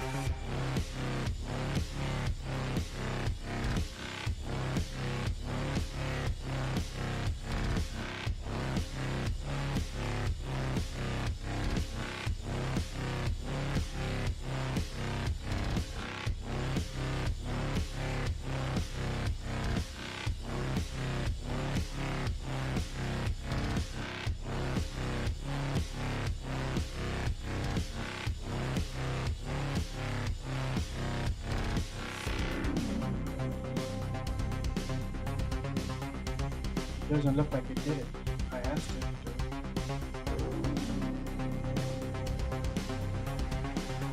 Was that already last one?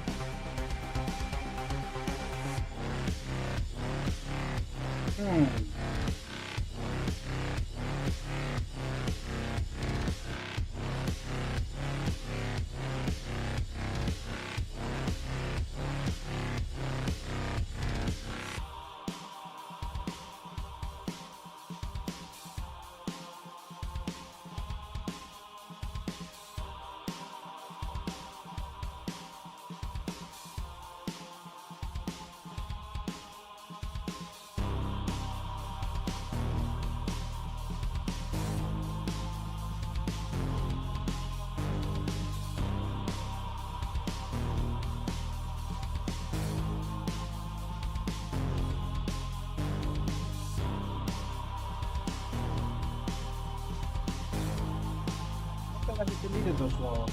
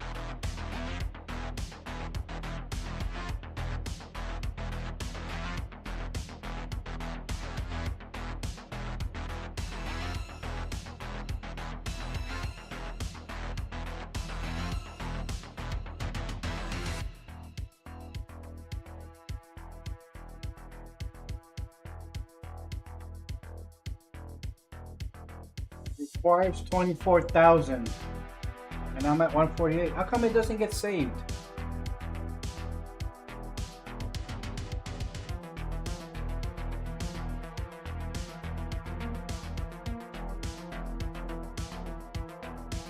It doesn't get saved.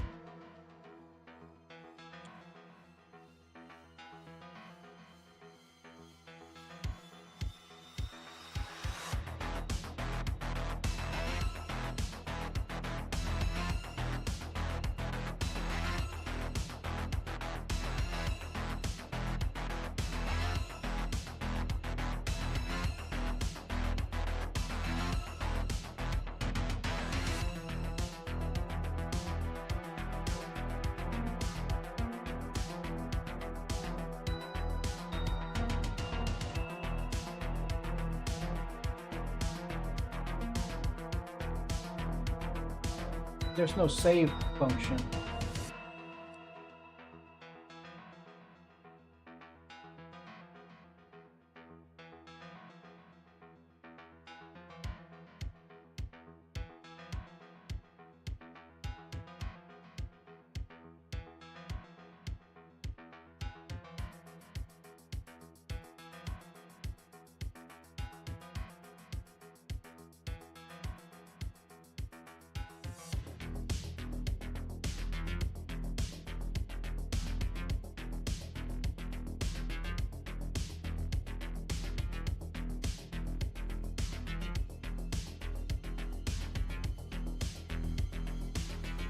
Okay, here's something that gives me hope. I'm looking at the material itself, and the material looks like it's very highly detailed. So the issue is an Unreal.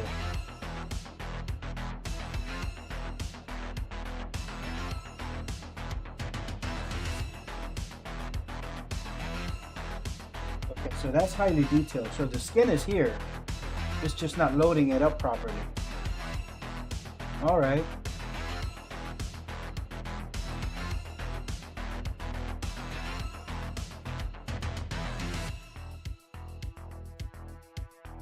Yeah. Oh, now it's showing it. Does it require me to like load these up in order for them to get loaded up into memory? Is that what it is?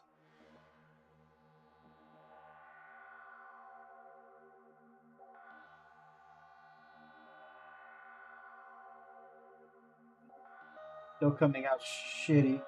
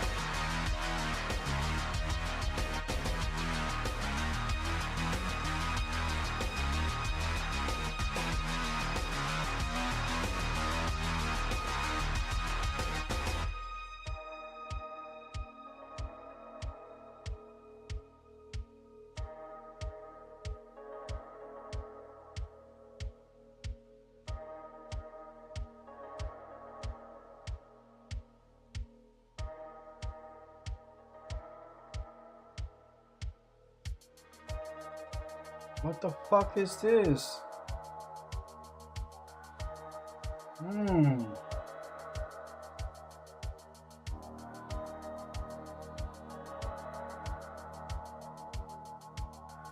Invalid texture.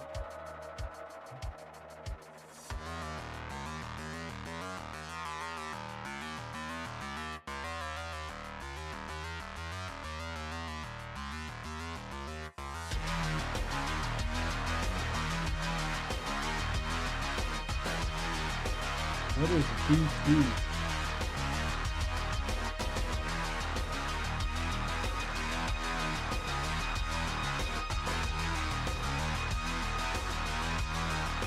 Oh, virtual texture. Oh my god. Virtual texture.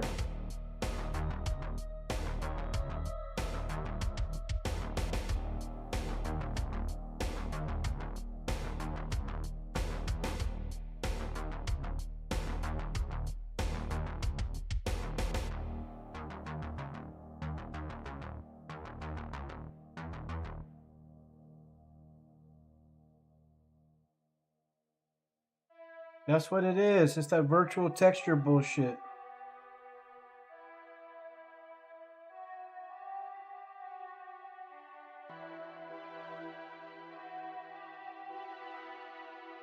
Wow. I ran into this before with the taco truck thing.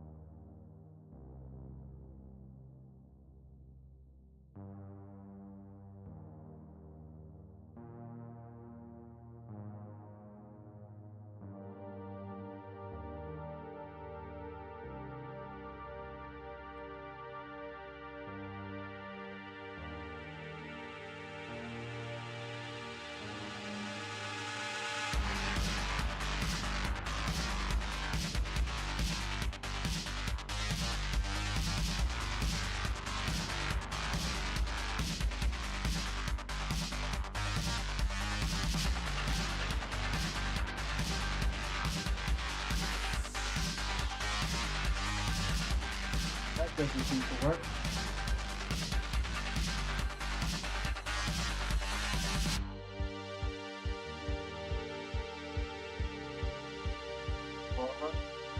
Green.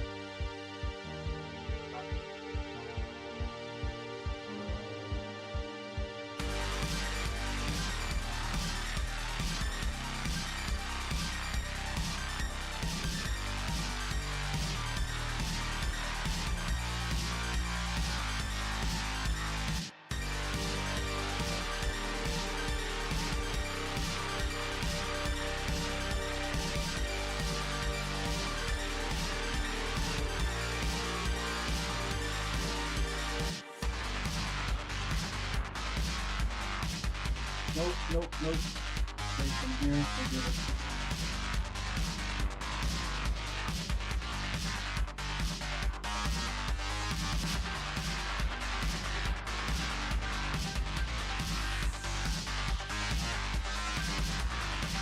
That's what it is. Being full size.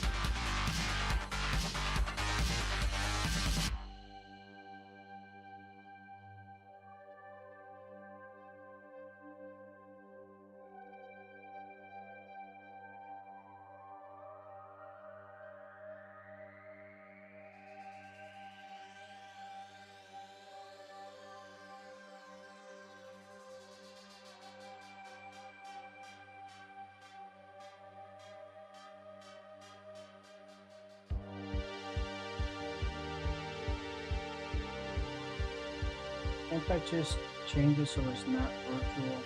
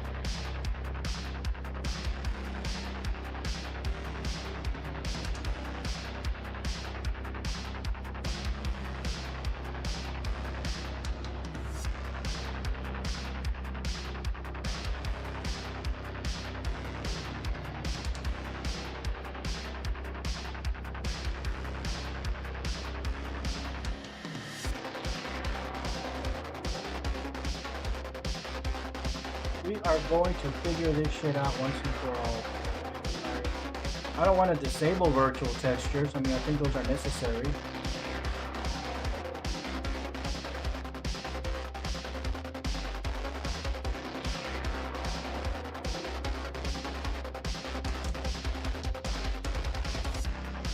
It doesn't work. Command right there. Permanently. Let's see.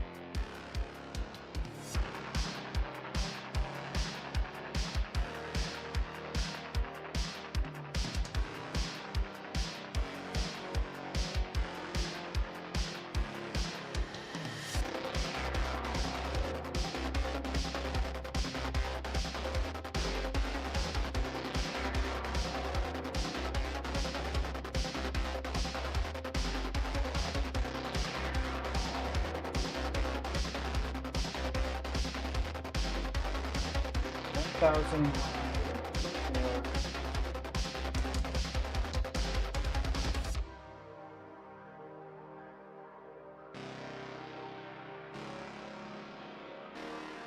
Texture stream equal over 1,187 gigabyte.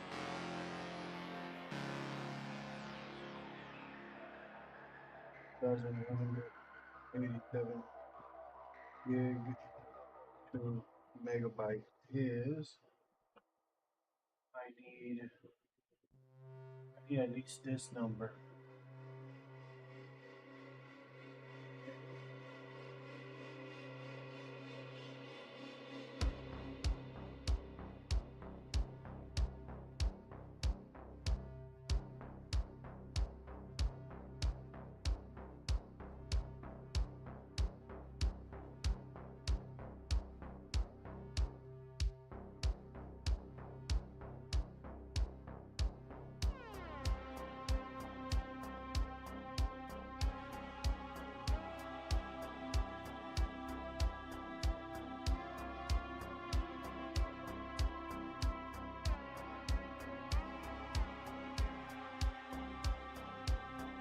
Streaming dot full size.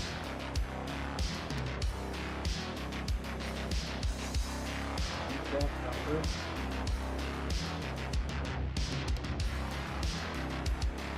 Yeah.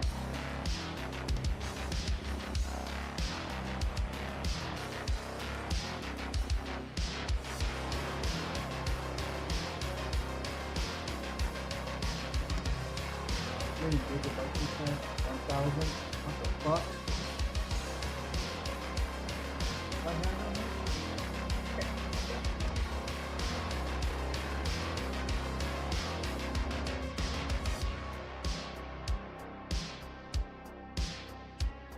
Got 64 gigabytes.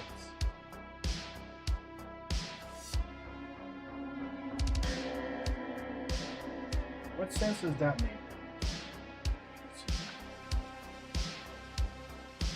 Wonder this is going up.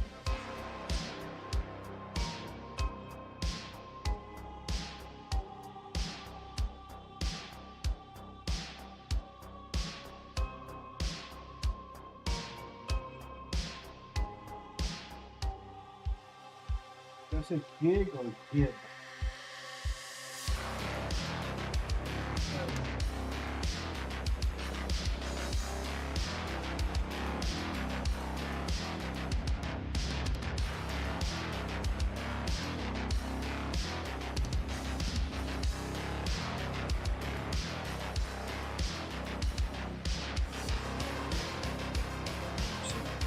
What is a gig?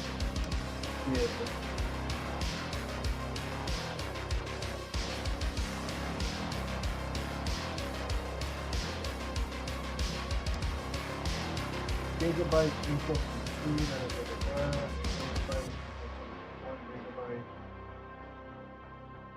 gigabyte equals 1 gigabyte.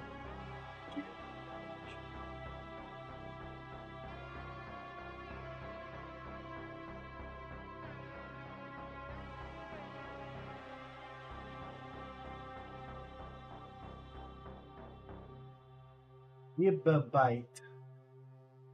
Gigabyte is 1024, 1024.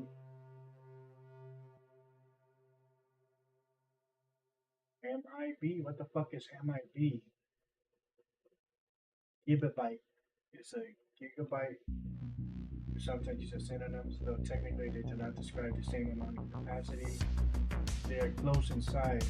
A gigabyte is equal to 2 to the 30th power. A gigabyte is equal to 10 to the 9th power. Million bytes. 1 gigabyte equals 1,000.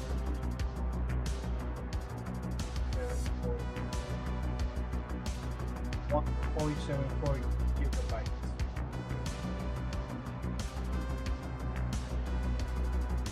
So GIB is less than 1 inch. Okay.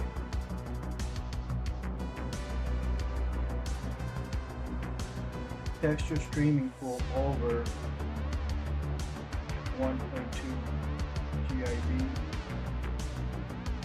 Okay, that's not 1,000, that's 1 point. So as long as I have like maybe 10 gigabytes.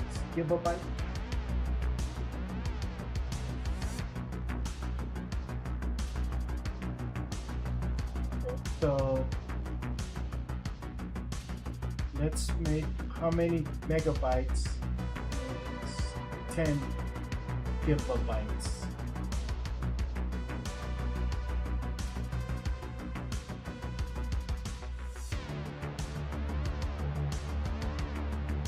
So I got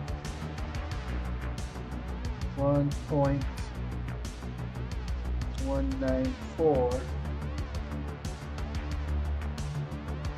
That's 1,284.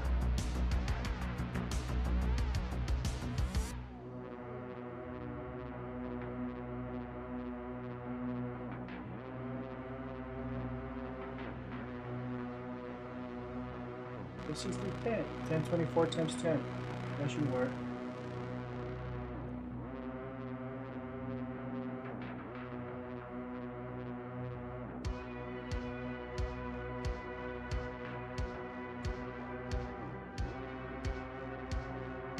Still not, that's still a small number. I've been putting in bigger numbers than that.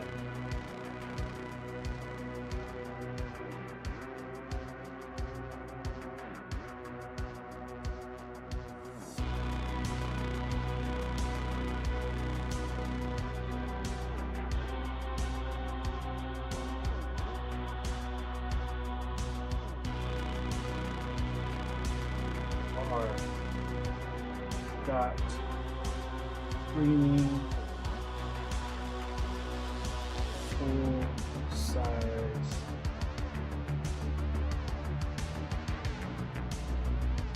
in megabytes.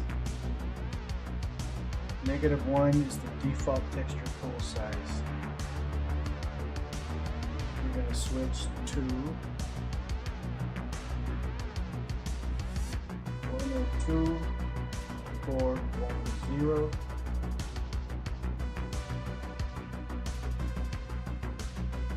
Got rid of that error, but it did not fix the texture on the character.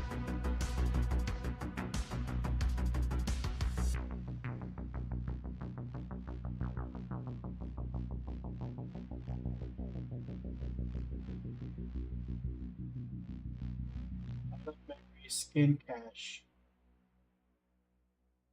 requires extra. Okay, skin cache.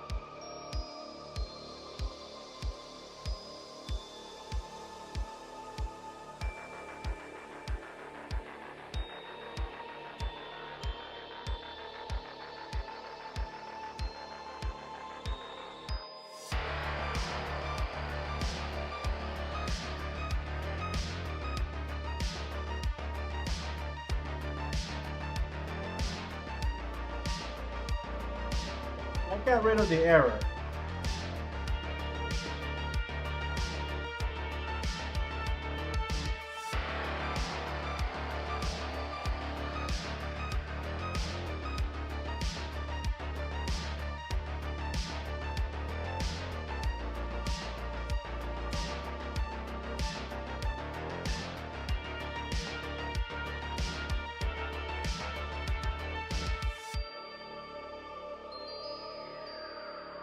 Alright, let's take a look at the rest of this tutorial.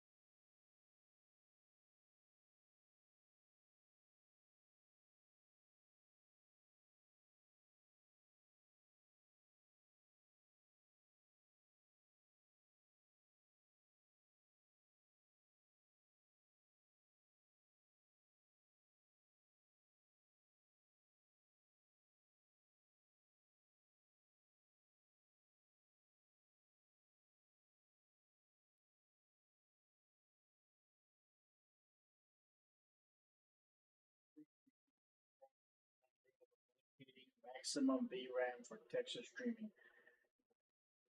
It's 2 minutes long. I could probably take a look at that one. Here's the one I was looking at earlier.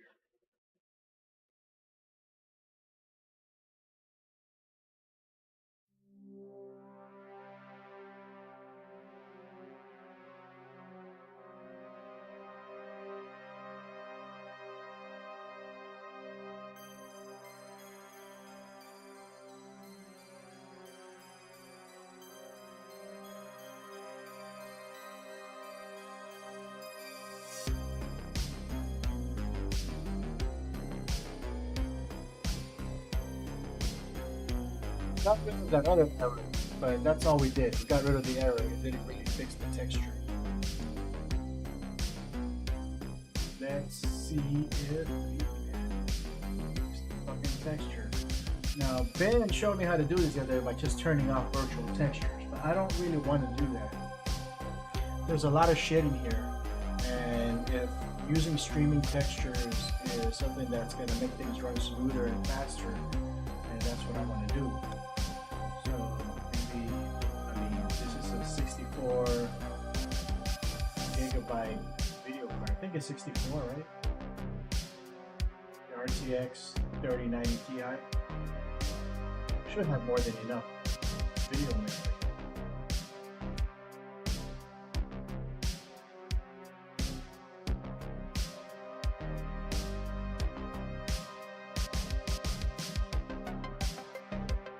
Okay.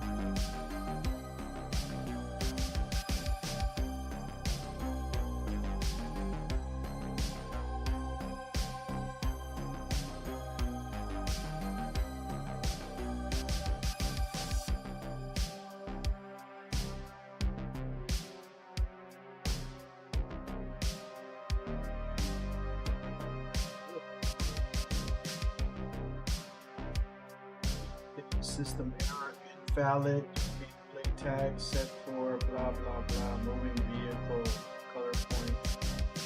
Yeah, I did that on purpose. I removed those tags.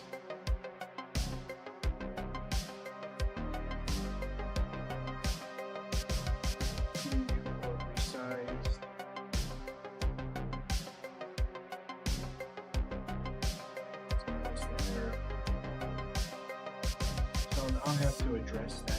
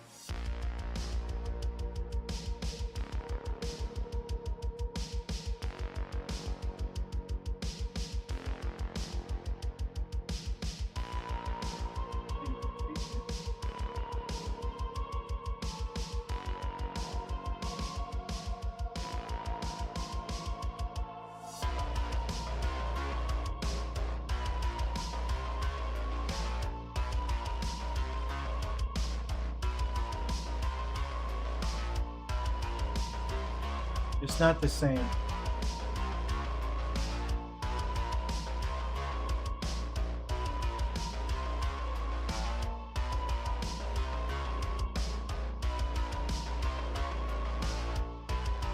So go to Program Files, Epic Games, UE 5.2, whatever version you have, engine config, base scalability, .ini.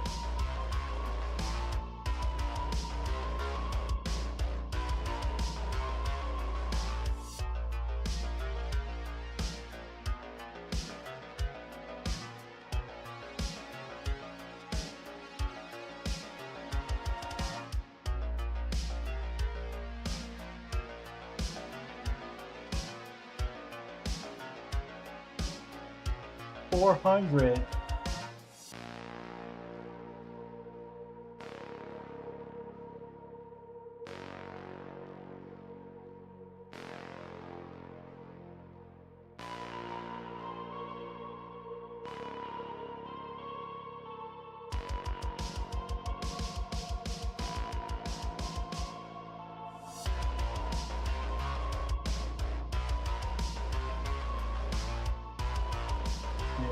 I don't think I need to worry about all this shit.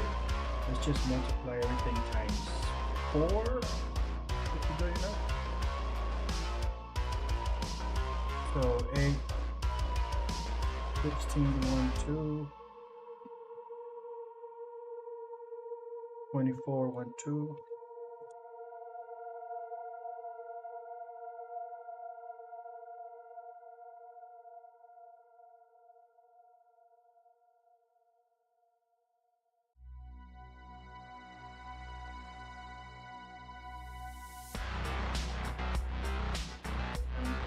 Times 8, 16, 32.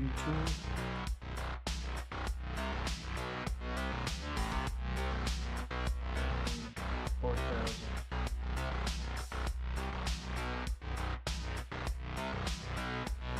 That doesn't seem like it's enough.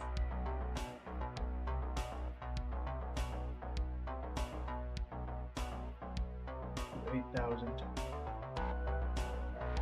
64. Let's do 48. Let's do 32. Okay. I mean, there's no reason why my computer shouldn't be able to handle it, right?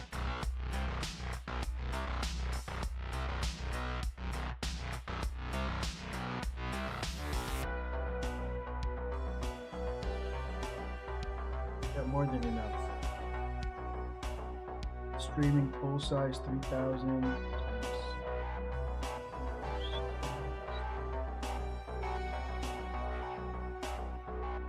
Just 32,000.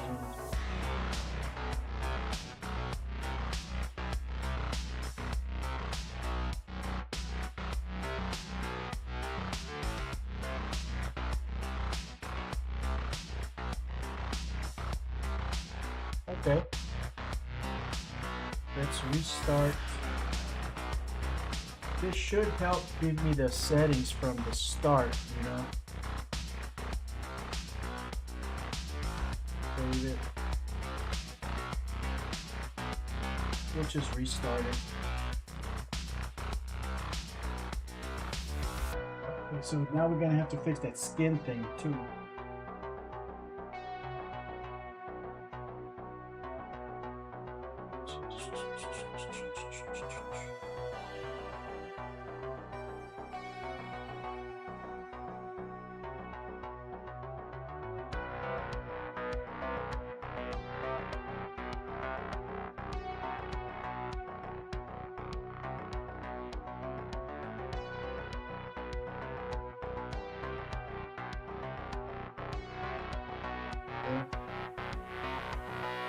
I wonder if there's a setting for that in here.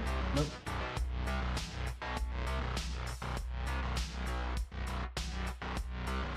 Well, it hasn't crashed. Used on static mesh, faded, blah blah blah. Subsystem will not be created. On UE enhanced input developer something.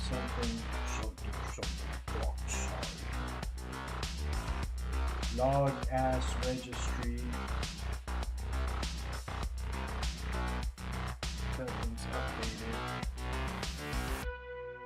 Let's look for Buttercup.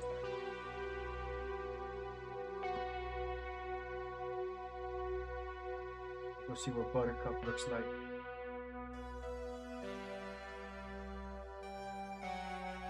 Still looks like shit.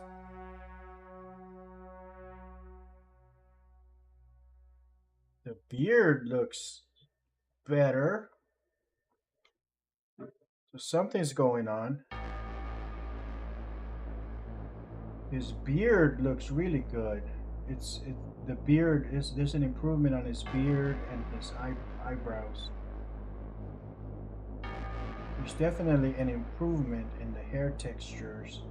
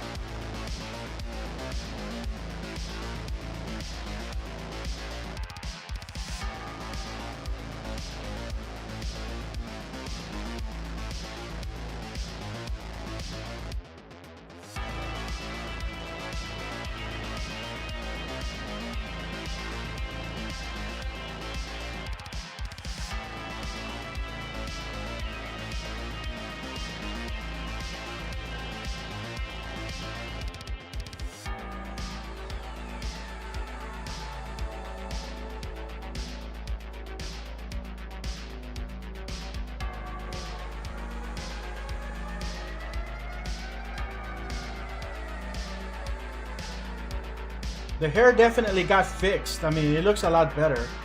Let me see what the hair looks like on these other characters.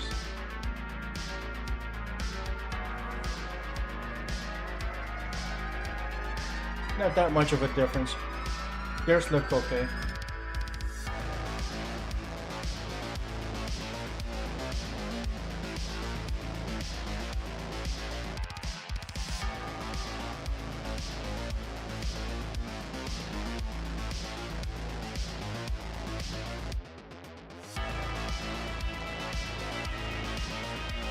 So now we gotta improve that skin dash thing.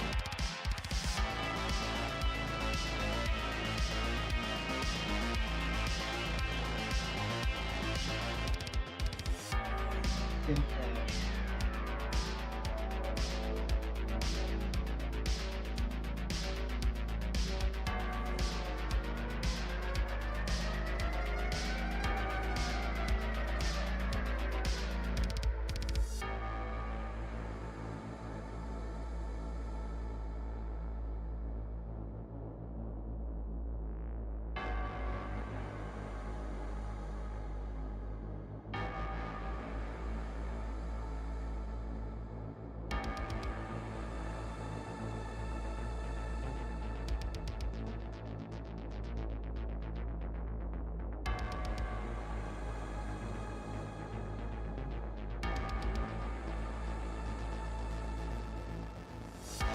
That does not work. I've already tried it.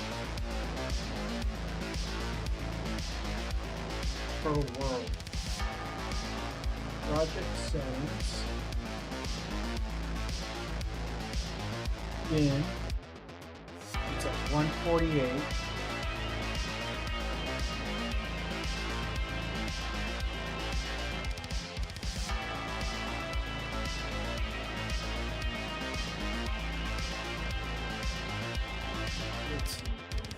Because I keep changing that and it keeps reverting.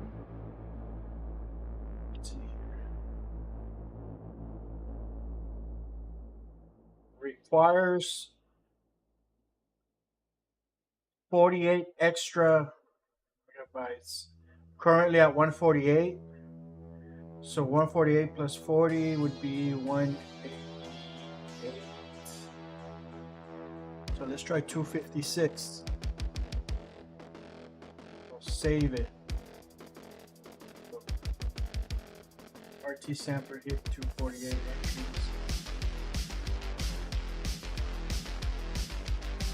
It's still set to 148. That didn't do shit.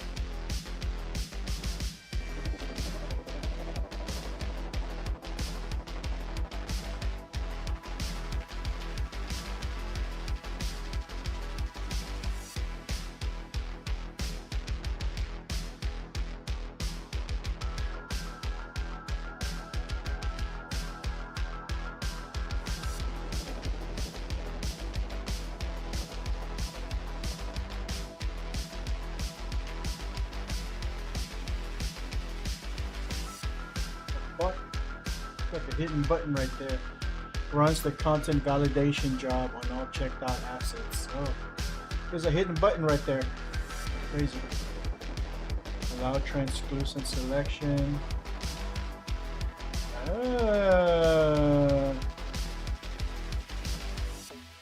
Dude, I just found something that I needed to do accidentally. But hang on. Let's take care of that since we're able to.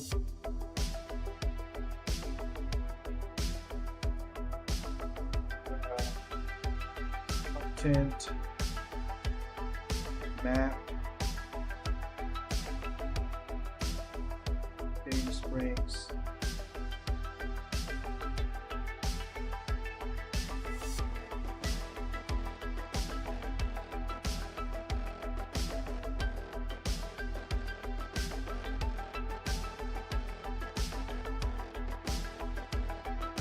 We gotta fix that because it doesn't seem to want to go higher than 148. Here's Homeboy with the shitty skin. Beard looking all raggedy. Hair looking shitty.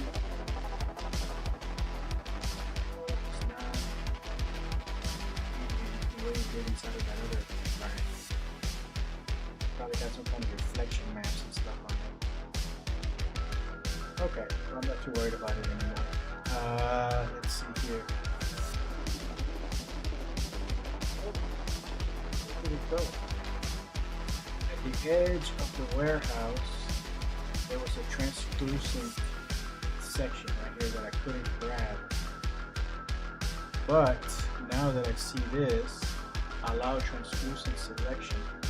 There it is. Delete it. Is there any more of those?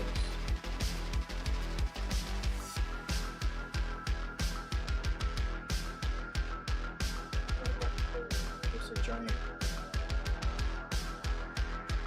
ceiling up there, just floating.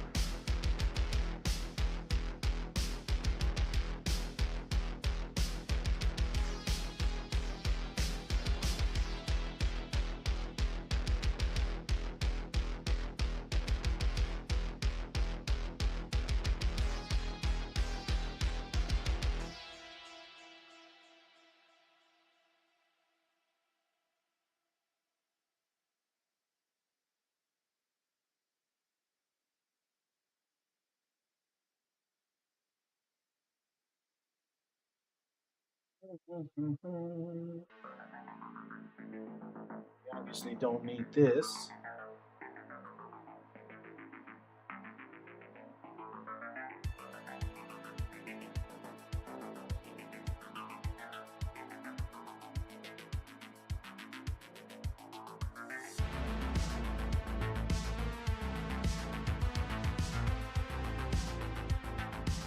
But so I can delete that floor too accidentally.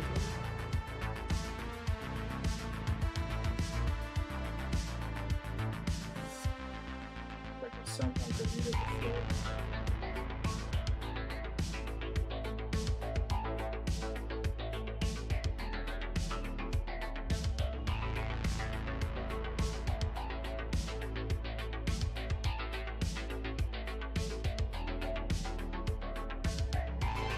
Part of that thing.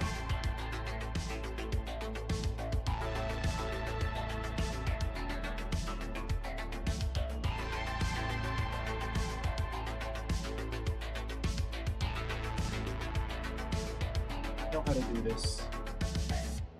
This is going to be an easy fix. We'll get rid of all the supplemental shit first. We're going to leave the platform alone.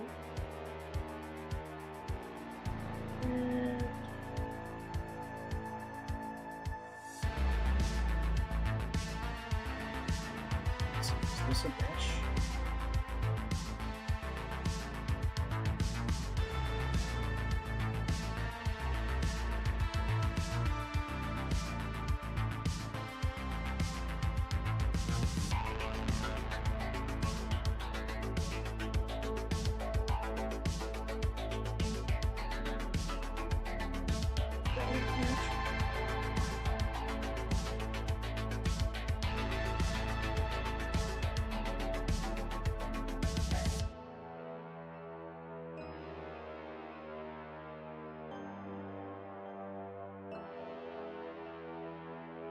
It's like a double thing on the static mesh. So what I'm gonna do, this is gonna be such an easy fix. I'm gonna create a single one out of this. I don't really see one that's a double, single. So I'm gonna build my own. And the way we do that is by using a boolean to cut it out. The same way that we cut out a hole. Go into the modeling tools. If I can find them.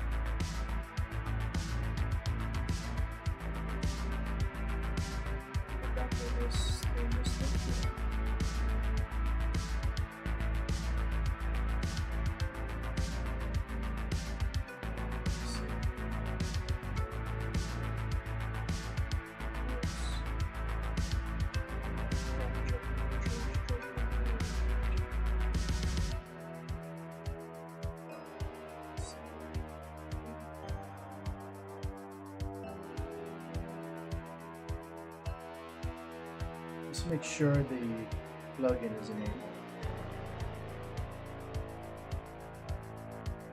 Modeling tools editor mode. Yep, it's there.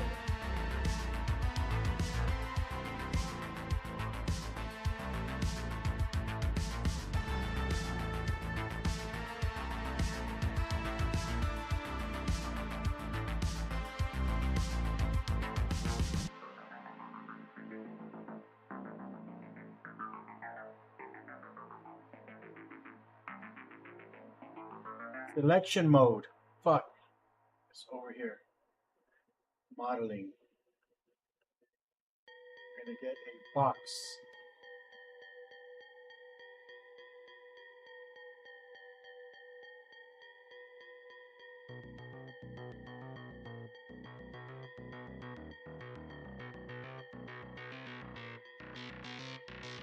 Set. I'm gonna bring this box to us. Goodness, why is this taking so long?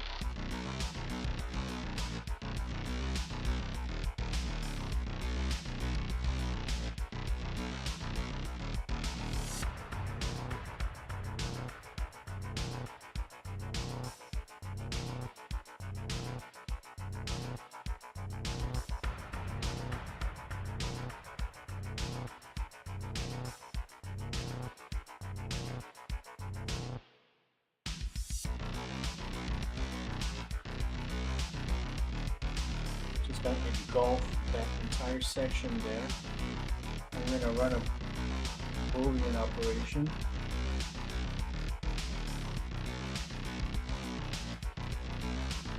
I gotta select that section first. Then control click the next object so that they're both selected. Then mesh Boolean. Accept. And bam, it's gone. It basically created a second mesh object that only has whatever's left.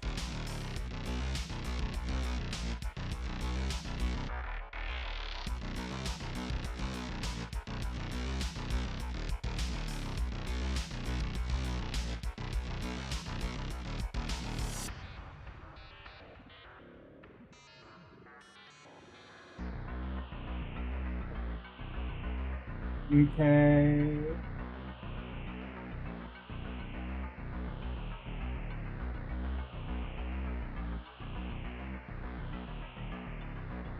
I wonder if there's like a replacement feature where I could just replace this object, transfer, move to edit,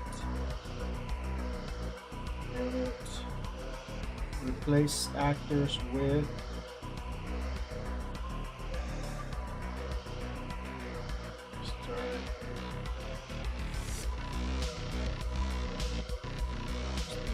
one-time virtual texture routing.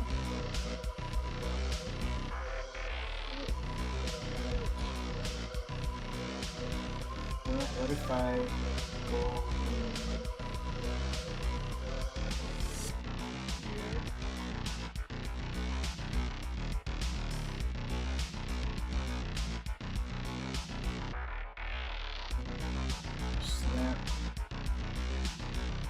I don't want to have to work to place it on there.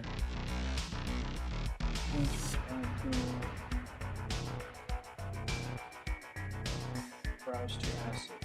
Here's what I needed.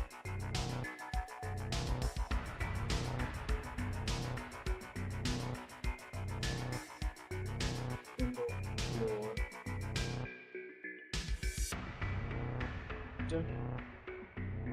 Select it there.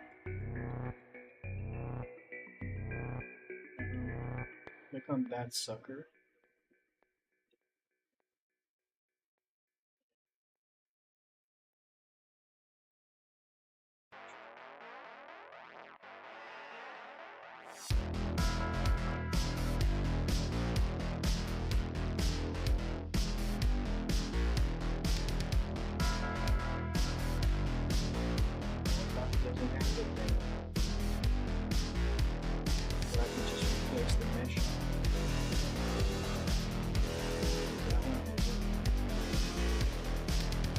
Material.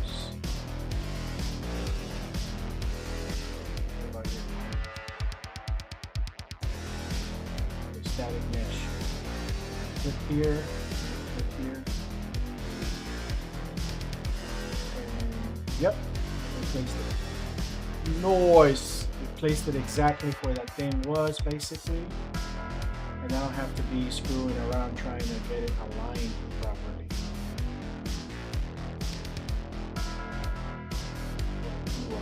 Fuck, get it. Do a good job.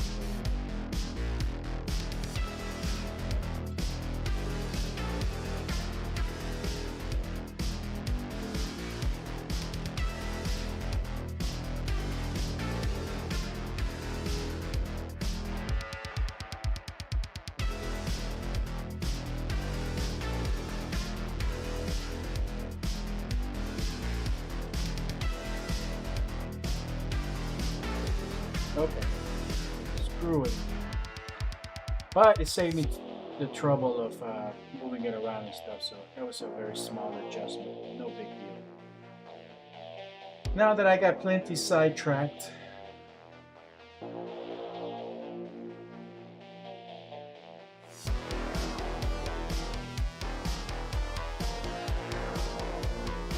as long as I'm cutting holes into things,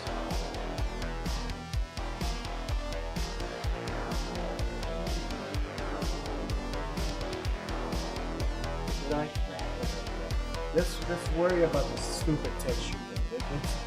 Let's do that. I wanna call it a day already. I don't wanna give up on this.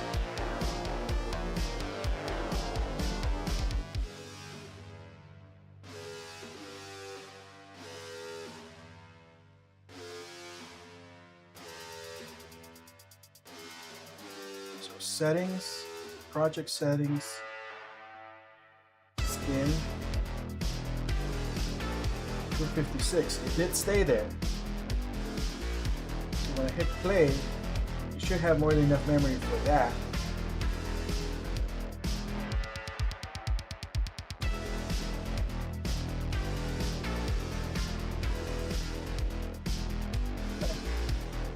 But it's still not updating. So what do I need to do to get it to update? Out of memory requires an additional 28, 27, 30. Currently at 148. What the fuck, man? So it brings it down.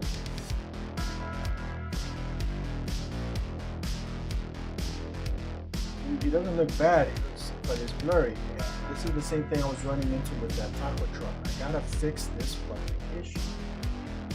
There's gotta be a way to just tell an object, hey, you are not a virtual texture.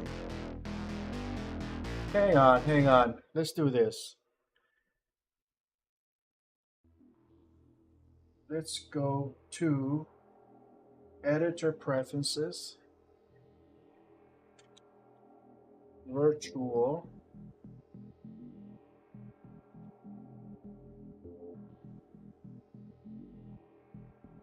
Settings, Virtual Textures.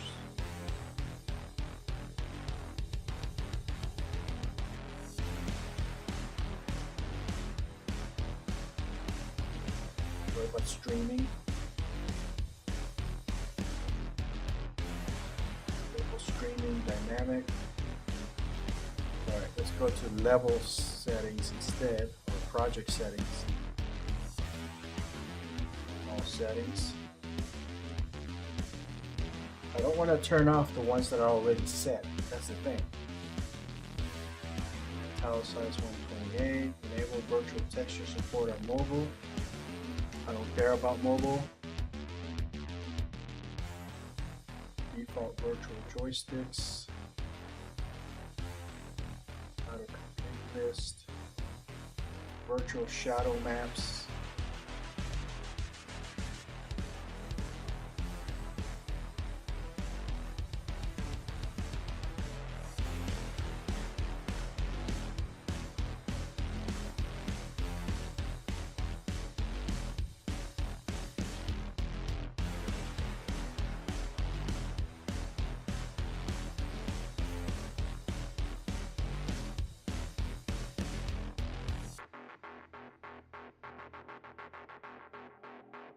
16384, just in case.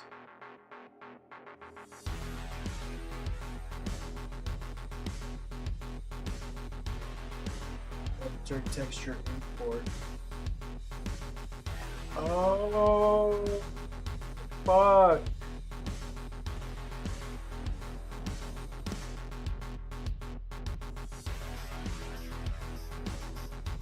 So, this is where the thing is. The texture was 1496, right? Or hang on. Where's icon? The textures that are being brought in are 1496. So I am basically telling the software that any texture that's 1496 or higher to automatically create virtual textures out of them. Okay, so let's only worry about that with 8K textures. Okay, so let's see.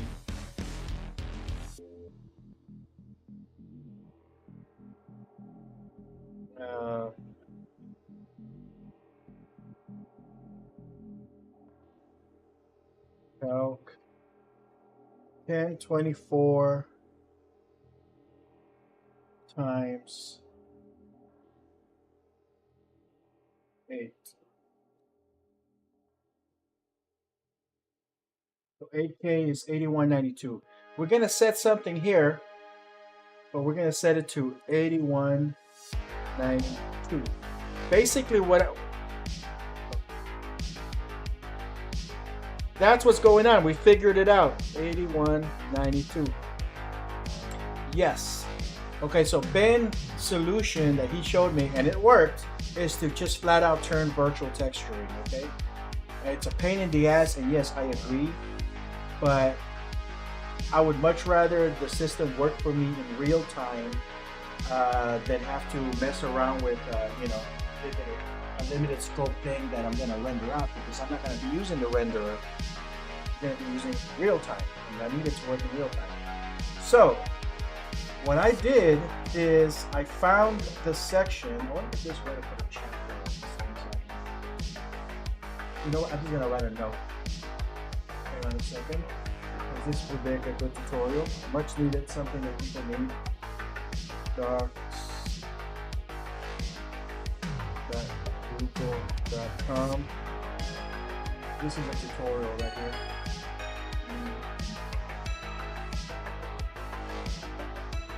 The default texture size in project settings is 4096. If texture is 4K or greater, then imported textures will be set as virtual. Bam! Bam, bam! Okay, so that is the fix. So the fix is go to project settings, and before you even start screwing around with iClone, you'll type in virtual. So I definitely recommend keeping this thing, the virtual support, on. I mean, I'm not publishing to mobile, so I'm not going to worry about that. But maybe I should leave my options open for that, because I'm reading it raw. So maybe later on I'll be able to just publish it in raw format to mobile devices as a mobile game or something. Anyways, that's not my concern. The point is, you go to texture editor, texture import settings, virtual textures, auto virtual texture size. Automatically enable virtual texture streaming texture setting for textures larger than equal to this size. This setting will not affect existing textures in the project. Bam! So I'm going to change that to 8K. That's 1024 times 8. And since I'm probably never going to be using those, and if I am, I'll worry about it when I get to that point. Um, I mean, they'll probably look 4K to me when they get brought in, if I ever do with that. iClone doesn't support 8K, so I don't think I have to worry about that anytime soon. Um, Now, whenever I import something from iClone, it will not.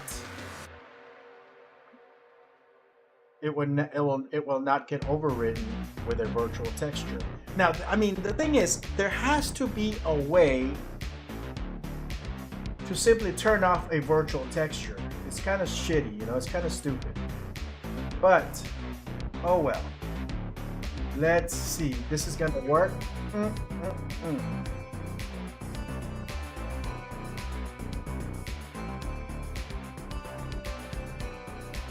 I know this is gonna work.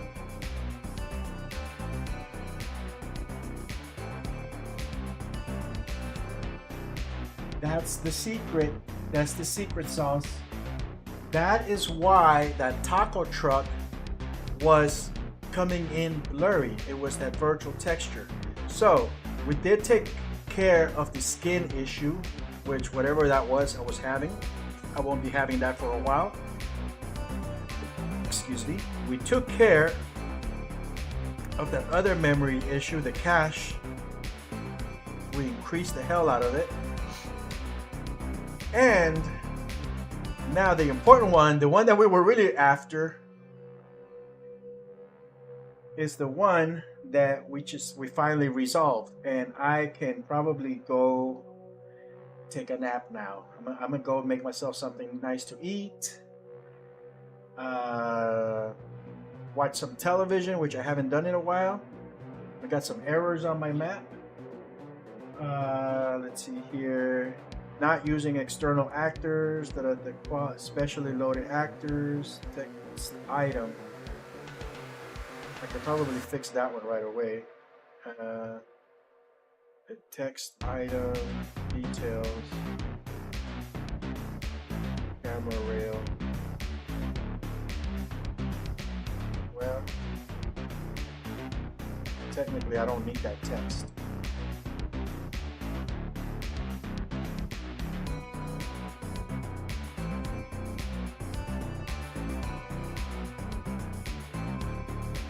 Yeah, we'll delete that text. I don't need it.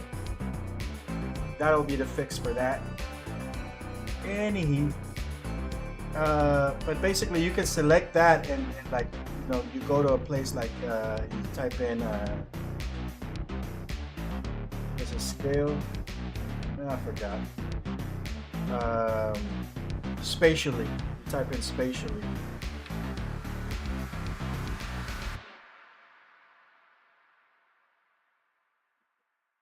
I guess it doesn't work for this one. Let's look at this rail. Is spatially loaded. You turn that off because if you turn it on, then it'll make it virtual also. So little things like that, you'll avoid issues. Just leave them as not spatially loaded. Anyways, let's do the thing. Let's do the thing. Where is Mr. Buttercup? There he is. Buttercup number 2. We are going to. I'm gonna do both of them because I know this is gonna work. So gotta make sure we do max image size 4096 now. Place assets in scene. Yeah, let's not do that because I don't have the target. So let's see, scene, motion, link. Okay, I don't need to do any of that. I'm just gonna run it. All right, I'll be back in a couple minutes. This will work. I'll be back, we'll review it, and we'll call it a day if everything worked out.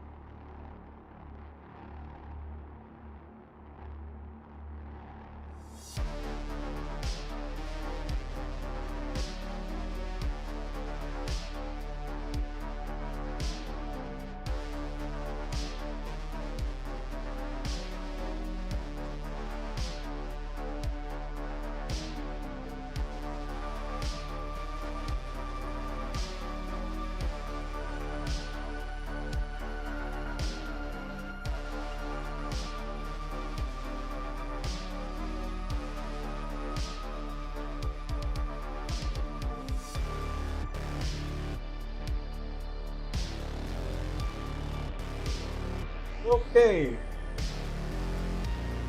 Let's see what's going on here. Skeletal mesh, Mr. Buttercup.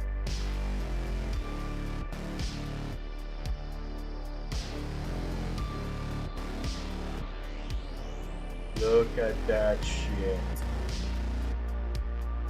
Beautiful.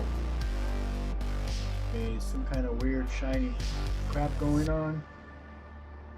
But I have a feeling that's just like a temporary glitch or whatever that is. But we figured it out. We done figured it out. Paco, delete. From that, we'll bring him in again.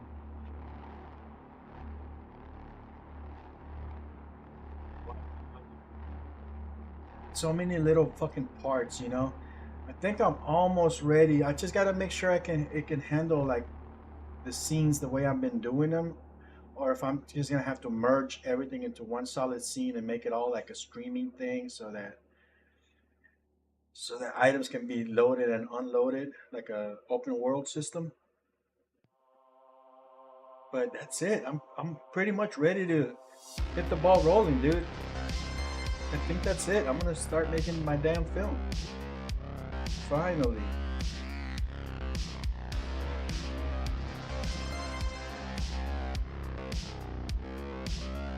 The reason the other guys are loaded in properly is because I think hitting end will bring it to the floor. Must have been wrong. And oh, that's delete. Home. Oh, didn't work.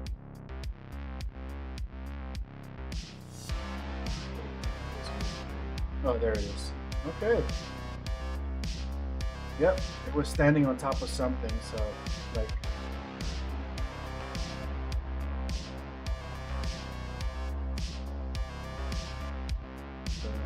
That guy, boom, puts it on top of his head. So this is a quick way to place things on the floor. Just click it in. Like, look at this shit. He's wrong. Wait a minute. What the fuck? Homeboy did not come in correctly. I counted my chickens before they hatched. He came out good. He sucks. Now what? I can only do one at a time? Is that it?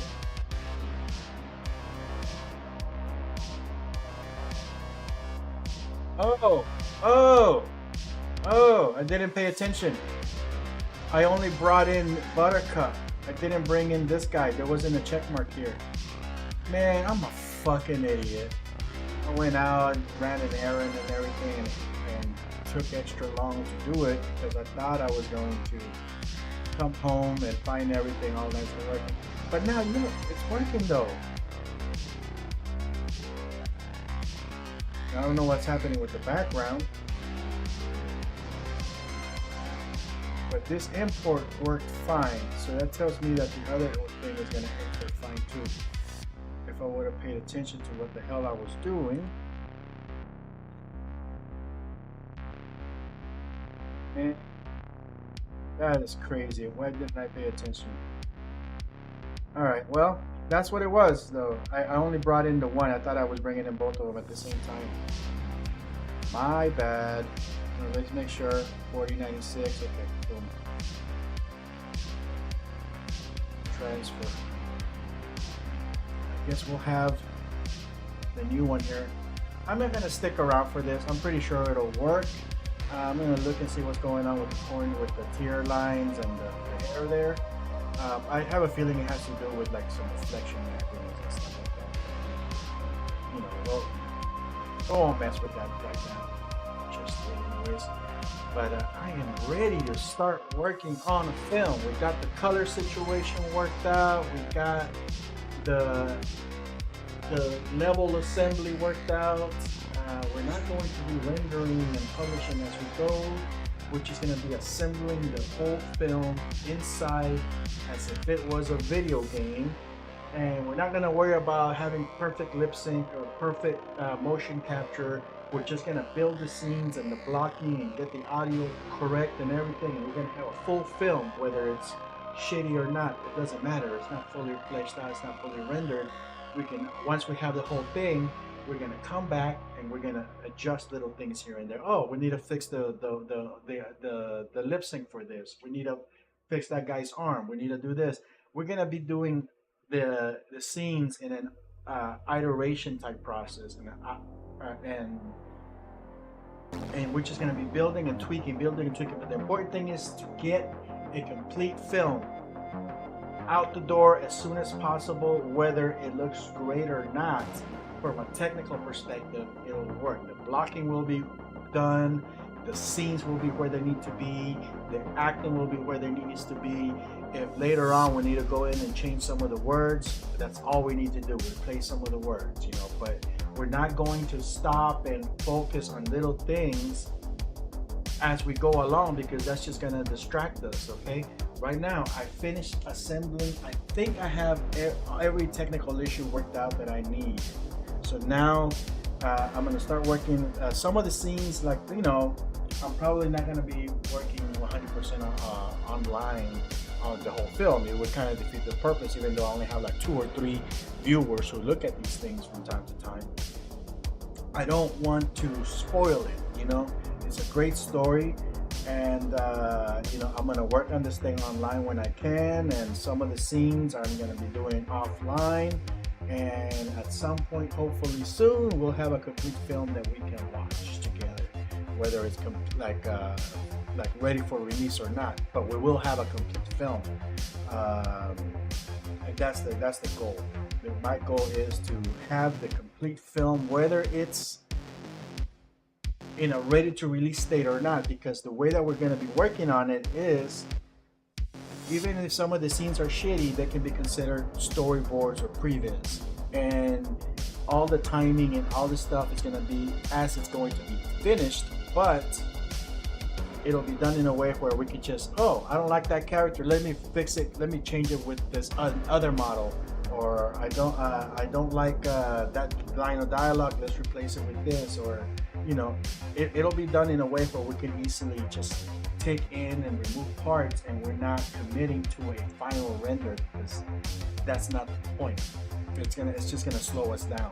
But at this point, I think it's downhill, and I really do like this retro look. It's a little on the cold side, but you know what? That's something that can be tweaked on later on. For the most part, I like it.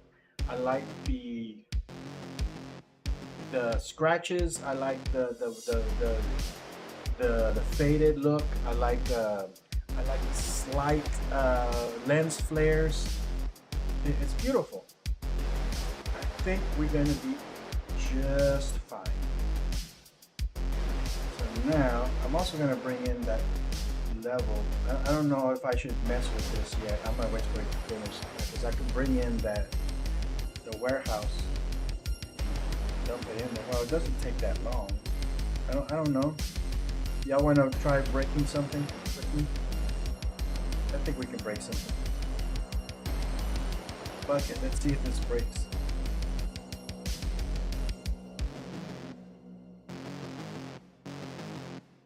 Can it multitask? Looks like it can. No big deal. It did it. It didn't break. Good thing I did it before you started doing this processing thing.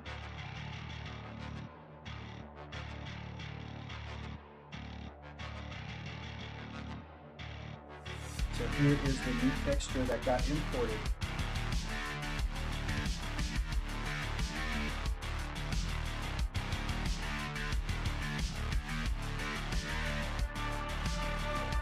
Special. Oh, look at that. That is murder.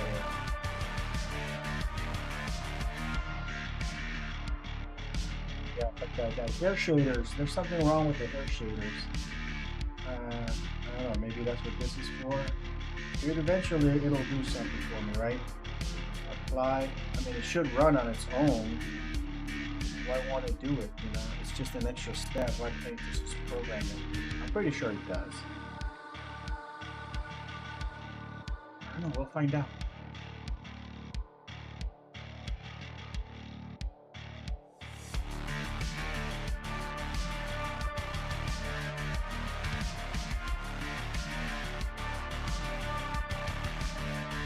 Yep, that didn't quite work.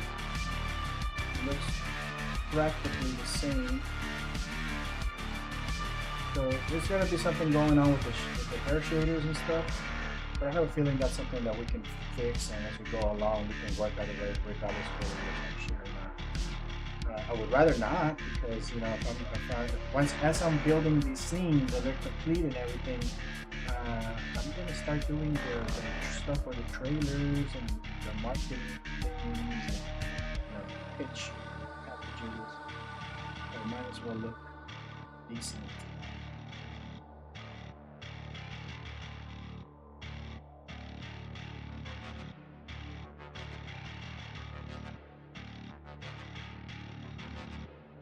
Let me go look at the buttercup on this other level. Because it could just be like something is clashing with the lighting of the exterior. So I'm going to go to Europa Prime, enable.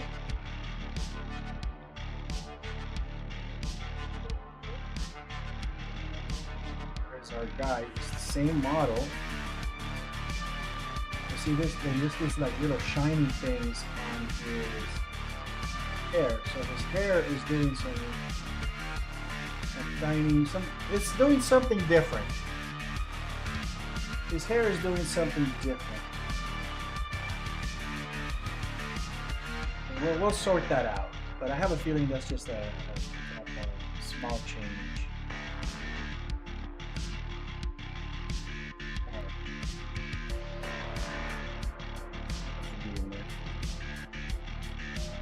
It's whoa, did I just delete the wrong thing?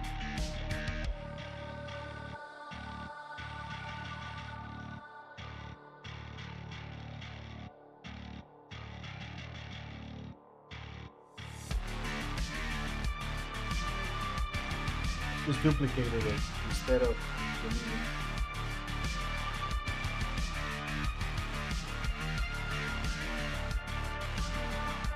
Alright, let's commit this, update.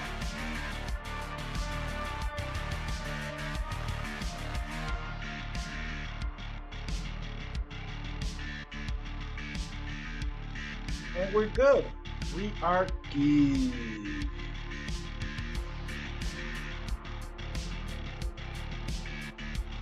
Down bloody number 2. What the fudge? Oh, that's because this is where the thing is. Wow, it looks really nice here.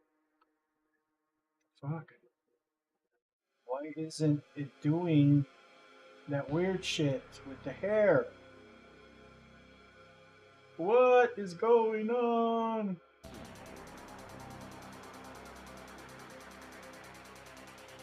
What the fuck? There's gotta be... It's the same guy. It's the same model. The ones that are here look perfect.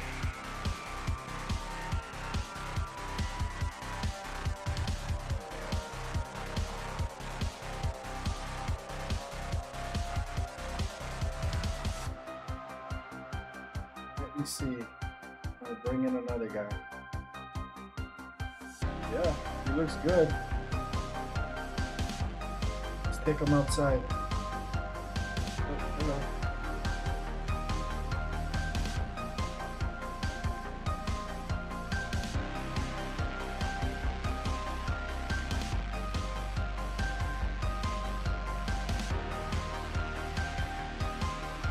It's probably a clash between the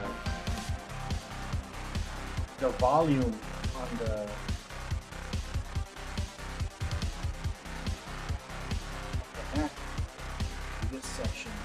since it's not loaded, it's not affecting it. Let me confirm that.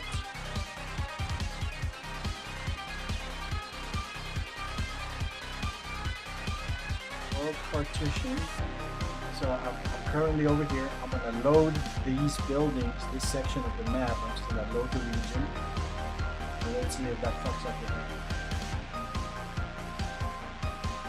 There's some weird shit with the eyes, I'll tell you that much.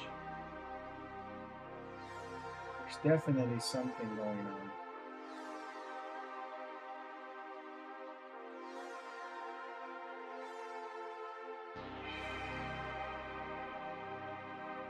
This is happening to all the Reallusion stuff. But that glass is not a Reallusion glass.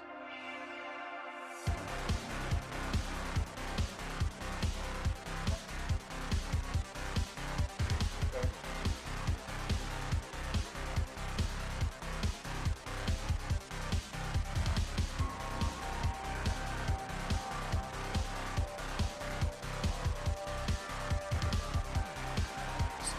This, if I take them outside, where that volume from the map is not influenced.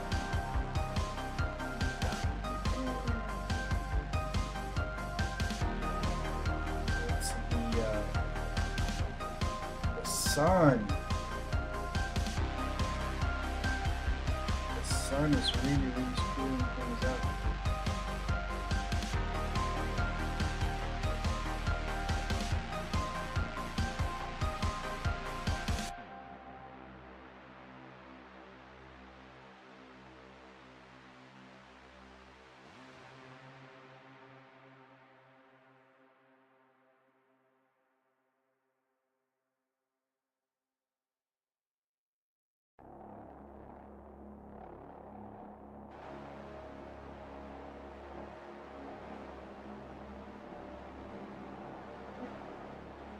Just when I thought I was ready to call it a day.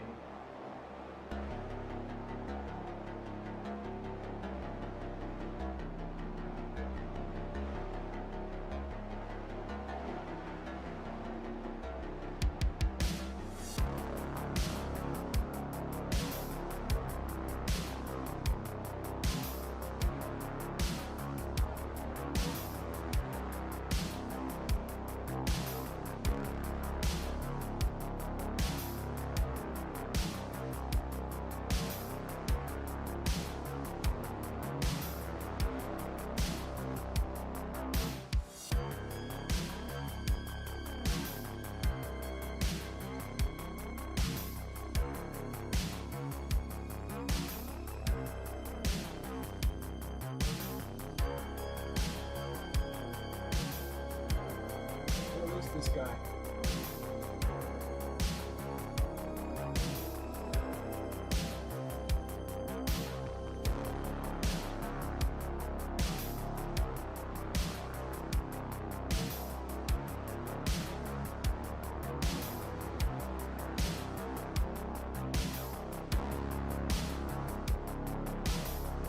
Oh, it's a really harsh sunlight.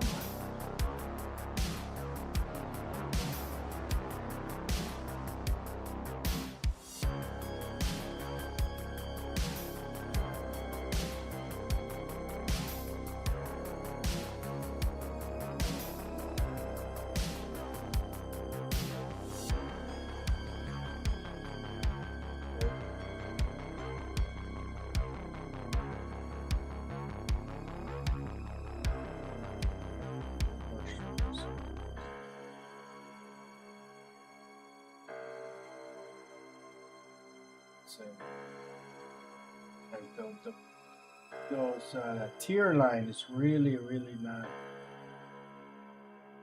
liking that sun.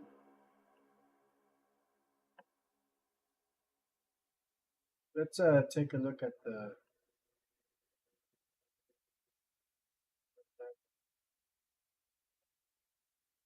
put back the starting position. Scene 1 should take place inside of the warehouse. I'm going to have it start at scene 8. We'll see those guys on the sidewalk there.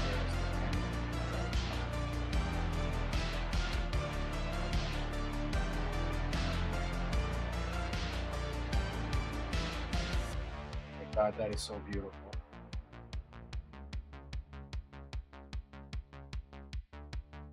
Those guys are going to be standing there.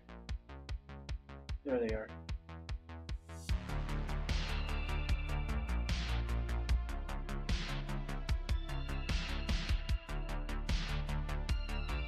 Frame rate is really choppy. Out of memory for Skin Cache requires 3.0 extra megabytes, currently at 148. Just keep doing that. I can fix that already. Shit.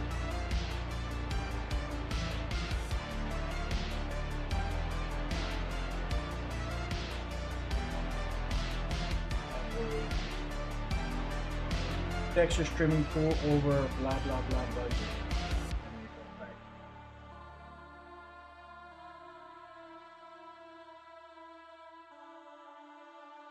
Yeah. I think this should be good enough. Those are minor issues, man. That's not. That's something that I can worry about later. But yeah, gotta figure out what's going on with those eyes and stuff. But see, I can't fixate myself on fixing those things. I mean, it's nice to know how to do it. But ultimately, since I'm not publishing or rendering this stuff anytime soon, I got all the time in the world to figure out those little things, and it should not be this is not a deal breaker, you know, for getting the work done. I mean, the skeletal system is not going to change. The hair looks fucking amazing. I'm wondering, ultimately, it's probably some of these volumes that are interfering. Turn this off and turn that off. Okay, so it's not that, but this is the natural colors of that scene before the post-processing takes place. See volume.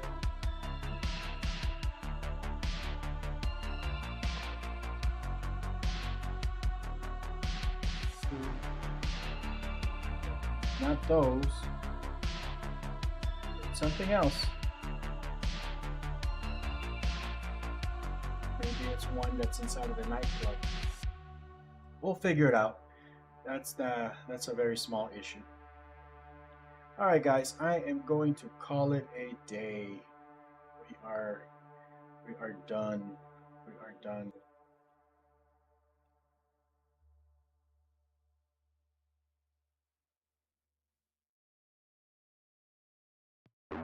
Grindhouse.